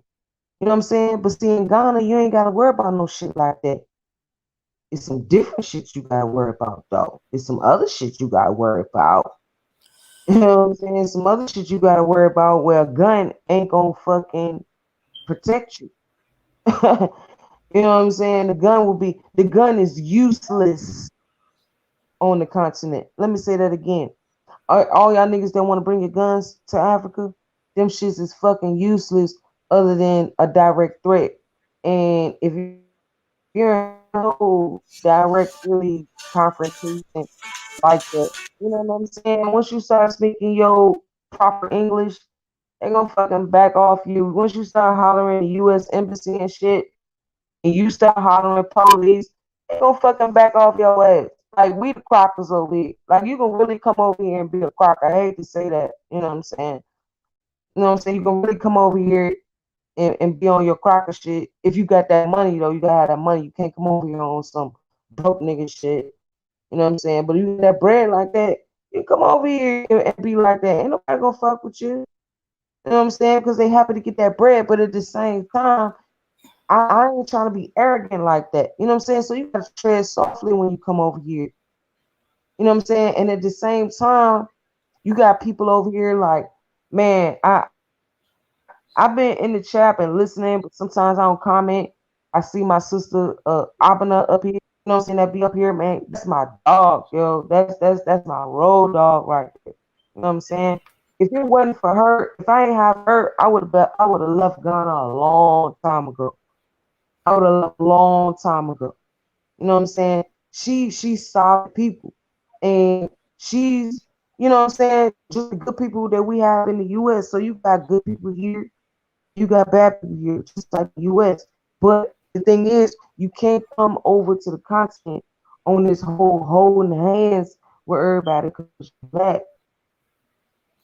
Because I even had to teach her that we not all the same.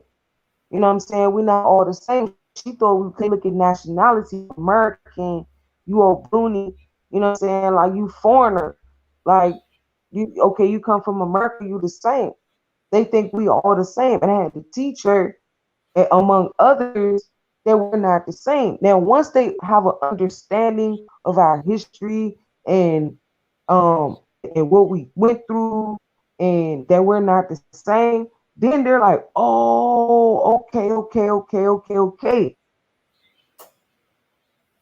Mm-hmm. know what I'm saying? So, man, we got at least we get some hella progress on the continent within the next 5 years.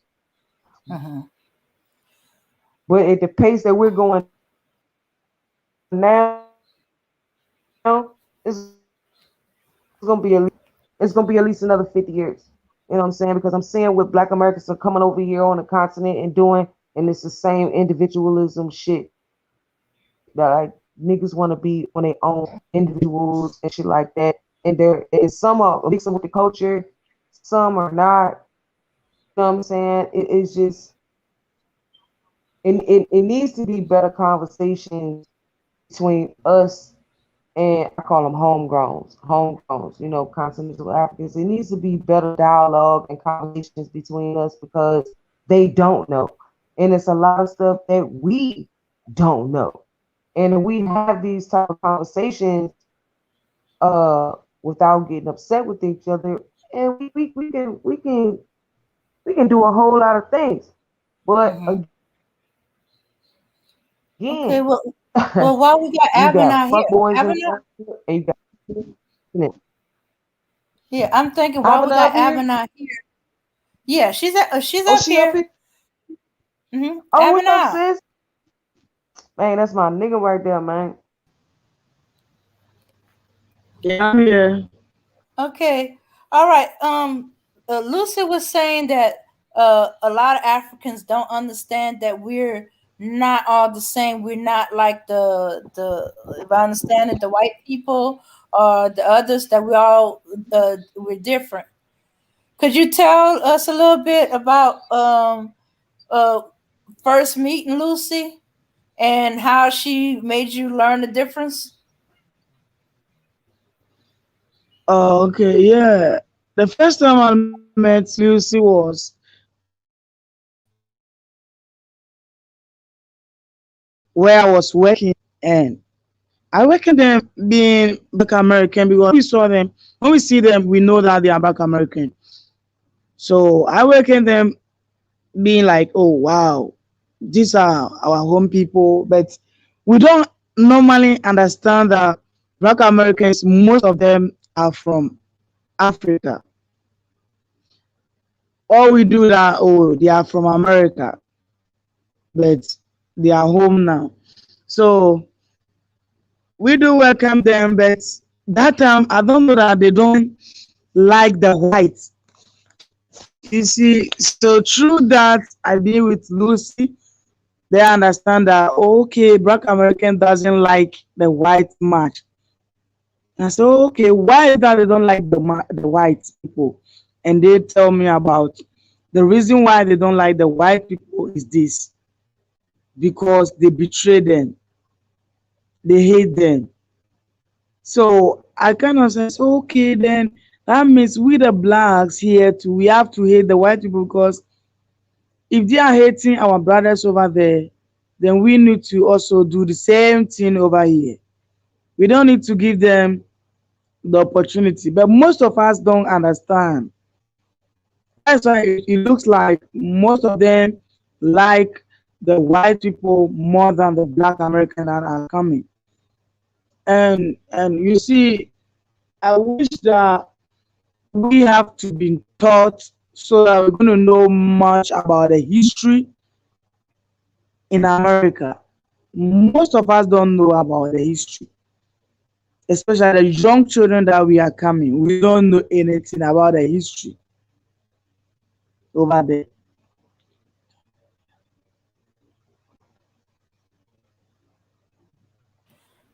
Yeah, yeah. So y'all not aware of our history, and we're assuming since we were stolen from Africa that y'all would know that we were stolen at least, and something bad happened to us, or we were enslaved. Uh, at least that much. We would expect you to know that we have been taken from Africa against our will and enslaved.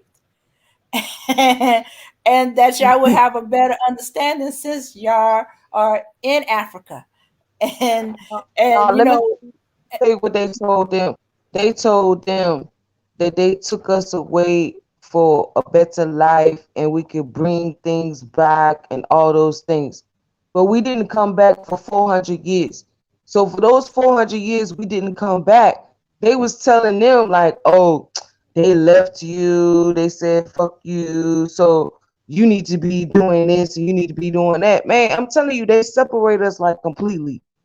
And they told us fuck shit in Yeah. America and fuck shit in Africa. And it takes us coming back. But this whole year return is some fuck shit too. I'll tell you that. This whole year return to Ghana is some bullshit too. That's a different live stream we can do.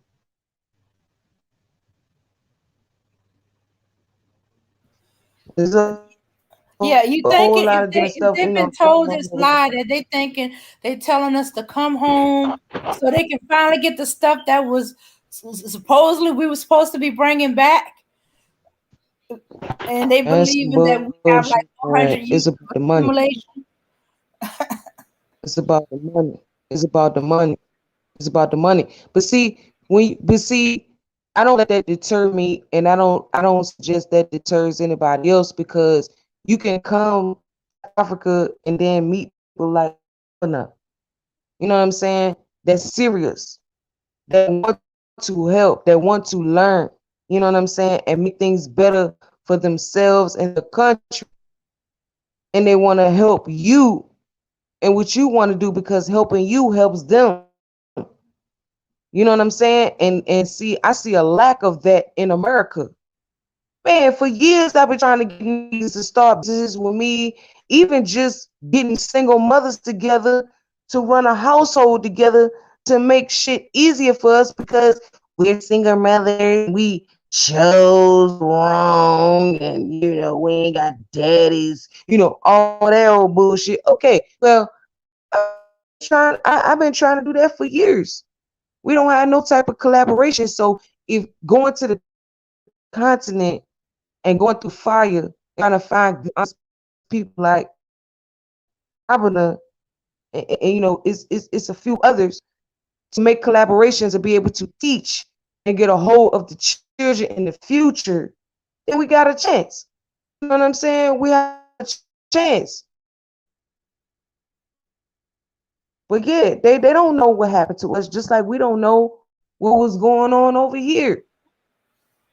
We don't know what was going. We don't know what happened. The only thing we know what happened with the transatlantic slave trade is what the Mzungu told us.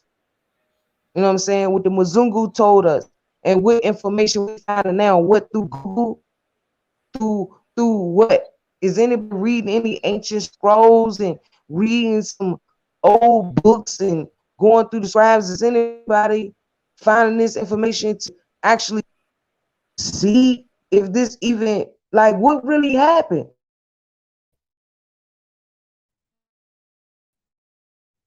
You know what I'm saying? And on the continent here, they don't know what happened. They just see the dungeons, they call them castles, and they know niggas was stolen away and took into America, but they looking for us to bring some shit back. Like, niggas, y'all went to America and y'all coming back and y'all ain't giving us nothing. Like, y'all been gone for 400 years, niggas, y'all ain't got shit. Like, we see the videos, we see the movies, we see y'all rich, but we don't see these rich niggas coming over here. We see y'all middle class niggas coming over here. Middle class, in a few years, you'll be broke over this bitch unless you got a plan. I got another live stream for us. African Americans that's over here in West Africa scamming other African Americans. We could talk about a whole lot of shit, which I want to talk about tonight.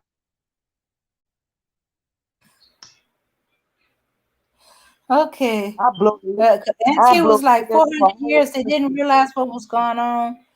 Or the Africans didn't see what the enemy has done worldwide to our people, not just here in America. Man, they don't know what's going on, man. All they being taught is the Mzungu history and the Mzungu shit, just like we was taught. They ain't teach them nothing about us. Black American, the only thing they know about a Black American is in the last few years that there's such a thing as a Black American. And even when you come here, I told y'all, I get called white woman. I'm gonna tell them how I get called white woman. Yeah. Even still that you got that nice dark lovely tan on you. It don't matter. Let Abner tell you that I black as night and they will still call me white woman. Tell them. Yeah. We call Black Americans Obroni, because the reason why they call them Obroni is because the dollar they are having. So when you come to Ghana, probably somebody will call you Obroni, but it's not because of skin color, but because of where you are coming from, the continent that you are from, and then the money, the currency that you are having in your hand. That's why we call you Obroni, but it's not because of the skin color. We have much people here by here that skin color looks even more than Lucy's skin color. You might see that they are white people, but they are not. We don't call them Obroni because they are here with us. But everybody come from America or other continent, we call them Obroni, Obroni. But it's not That, because of their skin color, please. yeah. It, There's a it young sound like girl. it sound like a goonie is another word for money bag. Yeah, You or want Kata. the money bag? Yeah, I yeah. don't know.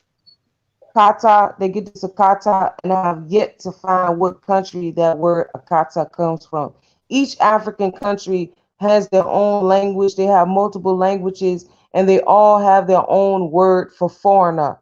It means foreign money, foreigner, foreign money. You know what I'm saying? So when niggas call it, oh, they call us Hakata. Nigga, in Ghana, they call you Obruni. But I'm still trying to find a country where this whole Akata bullshit even come from. Nobody, no African that I've asked, do they know what Akata? They don't even know what that is. So that's just dumb. You know what I'm saying? It's just like a white person going to South America. They're gonna call you gringo. They're gonna call you gringo because it's foreign. You're foreign. It's a word for foreign person. You know what I'm saying? So us as Black Americans, we need to get over that shit. Once you get in the mix and you start teaching people, talking to people, you mingling with the people, you let them know what it is. They don't call. Abena does not call me Obruni. She knows not to call us Obruni because she knows. I have taught her. I taught her the history. She knows now. She don't call us Obruni. But let me tell you, there's a little girl, my favorite little girl. Oh, she is so cute, and she more light skinned than me. More light skinned than me. And she is so cute. And she is a Ghanaian. Her parents are Ghanaian. Her great grandparents are Ghanaian. None of them have been to America. She is nobody that mixed with a crocker, none of that. She's lighter than me, and so we call her Obruni baby as a joke. Like Obruni, she's the Obruni baby. They don't call me Obruni. We call her Obruni baby. Where's my Obruni baby? And every time she sees me, she jumps on me and she hugs me. Why? Because I'm the only really other person that's around her that look like her. Everybody else around her is dark. You know what I'm saying? So when niggas talk Yeah. about, we could too, the colorism in the US, how the dark skinned chicks, the light skinned Jones, the red bones, make them feel some type of way about being dark. But what about being fair, naturally fair in Africa? And the shit is the other way of fucking around. You know what I'm saying? So every time she see me, she jump on me because she knows that I'm black. She knows that I'm the same as her. You know what I'm saying? Even though she know I'm from a foreign land, she know that I'm naturally fair, just like she naturally fair. Hey, tell him don't she jump on me every time she see me like I'm her mama? She do always. She do. Hmm. Man, True. that's my Makes little She boo right always there. jump on her. uh-huh. You know what I'm saying? And I think it's with that because she can identify with me because I don't know, I don't speak the language, so I don't know what she deals with being, I would think that would be a problem being a Ghanaian and you know you're a Ghanaian and all your friends are calling you Obruni, even though you're not a Obruni, but because you're fat, all your friends are dark, but they're calling you Obruni, but you're not an Obruni. I would think that that will do something to her self-esteem. You know what I'm saying? Mhm. So when we talk about colorism, I would like to open that whole conversation up on another live stream. Like, let's really talk about colorism. Mhm.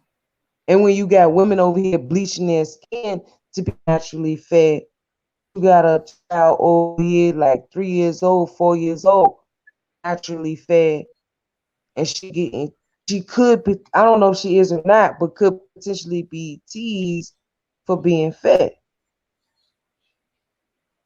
Let me ask you, Abner, is my little Bruni baby, is she being teased for being fat?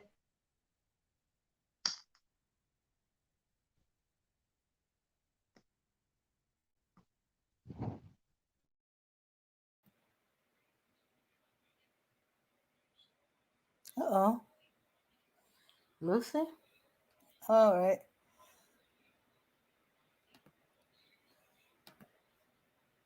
All right. So let's see if Lucy can come back in. Ebony, you still there?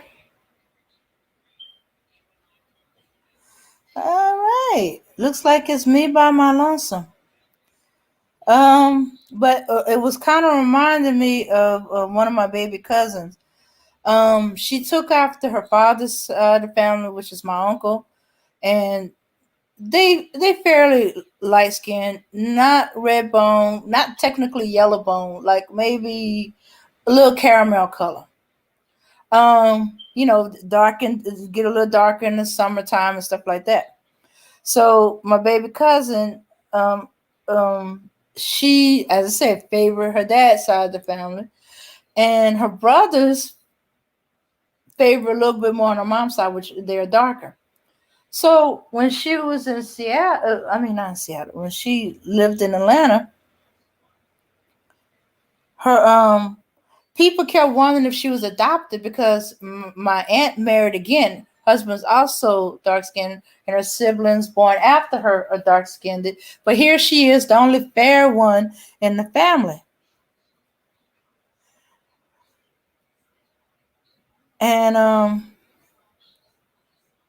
And she kept it. No, I'm not adopted. No, it's my parents. I take after my father's people. They look more like me. I guess nobody was believing her. So my mom went down there for the summer. She looks more like my mom child than I do. So they go in the store to get some ingredients because mom is doing all the cooking. All right, I'm back. Can y'all hear me? Yes, I can hear you. Okay. Mm-hmm. Yeah, I heard some of what y'all was saying about the colorism. Well, yeah, it all started in Africa. Mm-hmm. Racism started in Africa too. Okay. Didn't start here in America. Okay. All that stuff, colorism, discrimination, all that came out of Africa. They were doing that long before anybody else was practicing that. They was practicing that on each other. You know, we'll get to that when we start doing Team Black Star with our African co-host Abenar and her other African sister.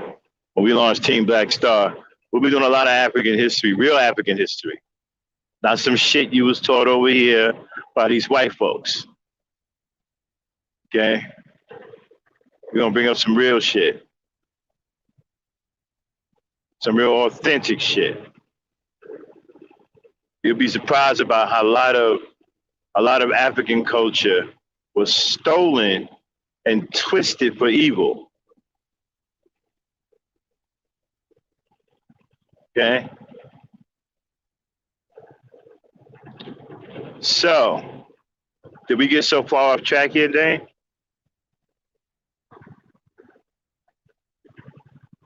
Hello? Can y'all hear me? Sorry. I can hear you. It's just forgot I muted myself so I can hear better. No, we didn't get too far off track. We just went into some other things we're gonna want to talk to for another topic or another time. But Auntie said something interesting. Back to one of the other topics we was talking about tonight. Tyrese Jackson, one of the man children, identified who attacked that lady in Brooklyn. You mean Harlem, Auntie, huh? But she attacked There's one that I put in the chat that I wanted you to bring up because I promised it that we'll talk about it later. About that dude who shot his mother in New York, shot her in the eye, and then when he got cornered by the cop, he started acting crazy, taking off all his clothes. That's in the chat. Can you see it? Okay. Let me scroll down. want to talk about this fool. Now he tried to do what white folks do. And we have a rash of black men attacking black women. Now you got sons attacking mothers. This has got to stop.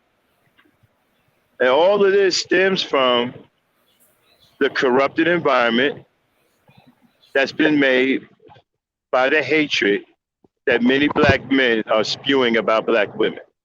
No, first That's of all, all Max, this. hold on, Max. First of all, I gotta make this clear. I gotta do this.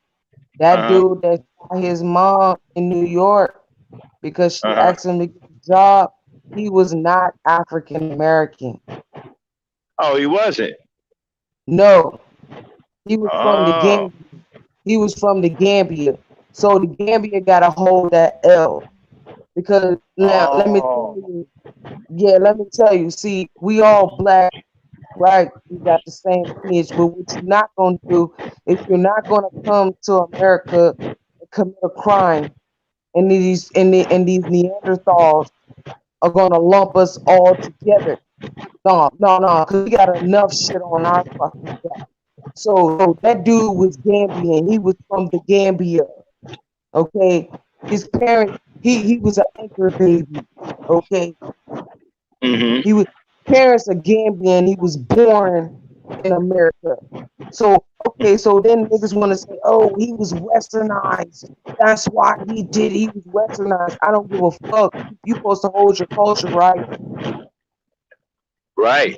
You would say that African Americans don't have fucking culture, right? But if you got all the culture in Africa, then why can't you hold your fucking nuts in America and not get westernized? And westernization is so fucking bad because you don't want westernization in Africa, but you colonized in a motherfucker, right? Right. But let me ask you this, right? He may be Gambian. I just want to. Right. I just want to say we not holding that L. We not. I think we might have to, because this is the way I look at it, right? He may be Gambian. I'm not holding. Yeah, No, sir. Hold on. Check this out. He may be Gambian and stuff, no, right? Sir. But sir. but where did he get the? I'm not holding no L. Where he get the gun from? He in America, nigga. Then the other No. That ain't what I'm talking about, right? Where did he get the idea, right, to try to pull this off? Because he's what did he see? westernized. What did he see? What did he see that he felt He got that he could westernized, copy? and he in New York. I don't give a fuck. I don't. Fuck that. Nope. You're not gonna do that, Max. I'm not gonna let you do it. You know why? Because Muslims, no matter where the fuck Muslims go, they hold that shit. See, what I'm thinking, right, that black men don't show black women any respect. No. Most of them don't. And when you create this kind of environment, then you get these kind of poses.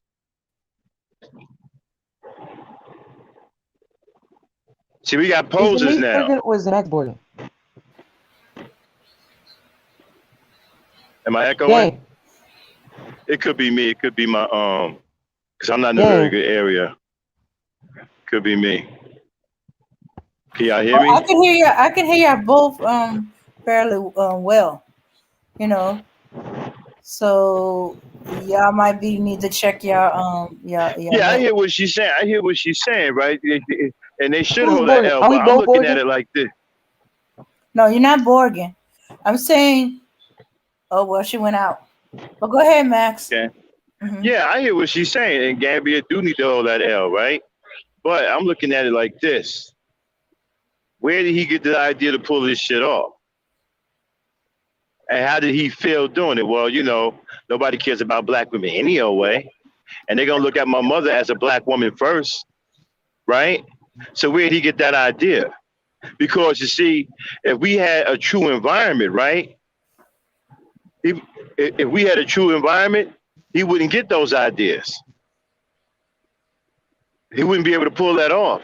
But when you have an environment where black men are so disrespectful, where they're attacking black women, where have devalued the lives of black women, then you open it up for posers, people to exploit that for their own benefit. He's a poser.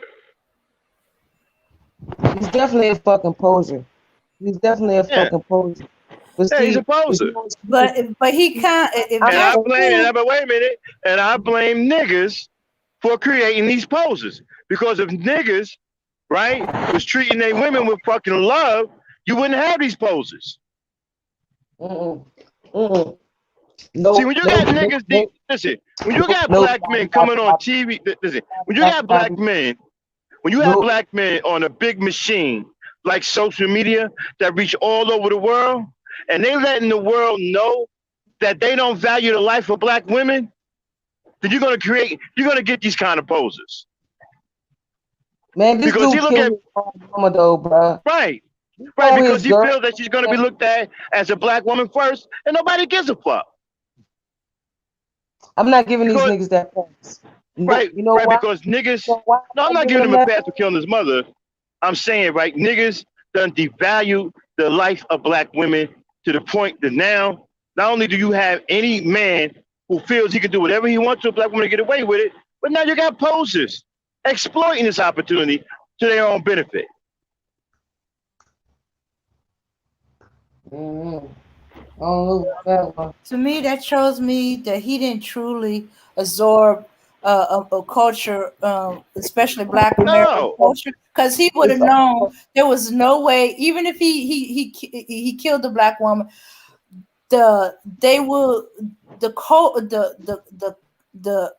his culture, his dominant culture still sees him as a black man, and they will nail his hide to the wall. Right, so and they see his mother. Crazy ain't gonna get him nothing. Right, and they're gonna see his mother as a black woman first, right? And he knew that, and he knew that they don't value the lives of black women because of these niggas. Nah. What I think it is that nigga know his culture. His parents taught his culture to him, and he knew what it is back in the Gambia. So he know America is sweet. And his mama asked him to get a fucking job. What you gotta get a job for? He in America. What the fuck? This honey, milk and honey, the land of milk and honey on this mother. Bitch, what I need to get a job for? You got these black men out here that do these things. They can do this. What the fuck I'm gonna get a job for? I could just go out here on these streets, like you said, Max. Go out here and do this, bitch. I ain't get no job, bitch. You ask me to get a job. I'm American. And where do you think you? Now. America, I'm not Gambian. I guarantee you, say I'm not Gambian. I'm Black American. I was born in America, bitch. You got razzing up on that shit. And that's exactly what I'm talking about. Look who his influence is. Black men. That's where he getting this shit from. So they don't value the lives of black women. So he don't value the lives of his black mother. Black men are doing it. That's his influence. That's what I'm talking about. But look, they done created an environment. Yeah, go ahead. But look, though, the environment that he had to go back to, though. Let's talk about that one. You know what I'm saying? You got to do what? Gambia. The only difference between the Gambia and Ghana is the infrastructure. Ghana has more infrastructure and economics than the Gambia. Okay? Right. But the scenery is very similar. Okay? And they run the same fucking games over here. It's no different. So, man, he had to make a choice. You know what I'm saying? Because here, the game is the same. They just do it different. So we can't blame. I'm not going to allow Black American men to take the L on this one. Because I am because they created this shit. I'm not purely because that dude has a country and a nation. He has a village and a country and a nation behind him. Right. You know what I'm saying? His parents came here to try to do something different and try what they thought what they thought would be better for him. Okay, he don't have the history that we fucking got. The reason why our men are torn is because, and our men are broken, is because of the history we got. That motherfucker from the Gambia, he ain't got the history that we got. So I'm not gonna let black men in America take an L for a continental African that came here and got spoiled and entitled and thought that he could do what our men could do, because our men do what they do because they fucking have to. So you don't get to come over here. No. You don't get to come over here. I'm gonna give him that L, and let me tell you why I'm gonna give him that L. Because all of that, even though he got all of that stability behind him, he still got influenced by the niggas over here. So that tells you that they influence is a lot stronger than we think. Nope, he's a fuck up. He's a fuck up. That's what he is. Nah, I mean, he's looking at the black. He's looking at the niggas over here. Nope, unacceptable. Because Max, I've been over here for some time. You know that. He's a fuck up. You get an opportunity to be. No, wait a minute. Your parents.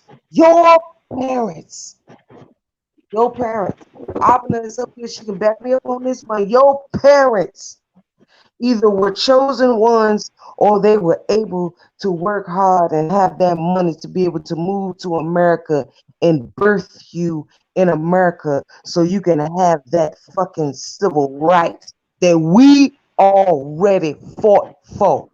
Hey, wait a minute now. You don't get to come over here and commit crimes and be included and get no fucking pass. Because see, I know where you come from. So it is a privilege to you to be able to be born. Your parents did the fight for you. So you were able to be born in America. You cannot see, they are the true African Americans. I'm gonna stop calling myself an African American because these first generation, second generation motherfuckers, they are really the African American. I'm not African American, I'm a black American. We gotta distinguish ourselves because see, you're not gonna come to America and consider yourself an American and commit crimes and add to the bullshit, the propaganda. You're not gonna do he copying what he see black men doing. No, he has a culture and a nation, and I'm pretty sure. Right, exactly. That don't do that shit, right? So he copying what he see American black men doing. And he chose to be a fuck up. Right, he chose to be like a nigga. I agree with you. He chose to be a nigga. I'm not gonna let my Pookie and Ray Rays take the L for this nigga. Nah, Pookie and Ray Ray ain't the ones fucking up the community. I'm not gonna allow my black American men to take the L for this nigga. Nah. You see, no. Because you see a lot of black American men have fucked the environment up. Yeah, they have, but I'm not gonna let somebody else come and use it. And a lot of black American men, right, have made the environment unsafe for black women. And they don't protect black women. So he ain't doing nothing that he don't see a black American doing. I'm gonna tell you how African men are over here. Yeah, Abby, lay it on us. When you marry a man, you don't argue with him so you can avoid to get slapped. You be quiet when a man talking. Shit over here, these niggers are killing black women, going upside their head with inanimate objects. Am I lying? Do you be quiet if you're married to a man? Do you talk to him how you hear me talking to niggas?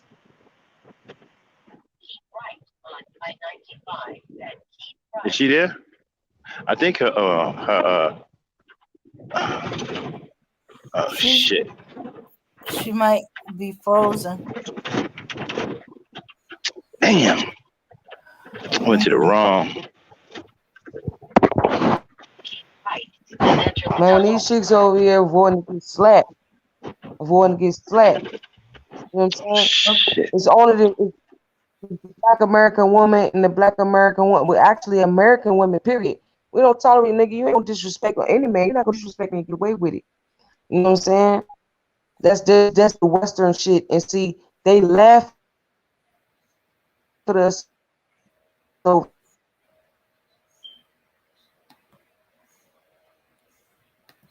here because they be like they be right in with the cis bim niggas. You know what I'm saying? Oh shit, you think I'm just gonna goddamn sit here and listen to him run his mouth and he done lied about some shit and he done did some bullshit? Hell no. We gonna have this discussion in my loud. What the fuck? Oh, but I'm asking for that, huh? Oh, okay. Well, these chicks over here try to avoid getting slapped. Okay? Uh-huh. Now, see, I ain't even gonna dox myself. I ain't gonna dox myself. Let me tell you something. I'm gonna tell you about this. Women that have their own money, I ain't talking about the strong, independent. Fuck y'all cis bam niggas. I'm talking about simply a woman that has her own money, that has her own place, and has a car. You come to the continent, niggas is automatically scared of you because they not used to seeing a woman have a house and a car and have her own money. They're not used to that. So they're afraid of you automatically. You ain't even gotta be quote unquote what they say masculine. No, you can just be, let's name a punk ass degree of like you a psychologist. You're a feminine, soft psychologist, and you decide that you want to take your psychology degree to Africa and do some studies, and you're really cute, and you wear your natural hair, and you don't wear makeup, and you just speak so like softly and everything, you're just so proper. They will still be afraid of you because you have your own money, you have a degree, you have a car, you have your own place. And a lot of these motherfuckers over here, they ain't got that shit, so they already afraid of you. So they gotta figure out a way how to control you because you got something they ain't got. Sound familiar? Hmm. Man, shit ain't no different over here. Shit ain't no different over here. That's a whole other lot, man. So I'm gonna blow the lid off. I'm gonna blow the lid off the continent. We might gotta do a live stream blowing the lid off Ghana.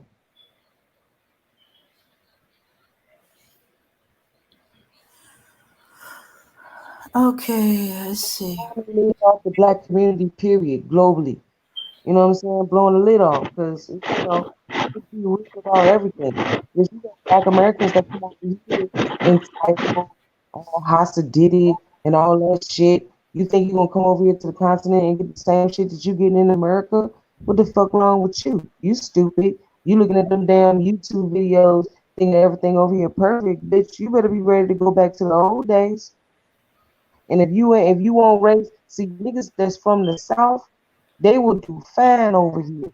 Niggas that's used to having all their comforts and always have running water, you ain't have to eat no beans and hot dogs and mayonnaise sandwiches and shit. Y'all niggas ain't never have to do that. Y'all can suffer over here. But the ones that, get the rice and beans, you know what I'm saying? You had to eat some we call it endemay over here, oodles and noodles. And them little spaghetti meals, and you eat off the spaghetti for 4 or 5 days. You know what I'm saying? Y'all will survive over. Y'all will be good. Y'all be perfect. Damn, keep muting me, man. I keep talking. I think I can't even. Can y'all Okay. hear me? Yeah, I can hear you. Sorry, but your background noise was.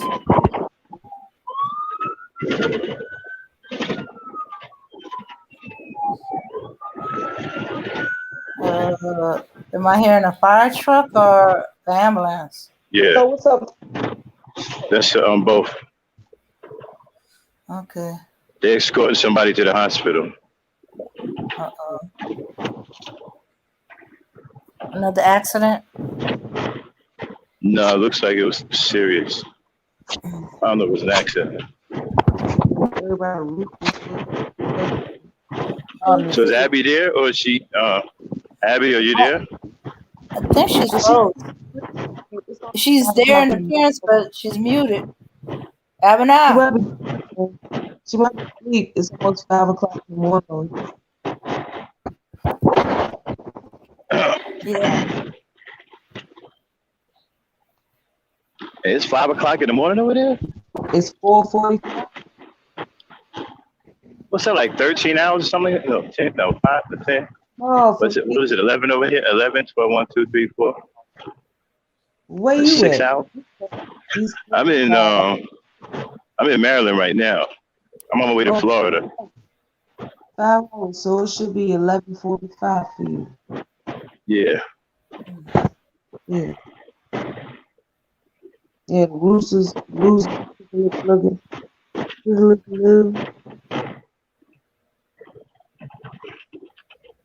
I got 300 more miles to go, so I'm going to be riding until at least 5 in the morning. If I can get out of this. Yeah. Anyway, I was trying to look for that guy, his father. I was like, okay, where's his father and all this? I'm wondering. Well, they never say where the father is. They always say where the mother is. Yeah. So anyway, it's like I said before. I don't know why we can't find black mothers. They are where they've always been. They're in the homes. I don't know why people talking about, well, where are the black mothers? They're in the homes. Yep. That's where they are. That's where they at over here. Yeah. They're where they always been. Running the street over here. All the boys. And this is, Lucy, I'm telling you, it has gotten worse. You don't want to come over here right now. It's dangerous for black women right now. Man, I need somebody to fly my son for me, man. That's what I need. I'm putting out a call. I need somebody to fly my son, man. Yeah, it's absolutely dangerous for black women over here right now. I mean, they are shooting black women, beating them up, attacking them. Yeah, it's nuts over here right now. That's why I keep blaming these niggas, because they done created this shit. Well, all they do is spew nothing but hatred for black women. They don't love black women. They don't care what happens to them. So nobody else does either. Oh, well, shit. Well, me and my daughter in the right place. Yeah, you need to stay there. You don't want to come over here right now. It's bad for black women. And niggas ain't trying to protect no women. They up here chasing after dudes. These niggas chasing after each other. Oh, man. Yeah, they chasing after each other. These dudes don't let demons get in them, man. They have so much hatred for black women. It's insane. Way worse than what it was when you was over here. It done got way worse. That's crazy.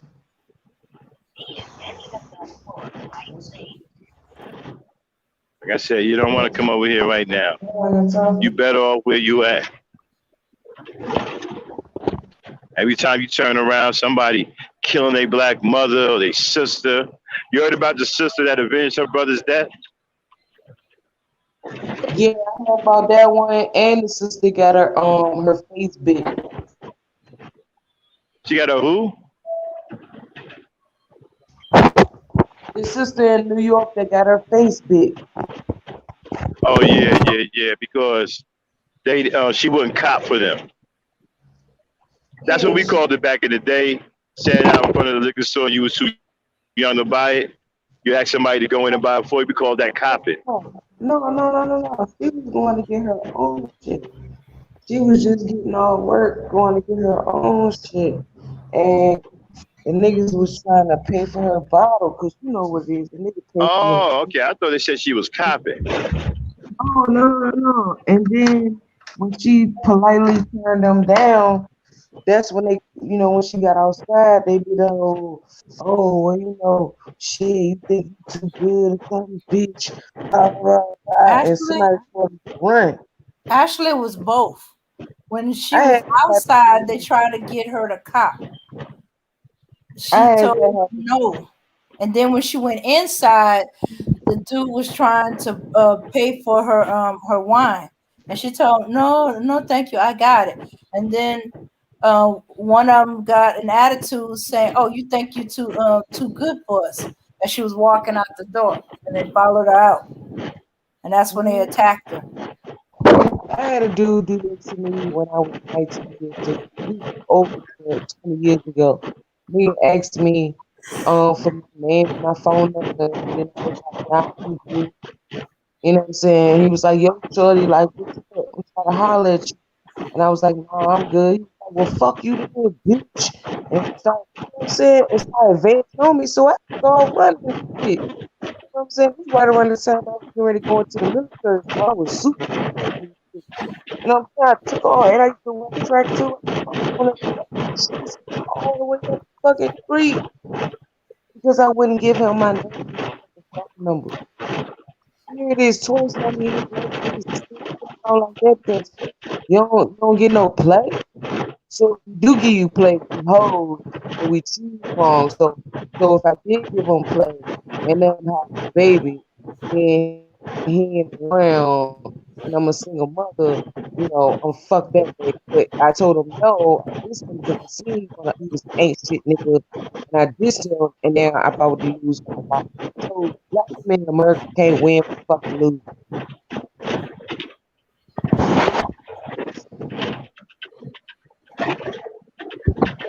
That's why I say fuck this shit, man. We can't win for fucking losing.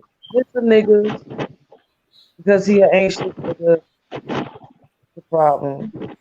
You fuck with a nigga having a baby, then you fucked up. So like, what are we supposed to do? Black women in America, what are we supposed to do? And then we think when we run to Africa and try to find us kind, then we're traitors to Adolf, and uh, we we failed in America, and then we have to go to another country because we failed as women in America.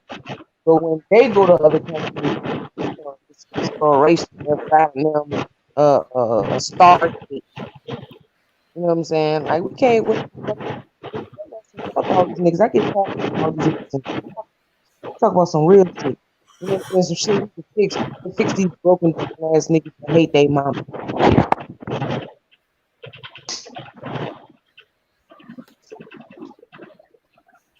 Mhm. Fuck them.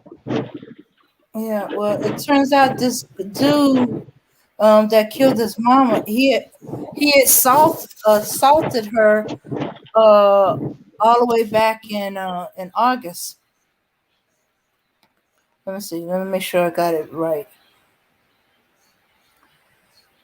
Let's see. Okay. Yeah, that's why she had a panic button.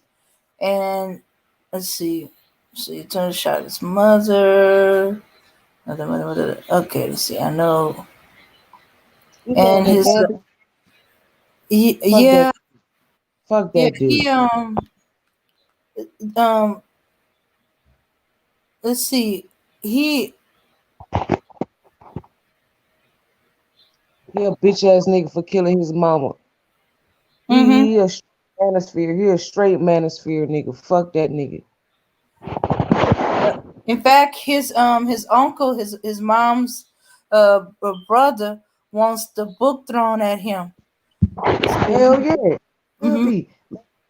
Matter of fact, that nigga shouldn't even get no justice and be able to serve his time in an American prison. They should send his ass back to his country and be in a prison in the fucking Gambia. Because I guarantee you, the prisons in the Gambia is far fucking worse. American prison is a fucking cakewalk compared to prisons over here on the fucking continent where, humane in prison is not a what? Humane? What? Hey, he should Mm-hmm. be sentenced to pay for that fucking crime. That's what I think. I think America should sanction their ass and make them do some American time in their prison. You know what I'm saying? Because our prison would be too good for a nigga killing his own mama because she wants you. Nigga, it ain't even about nationality and shit. It's about nigga, you killed your mama because she asked Mm-hmm. you. To get a job and get your own place. Yeah, yeah. The police had come to the house numerous times, um, because they're fighting. His uncle says he don't Yeah, want to because you go was to work. America. He don't want to go to work or get a place for That nigga himself. ain't want to. That's the reason he shot the mom.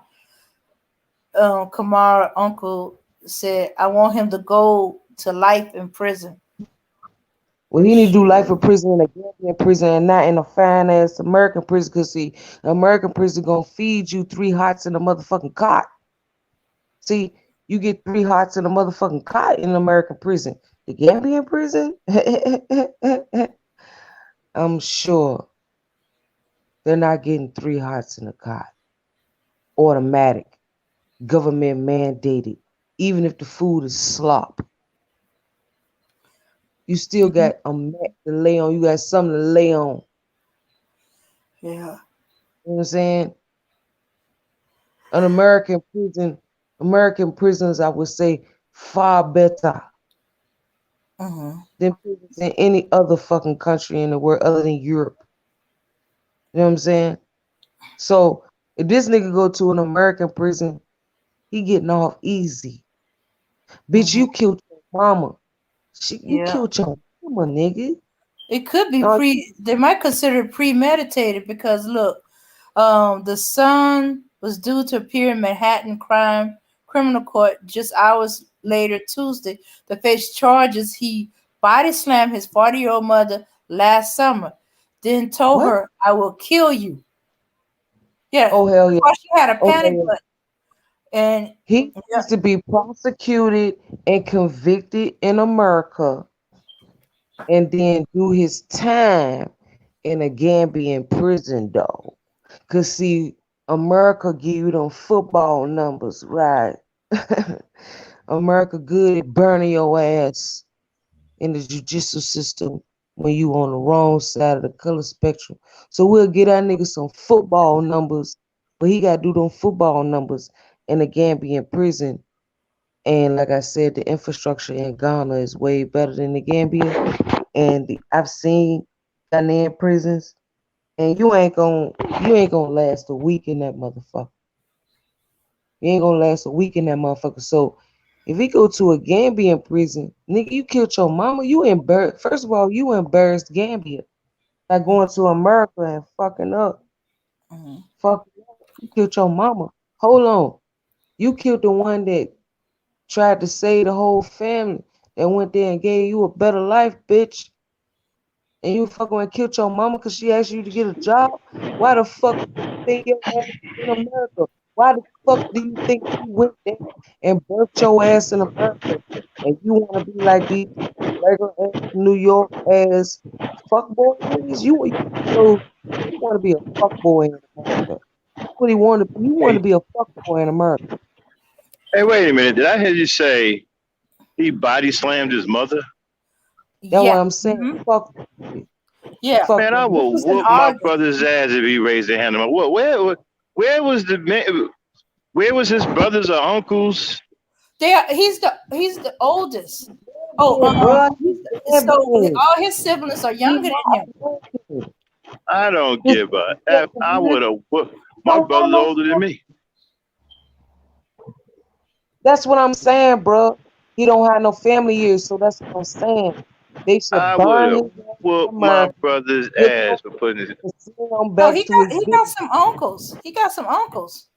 And they didn't do nothing to him. He would have got his ass whooped. I'm telling you. He dipped off. He dipped off. He dipped off. He dipped off. That's what I'm saying, man. Give his ass the American football numbers, and because America got the power over the whole world, America can tell the Gambia what to do. Bitch, this your one of your people's committed a crime in our country. You know what I'm saying? I'm speaking as an American, not as a nigga. Um, and goddamn, he got to do these years to send him back to his village. Nigga, you fucked up, nigga. You had the American dream in your hand, but you are not. You got born into America, bitch. You supposed to bring that flag back to Gambia, and you killed your mama, nigga. No, they need to Yeah, give him that's football numbers unforgivable. in America and send his For, ass back to his fucking village and make him do for, football numbers. He ain't gonna last a day, bro. He ain't gonna last a day if they send him back to his motherfucking village. I guarantee. I that's an guarantee that. unforgivable act. That's an unforgivable act. They You not can't gonna come back that from nigga that. gonna survive. That nigga is not gonna survive. If they deport him, Nah. send him back to his fucking village, I guarantee you, soon as that nigga get off the fucking plane, I'm telling you, he fucked up, bro. Do you Yeah, know that's how an hard Africans work to come to America and then you there long enough and you birth a baby and now that baby is grown, a grown ass man and he can get some real ass bread and she fall into the trap, black America. And yeah, they that's an moved to the worst fucking state. They moved to the worst possible fucking state ever, New York. I don't even know why Africans even go. I know why they go to New York. They go to New York, DC, Miami, and Florida, and fucking Dallas because they see that shit on fucking TV. Their asses need to be in Virginia, it's an North Carolina. unforgivable act. hmm Yeah. It's an unforgivable act. You I don't killed even your see you mama. as a human. You do something like that, I don't even see you as a human being anymore. Yeah. Thank All I'm you. concerned, you're just a wild animal. So You a bitch ass, he you a should bitch get ass. premeditated murder. Because he when he body slammed her, he told her he would kill her. Yeah, I don't know. I can't even. First of all, how did he even survive? I would have, man. If my butt, wow, wow. If any of my brothers would ever thought about doing some shit to our mother like that. And Auntie and Yvette, the nigga won't even make it to the Gambian prison because if they send him back to his village, he not gonna make it. Nigga, you fucked up, nigga. He not gonna make it. He not even gonna make it to the prison. Nigga, you Yeah, that's a fucked up. You wild. had the American dream in your fucking hand, nigga. You killed your Yeah, mama. yeah, You that's an got unforgivable act. fools. Man, There's no y'all understand the forgiveness. level. There's no forgiveness in this world for that. You're gonna need the maker to pardon that. If they send him to an American prison, he getting off easy, straight. Even if they Yeah, make him to a body boy, even if they turn him into a body boy, that nigga still get 3 hots in a fucking cot. Remember, he don't even want to work. He killed his mama because he ain't want to get no job. So all he got to do is bust his ass cheeks open, and he can goddamn do whatever and get free food and shit. Shit, that should be a cakewalk to him. He probably a body uh, boy anyway because he killed his mama. You know what I'm saying? That's some bocce bullshit right there. So, man, no, they need to get him football numbers in America time. In America, goddamn, need to tell the Gambia, put his ass in y'all prison for this American time and send him to his village first. Make him face the family in Gambia in his fucking village. Make him face his village. I guarantee yeah, you, this it's face in his village is gonna be far worse. He ain't gonna make it to the prison. I'm telling you, he ain't gonna make it. he deserves an awful punishment. His punishment should be the most awful. Which would be facing his village.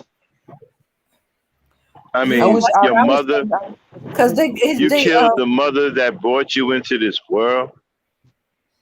and she fought and went to America and birthed your ass there, felt for all the fucking racism and all this shit.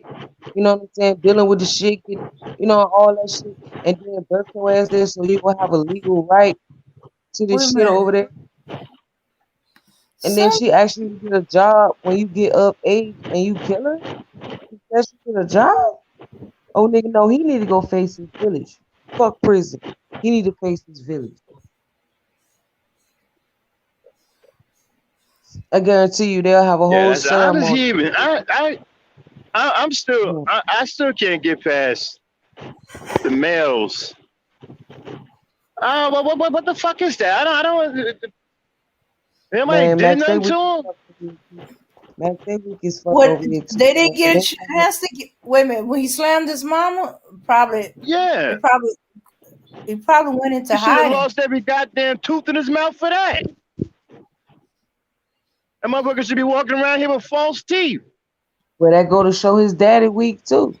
And what does that say? But I've been I wish wondering, is motherfucker. his dad still there? Because that's what I've been looking for. I said he shouldn't have been able to body slam his mama. That nigga should have a Uncle, mouthful of false teeth. Because his dad would have been there to prevent that. well, all That these nigga should be uncles, walking around with CTE from the beating upside his fucking head.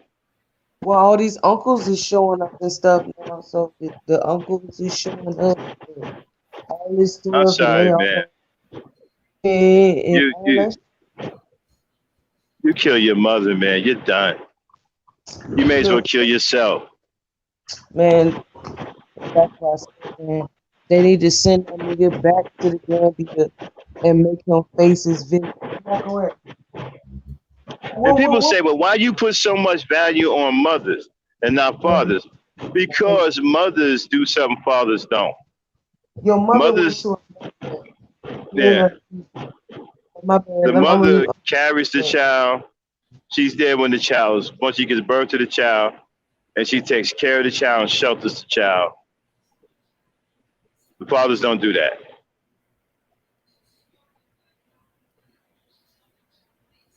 That's why so many men, athletes love their mamas, man, because their mamas have always been there. Like I said, you do that to your mother, man, you're done. You're done. You may as well go on and kill yourself because you dead anyway. Hey Max, let me tell you something. If the Hmm. American government make this nigga face his village, he will kill himself. Because Yeah, that's the worst punishment they can ever make him do is face his yeah, village. I'm telling you. and he deserved every bit of that because there ain't no forgiveness for that, man. You're gonna have to go see the maker for that. We can't do it, bro. We ain't built And it's like an that. and it's an embarrassment, you know what I'm saying, to them and their culture and shit. Like you go over here, we work hard to see you over here and then you do some shit like this. You know what I'm saying? And then the diaspora wars now on social media, you know, Black Americans versus the African versus the Caribbean versus the Black Brits, all this dumbass shit that's going on right now. You know what I'm saying? Like, yeah, that's just an embarrassment. That's why I said we not taking this L, bro. You was not a Black American. I don't give a fuck that you was born in America. Your parents weren't born in America. You was not one of us, and we not taking that L for you. Go back to your village and face this shit. You know what I'm saying? Because American justice is too good for you. You know what I'm saying? You killed your mama, dog. Your parents, your whole family is dependent on y'all. Y'all facing the shit of America. And see, I know what it is to live in fucking America. So I can speak from both sides because I know what it is on your side on the continent. You know what I'm saying? And being an American and know what it is to live and be black in America. So your parents that definitely didn't understand what it was to come to America and be black in America. But guess what? They stayed there and they fucking birthed your nigga ass over here. And you have the audacity, the gall, the sense, the fortitude to fucking kill your mama because she asked you to get a fucking job and make some American dollars, bitch. Oh, he need to face his village. Fuck American prison. Fuck Gambian prison. He need to face his fucking village. That's what they need to take his ass, walk his ass straight into the family compound. That's what they need to do. He'll be finished. He'll be done. He'll be done. He gonna face. Man, the shame alone, that nigga he'll kill himself first. I'm telling you, that's how it is. If they do something and they fuck up and they get shamed by their family and they in the village and shit, man, they'll kill themselves first before they'll go back and face that. That shit that's serious over here, man. They tell a nigga you gotta face your village, man. That nigga gonna kill himself. Tell you. Yeah. Not to mention, he put black marks on his family. You know, his siblings Yeah, that's behind him. Nobody will be able to look at you gotta them the same way they could be executive. looking at. They'll be seeing him. Uh-huh. First of all, I would Yep. disown him And as so if brother. his father alive, they'll disown that whole side of the family. Like if his father's still alive, his father won't be able to go back to the village because they'll be like, "You raised a messed up child, like you're not a part of Yeah, us, like you shamed us." Like, yeah, man, I'm telling yeah, you, like that you shit raised an ain't shit. animal. Yep, Mhm. they You know, take that. I saw a man a situation one time where a father caught his son molesting his sister and took him out in the front yard and made him get on his knees in front of his wife and blew his brains out. Well, Um, bro. Yeah. I don't, I don't know if I wouldn't. So Uh, if you got a father to do that to his son for molesting his own little sister, a father of a son that kills his mother, I think has to get at least the same thing. I mean, the father saying something to start something that's completely like. I'm not condoning that. I think that's a little. I can't even say that's a little extreme because I don't even know how I would react to that. I wouldn't have went to the whole premeditated went out and did all that. That probably would have been a serious beat down, but he would have been in the hospital.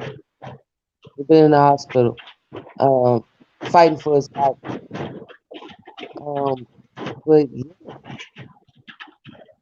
yeah, I mean, but see, it's not gonna be that easy. They don't use the guns like we do. So the shame alone. You see, it's not just the family shame. It'll be the whole village. The whole village. So you can't buy nothing. Nobody serve you no food. Nobody can sell you nothing. Even if you got money, and you'll have to leave. But even if you leave, see, people do the work, travel. They really don't know work.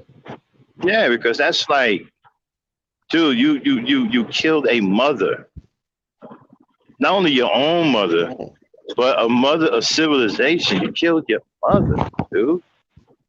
I would disown you as a brother. You wouldn't yeah, be no that. different than a nigga in the street. Oh, Well, no, a nigga in the street you can give the benefit of a doubt. You Yeah. know he's no good. I would take away all my respect. You would no longer be my brother. And you need to get out of my sight before I pull my burner and start shooting.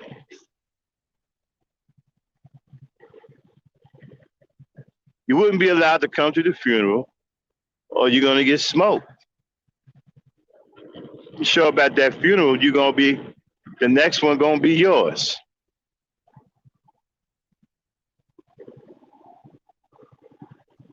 man, he And wouldn't if, be. it, and if even if he did go to that funeral, he would have to be in shackles, which makes him an even easier target. Show up at that funeral, you're And going to be after burying him next. that's And the not police happening. that's escorting you would be like, we were outnumbered. We couldn't do anything.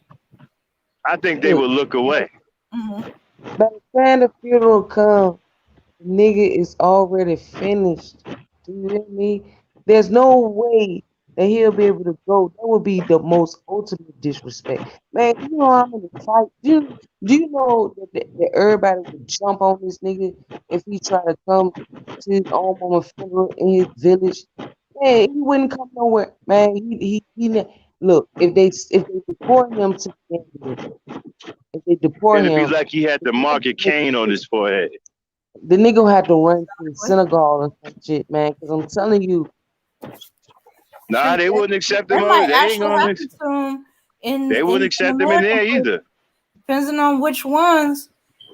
That could I'm happen telling to you, him. it'd be like he got the mark of Cain on his forehead. yep, yep, it will be. Now, Yeah. if he got his ECOWAS card, then he can go to any one of the 15 other, countries in ECOWAS. He can go to Ghana and hide out. You know what I'm saying? He can go to Ghana and live in a crowd if he got the money. And he come from America if he got the bread. They deport him. He can just run to Ghana and he could be free. You know what I'm saying? But and nobody will know unless they see the article, see the shit, because it went viral. They'll see his face, so it's really nowhere he can run. But that'll be his only option is to run to another country within the ECOWAS if he has the ECOWAS card. But if he gets deported, I'm pretty sure they're gonna take all that shit from him. Man, then he gonna have to face that shit. American prison is too good for him. They're gonna feed him and shit. They're gonna keep him alive and shit. And because he's a foreigner, well, technically he's not a foreigner because he's born in America.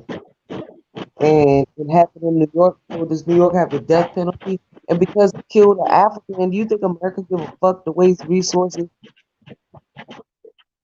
to give him the death penalty or something? They just gonna slap his ass in American jail. They gonna slap his ass in American jail. It just had to be a righteous brother in there to handle it. You know what I'm saying? They can't deport him because if he was born in America, they can't deport him. You know what I'm saying? So he don't have to face his village. But if he was born They in out the here. village, they can deport his ass. They out here racing. Man. Crazy niggas. That's why I hate coming through Maryland. Yeah, They out here on 301. 95 racing. Oh, you're on 95. 301 is Yeah. Some of my niggas doing 100 or better too. Okay. Maybe they've been watching too many Fast and Furious. That's okay because the police run on their ass too. Okay. But Yeah. So it's possible the prisoners in America get him because it's going viral. They're gonna hear about him.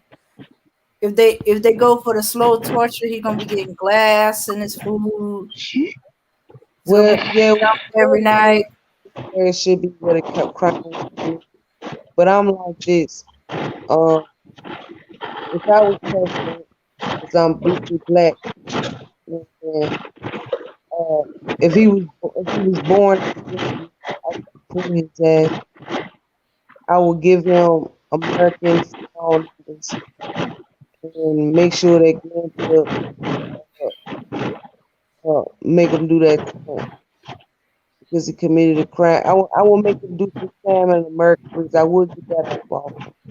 He gonna do some time now. I give yeah, him life with no he committed parole. the ultimate crime. Hey, you killed your mama, bro. I ain't no excuse, bro.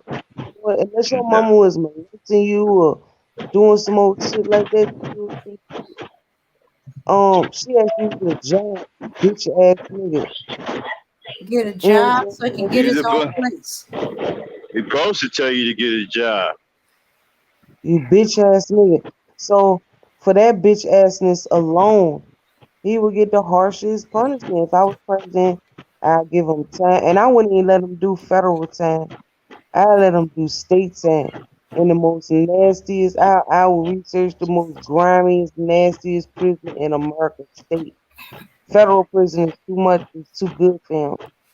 You know what I'm saying? I give him some shit Yeah, where I because know he'll he be got to, some racist ass shit. yeah, because he got to suffer for that. I put him in the most racist goddamn prison in America. Put his ass in that bitch for about 10 years. and then deport his ass to his fucking country. Get your ass the fuck up out of here. If he survived that, I'll put his ass right on the goddamn cell block with the Aryan Nation straight, bitch. You kiss your mama, bitch ass nigga. Yeah. Ain't Yeah, even ain't no worried coming back from that. about yeah, man. Yeah, so That's seven something. seven brothers and Uh, sisters orphan. The youngest 2 years old. the youngest is what? 2 years old. And the next one? I don't know. They just said he 22. The youngest is 2, and there's 7 of them after him. He's 7 of them after him. Well, So all of them can't be two. no, I said they didn't give no other ages. They just gave that the Uh, youngest was 2. Yeah, the youngest one was 2. So she's like 2-year-old lost their mama because of your oldest brother. Because he's a fucking bitch ass nigga. is he locked up right now? He's in No. some That article is in mental the chat hospital too, right Dane. now. Did you get the article? It's in the chat. Oh yeah, I got the article. What does it say? Does it say he locked up? Right now he's in a mental hospital. Let me see What? which one. Yeah. Because he started acting crazy when the cops came. He started getting Okay. undressed and all Okay. that. Okay, so why they ain't Yeah. shoot him? After They he do stripped off all his clothes, acted erratic they, at New York PD station house, cops sent Camara for a psychiatric evaluation at Metropolitan Hospital. Police now said when the have I heard any nigga going to a fucking psych ward after committing a murder and losing his mind in front of the fucking police? When has now I'm starting to think this might be propaganda. Because Yeah. when you think that these race soldiers give a fuck if you a nigga from America or a nigga from Gambia, you think they give a fuck? No. And if he was born in America and he definitely talked like us, so they definitely wouldn't have known if he was Gambian or not. So how is he getting special treatment to go to a fucking nut house? But Mm-hmm. our black man get murdered. Man, that shit's propaganda, man. I think that's some shit that cause a divide. Cause a divide. That might be. I need to do my research on that. Oh, That might okay. be some propaganda. Oh no. Okay. I looked at the other article. He was initially taken there for a psych evaluation, but later charged with second-degree murder, according to police. Yeah, she had an order for protection against her son, a domestic violence panic button inside her home, which she may have hit prior to being shot. Well, Mm, then he need to face Yeah, his village. yeah. Damn. A domestic violence panic button. What the hell is that? She I was in like a crock. think I of mean, life alert. Mazungu. She was Man, look. handling Mazungu. Mazungus do dumb shit like that instead of just beating the shit out the goddamn kid. Whoop Man, they look. If fuck. somebody that damn dangerous, they need to be locked up. Well, that apparently she won't doing her Gambian shit and whooping that Yeah. ass from the beginning. Yeah, And they they need to was be locked whooping. up. If you got to give somebody a panic button, then that person that's causing you to get them a panic button need to be locked up. And that sound like some Neanderthal shit. Oh my god, I don't want to put Billy out. Oh my god, Fuck this my that. son is my baby. That I'm just gonna put the panic button when he gets out of control. man, that, Well, Sometimes she Mac, kicked when him he out. gets She out of kicked him out control, when he out body of slammed her. control. You know. Well, man, that's he crazy as how hell. now, Dame, that's not fair. That's not fair. Billy, he was just having some issues and he missed his dose of his Man, ADHD medications, okay? So it's not fair for you guys to judge my Billy. This is my Billy. He body fuck slammed me, that. okay, you guys? He body slammed me, okay, you guys? A damn panic, domestic violence panic. Throw the nigga in Listen, jail. yes, I installed because I see what the police do to you guys. Okay, they out I here see what the racing police again. do This shit. to you niggas. To you niggas. I see what the police do to you niggas. So I installed the white person Western way of how to control your kids by installing a panic button. Okay, okay. All You guys right. are not being fair. You're not being fair. Billy is misunderstood. Okay. All right. Well, he's gonna get his misunderstood behind in prison since his uncles didn't I marry can't. him. I gotta do some research on that. A domestic violence panic And button, button. I think of it as man. like life alert, except for domestic Man, violence. man, if Well, somebody that violent, they need to be locked up. your Neanderthal children, when your Neanderthal children get out of control and you You don't lock know your what niggas to up do. any other time. Oh no, no, no, no. You hit the panic button, okay? Man, fuck that. That nigga need to be locked up. You that damn violent? All right, I got okay. We gonna put you over here in this jail. Before they get So in you just jail, you put the motherfucking beat down first. Don't beat their ass down. And then your ass going to jail. We all going to jail. You buck up on me and do you my if he child, was we live locked up shit. the You way wanna he should never have been, shit. Body slam me, nigga. What? You gotta go to sleep tonight. You sleeping in my house how do too? you body slam your mother? You got to She be should an have went in there animal, that man. same What the fuck is wrong with you? She should have went in there that same night when he went to sleep and choked the shit out his head. I That could was she. never think about putting my hands on my mother. My And mother used to now, whoop my ass when I'm telling you, yo. you know I what I'm was buggy saying? when I was a kid. They even tell you, I told Danes, hey, Dane, wasn't I tripping when I was He young? threw me body slammed me early. Now I got my knee Uh, in your motherfucking neck. Now I got my knee in your neck, nigga. I got my am knee in I your neck. You body slam me. I got my knee in your neck. Dane? Dane's still amazed that I'm alive, right, Dane? Yes. If you ever tell you all the stuff you did as a kid, I was I like, saw my "Are you mother. still alive?" I remember when I saw my mother's brand new furniture. Not the old furniture, the brand new furniture. But personally, I don't think it's bad as the refrigerator incident. The Oh dude, yeah, they took the motor out, made a go kart. the dudes that bit that sister too, they need a knee in their damn neck. But see, they American Yeah, but niggas, so Lucy, they but check this out, right? We was all for talking about that, right? What do you think about these kids need their ass whooped? We need to go back to the ass, old fashioned discipline. ass whoop. Nigga, Yeah. you got mad because you ain't getting no play, nigga. And you so much of a bitch. You so much of a bitch. You gonna bite this chick. Do you know how much anger and craziness you gotta have to open your mouth and bite somebody on their fucking face? And Well, you you a nigga, see, and you bite a woman, and you trying to bite. You bit her in two places, and she said his breath was hot and funky. So not only are you biting me, nigga, like a fucking raccoon that you is, your breath is hot too, nigga.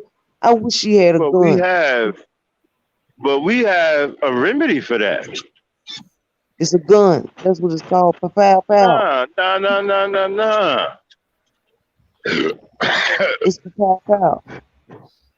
Get a foot and a half long, thick leather strap with a buckle on it, and go to work. Oh, when they young, but when Yeah, they go to old, they work. You be biting see, your motherfucking face, Max. When they 22 years old and they biting you on your fucking face. See, I wish she had a blade or something where she could have Buckle juked to these the niggas. face might make them stop. She should have juked. I wish she had a knife. See, man, I carry knives, You should guns, have and knocked everything. him across the head with the bottle. Forget the wine. Save your life. Crack him across the skull. Them wine bottles are not that easy to break. So they make Y'all a think good Lucy weapon. changed? Y'all think Lucy changed because she on the continent? Y'all just see, I ain't got my guns, but I got other weapons though. See, machetes and axes and pickaxe, all type of sharp things. There's plenty over here. It ain't illegal to carry these things. So shit, I'm just working on my farm, nigga. And I got this sweet ass machete that's a sharp Ginsu knife on one side and a fucking jacksaw on the other motherfucking side. Fuck them if you want to. Ain't no difference. See, she should have had a knife. She could have juked them. She could have juked every one of them niggas. Shoot. If she You had know one what, of them man? He white better boys, be lucky. He one of got them white arrested. boy hunting knives. One of them shits you can put on your goddamn belt clip. See, Hey, ladies, go to AutoZone, ladies, and get you one of them Smith and Wesson little knives. One of them little utility knives to get the little clip. You can slide that easily in your little dress and your bra. You slide that joint right in your bra.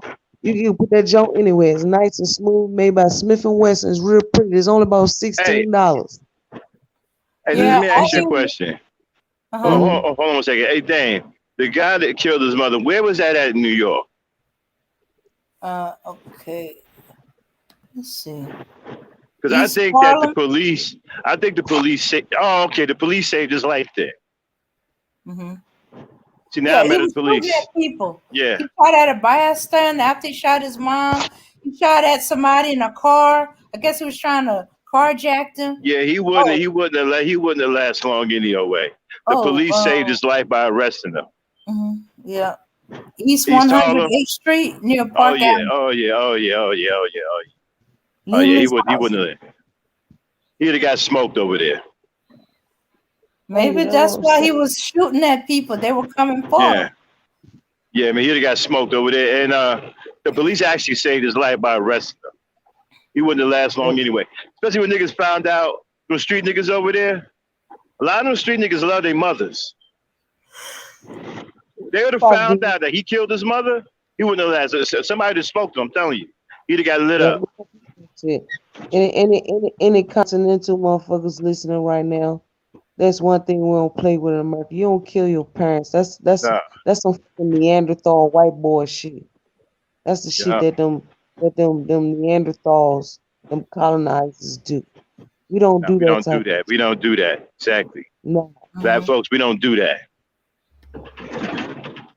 I don't care if you think your mother wrong. Sometimes I thought my mother was wrong, but it is what it is. See, You know, I ain't fought nobody my perfect. I I done fought seen my own shit, but I I seen big motherfucker 6'5" we grown dudes take a beating from their mom before they Yes. and still won't raise a hand Shit, to I her. took one. I took one from my mother when I was 23. when I show Mother went upside my head. I had said something slick. He went upside my head at 23. I already told my children, I don't give a shit if I'm 165. If I get you fucking up, if I can lift my leg, I'm gonna put my foot in your fucking ass. And if you disrespect me, I will wait later. And when I get the energy up, I'm gonna bang the shit out your ass with whatever I got in my goddamn hand. Best believe that. Hmm? Shit don't change. I don't give a fuck how old you is. You always respect your parents. That's right. My mother went upside my head at the age. I remember I said something slick. Man, my mother wailed up. I was 23, 6'4". Yeah, I'm gonna drop my ass in 28. Yeah, Drop my ass. Mm, I was I had to 6'4", humble. Mm, 200, at 260, 6'4", 260, a solid muscle. Mom still went upside my head mm. for saying something slick. And then I put I my was hands on it. I ain't even fight back. I just threw my hands up. Come on, Mom. I ain't even try to fight. It wasn't that, I mean, she couldn't hurt me. I thought it was kind of funny, but you know what I'm saying? But she went off me anyway, though. see You you a know, dude, female yeah. perspective. Nigga, I Nah, was unfolding my esophagus. I was trying to unfold my esophagus so I can breathe yeah. after she finished choking my ass, and I had to crawl my way out the house. She showed my ass. You know what I'm saying? You know, disrespect. Yo, I remember we had to pull this one sister off of her daughter. This girl named Janelle. Man, her daughter called her a bitch, and she went Oh, on her. Yo, he's beating her like a woman in the street. Oh, you think you Yeah, but grown we now? had, we had to pull over. Mm-hmm. She told her daughter, See, I thought it was four. I thought it just turned 14 and was smelling herself. yeah, if you Her don't mother raise asked us, properly, you don't have an issue. You don't raise your children properly, and you don't lead by example. See, motherfuckers want to live on that "do as I say, not as I do" bullshit. The see, that was children the are first most time I nah. ever seen a female challenge her mother. Well, I don't know if it was a challenge, but she just called her mother a bitch. That was a challenge. And man, her mother didn't even blink, turned around and just started swinging. Before we even knew what was going on, she was whooping her daughter's ass like a woman in the street. Well, if you was 14 years old and you mouth off to your dad, what would he He do? called her mother a bitch. She said something to her. She said, "All right, bitch," and her mother didn't even respond with a word. She just turned around and started swinging. And we had to end up getting. It was like, "Get off her! Get off her!" Was he kill her own daughter? We had to get off.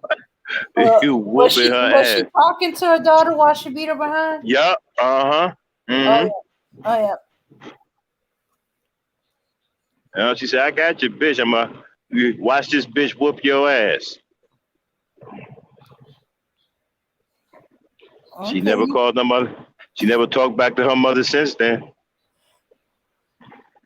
Nah, she don't wanna get her butt whipped. She wasn't grown enough then. Oh, you think you're grown? Yeah, she thought she was just turned 14 and was smelling herself. You know, Mhm. or because she was tall too. For age, she like 5'8", and she was taller than her mother. So she thought she could get that. So her mom Deuce didn't have no hands. Yeah. She thought Mom Dukes didn't. Yeah, she thought Mom Dukes didn't have them hands, boy. You found out quick. Mom Dukes got hands.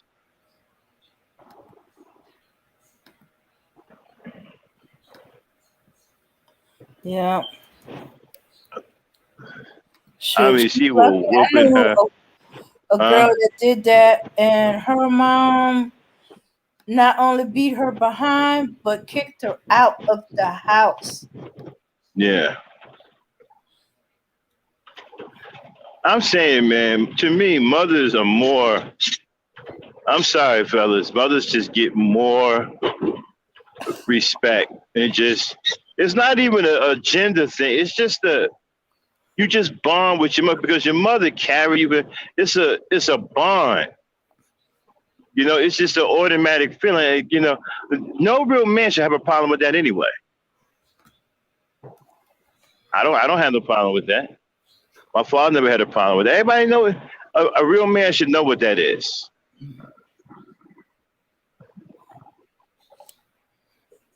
Shouldn't be running around here talking about something.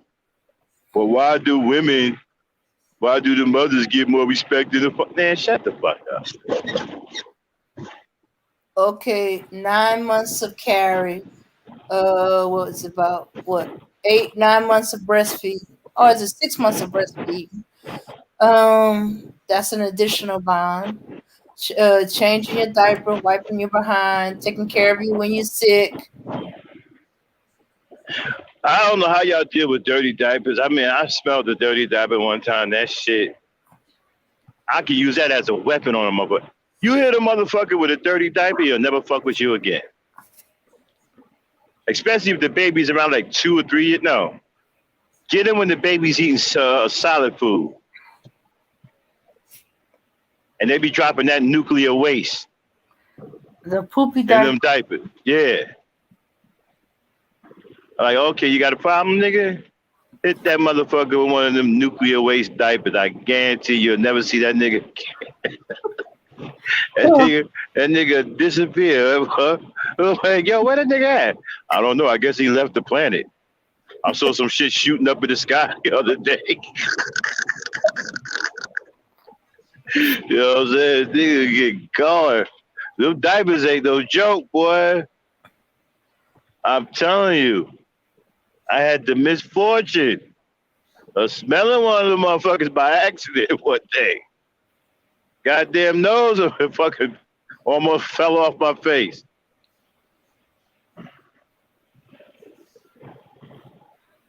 Oh well. Depends on what And they. women be dealing with that shit like it ain't nothing. Hey, it's better to get it off the baby than for it to eat up the skin. Oh, I don't Lucy know. said her network is bad. Yeah. But Yeah. yeah, but you know, we love our mothers, man. I mean, I can't even, you know, even as a grown man, my mother was alive, I would never even think about disrespecting my mother, man. I don't even get niggas. Like, how are you doing? Fuck are you doing, nigga? Never disrespect my mom.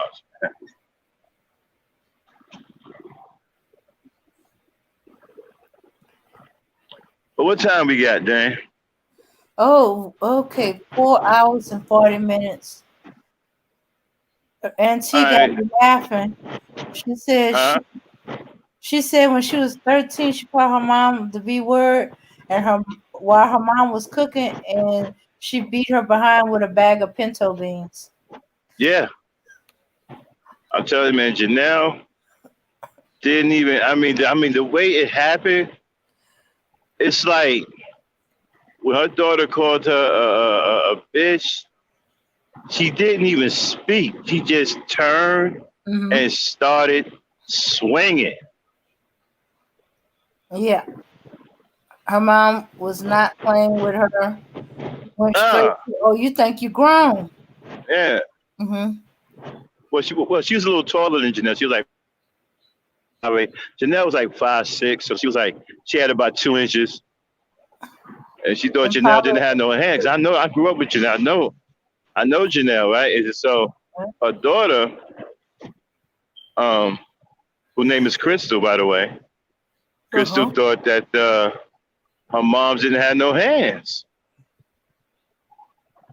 We found out quick. Mom's got hands. shoot. Obviously, she ain't been listening or talking to her mom's friends or the people that grew No, up with her. but we know you exactly. Your mom's your mom was whooping people's asses before you were born. We had to pull her off of her, man. He was beating her. He had her nose all bloody, busted her lip. I mean, she was hitting it with shots. Wow. I mean, uppercuts, right? He was whooping her little natural black ass. Gave her a black eye. I mean, she whooped her ass. Before we can even get her off, the girl already had a black eye, a busted nose, a busted mouth bleed. He was whooping her ass, man. How many it took y'all to get her off of her? 4 And of how many us. licks?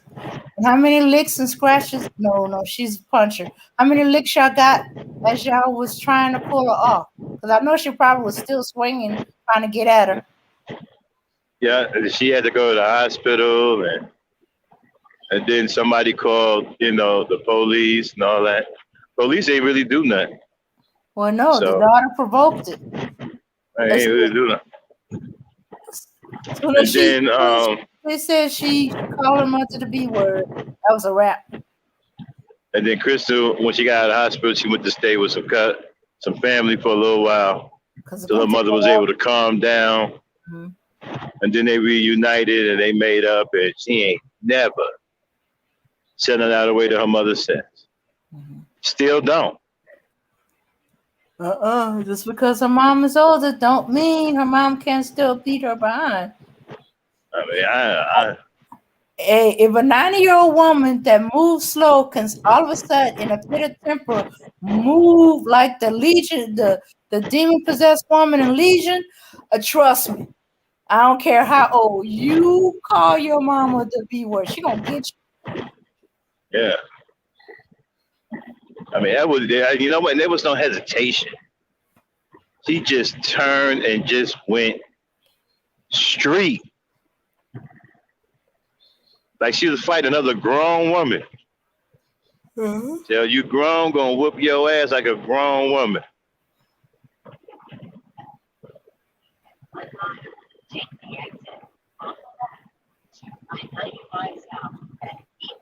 Yeah, she thought she was feeling herself. All right, y'all. I think we get ready to wrap it up. Yeah. We get ready to wrap it up. Been on for 4 hours. Want to thank everybody for coming out. Then get the music queued up. Want to thank everybody for coming out. Shout out to the Blackyard Lucy, E Nation. I haven't seen my peeps in a while. I'm glad she came up. My adopted daughter, Abby, in the building, even though she fell asleep. And Dame didn't fall asleep this time, y'all. All right, let's give it up for Dame. Shout out to Dame Frankie for staying awake. Y'all, Dame stayed awake. He did not fall asleep. Shout out to Dame Frankie for staying awake. Well, we only did 4 hours, so we didn't do the 5th and the 6th. All right, y'all. Yeah, son. We'll see y'all on Ladies' Night. Bro. Yeah, thanks for coming out. Shout out to the E Nation. Supermods, Hassan Bernard T, Manuel Briggs. We'll holler at y'all on Ladies' Night. Peace. With all this chaos in the realms of the street, your local street dog got to make ends meet. The average Joe's far too slow for the ghetto pro. You better know, when I hit the streets, I like to glow, I like to glisten. And at the same time, stay low, listen, motherfucker, thing. Why I'm pursuing the dope. My stilo is symbolic to a kilo. Cash is popping, Kobe's cooking, beats copping. Ain't that some shit? A player that used to live in riches, now a state kid. Caught up in the ditch. In 94, Giuliani kicked down the door. 95, niggas flipped to stay alive. Peeling caps while I laugh. In the stats, the flow in the half. Remy in the ass, off the wall, then I'm fast. They wanna confine me. From behind, bust a cap in my back and put me where they can't find me. They hate to see a young player. Hey, I don't wanna see that. They rather see it spray. But I'm like Diddy, a Terminator, squeeze the lead off. Verbs and nouns like raps to blow your head off. Hitting up spots. Eating up rocks, investing in stocks like come on being blow crops. I'm out to get cream and ain't no doubt in my mind. Fuck this broke shit, I'm hit, I get down for mine. I get down.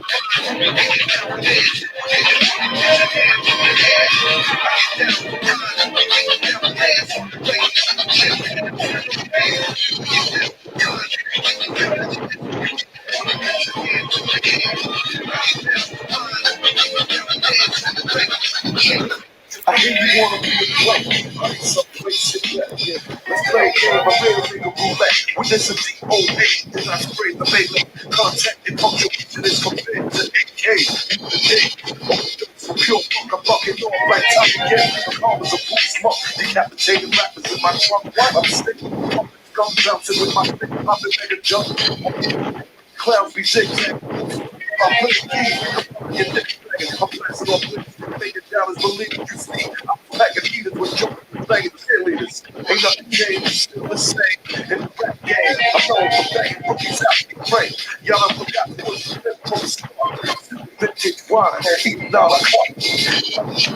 from the abdominal wall. Concrete lyrics are sticking in the brain. Barnacle, never sleep. I'm bringing the drama to the street. Tech beats and rolling in the street. Ain't nothing secret about the street, so I'm poetically neat. I'm pure like corrupt and living shit like fish scale. I got the finger at your throat and you ain't doing no signs. Came down, let them know I get down for mine. I get down for mine.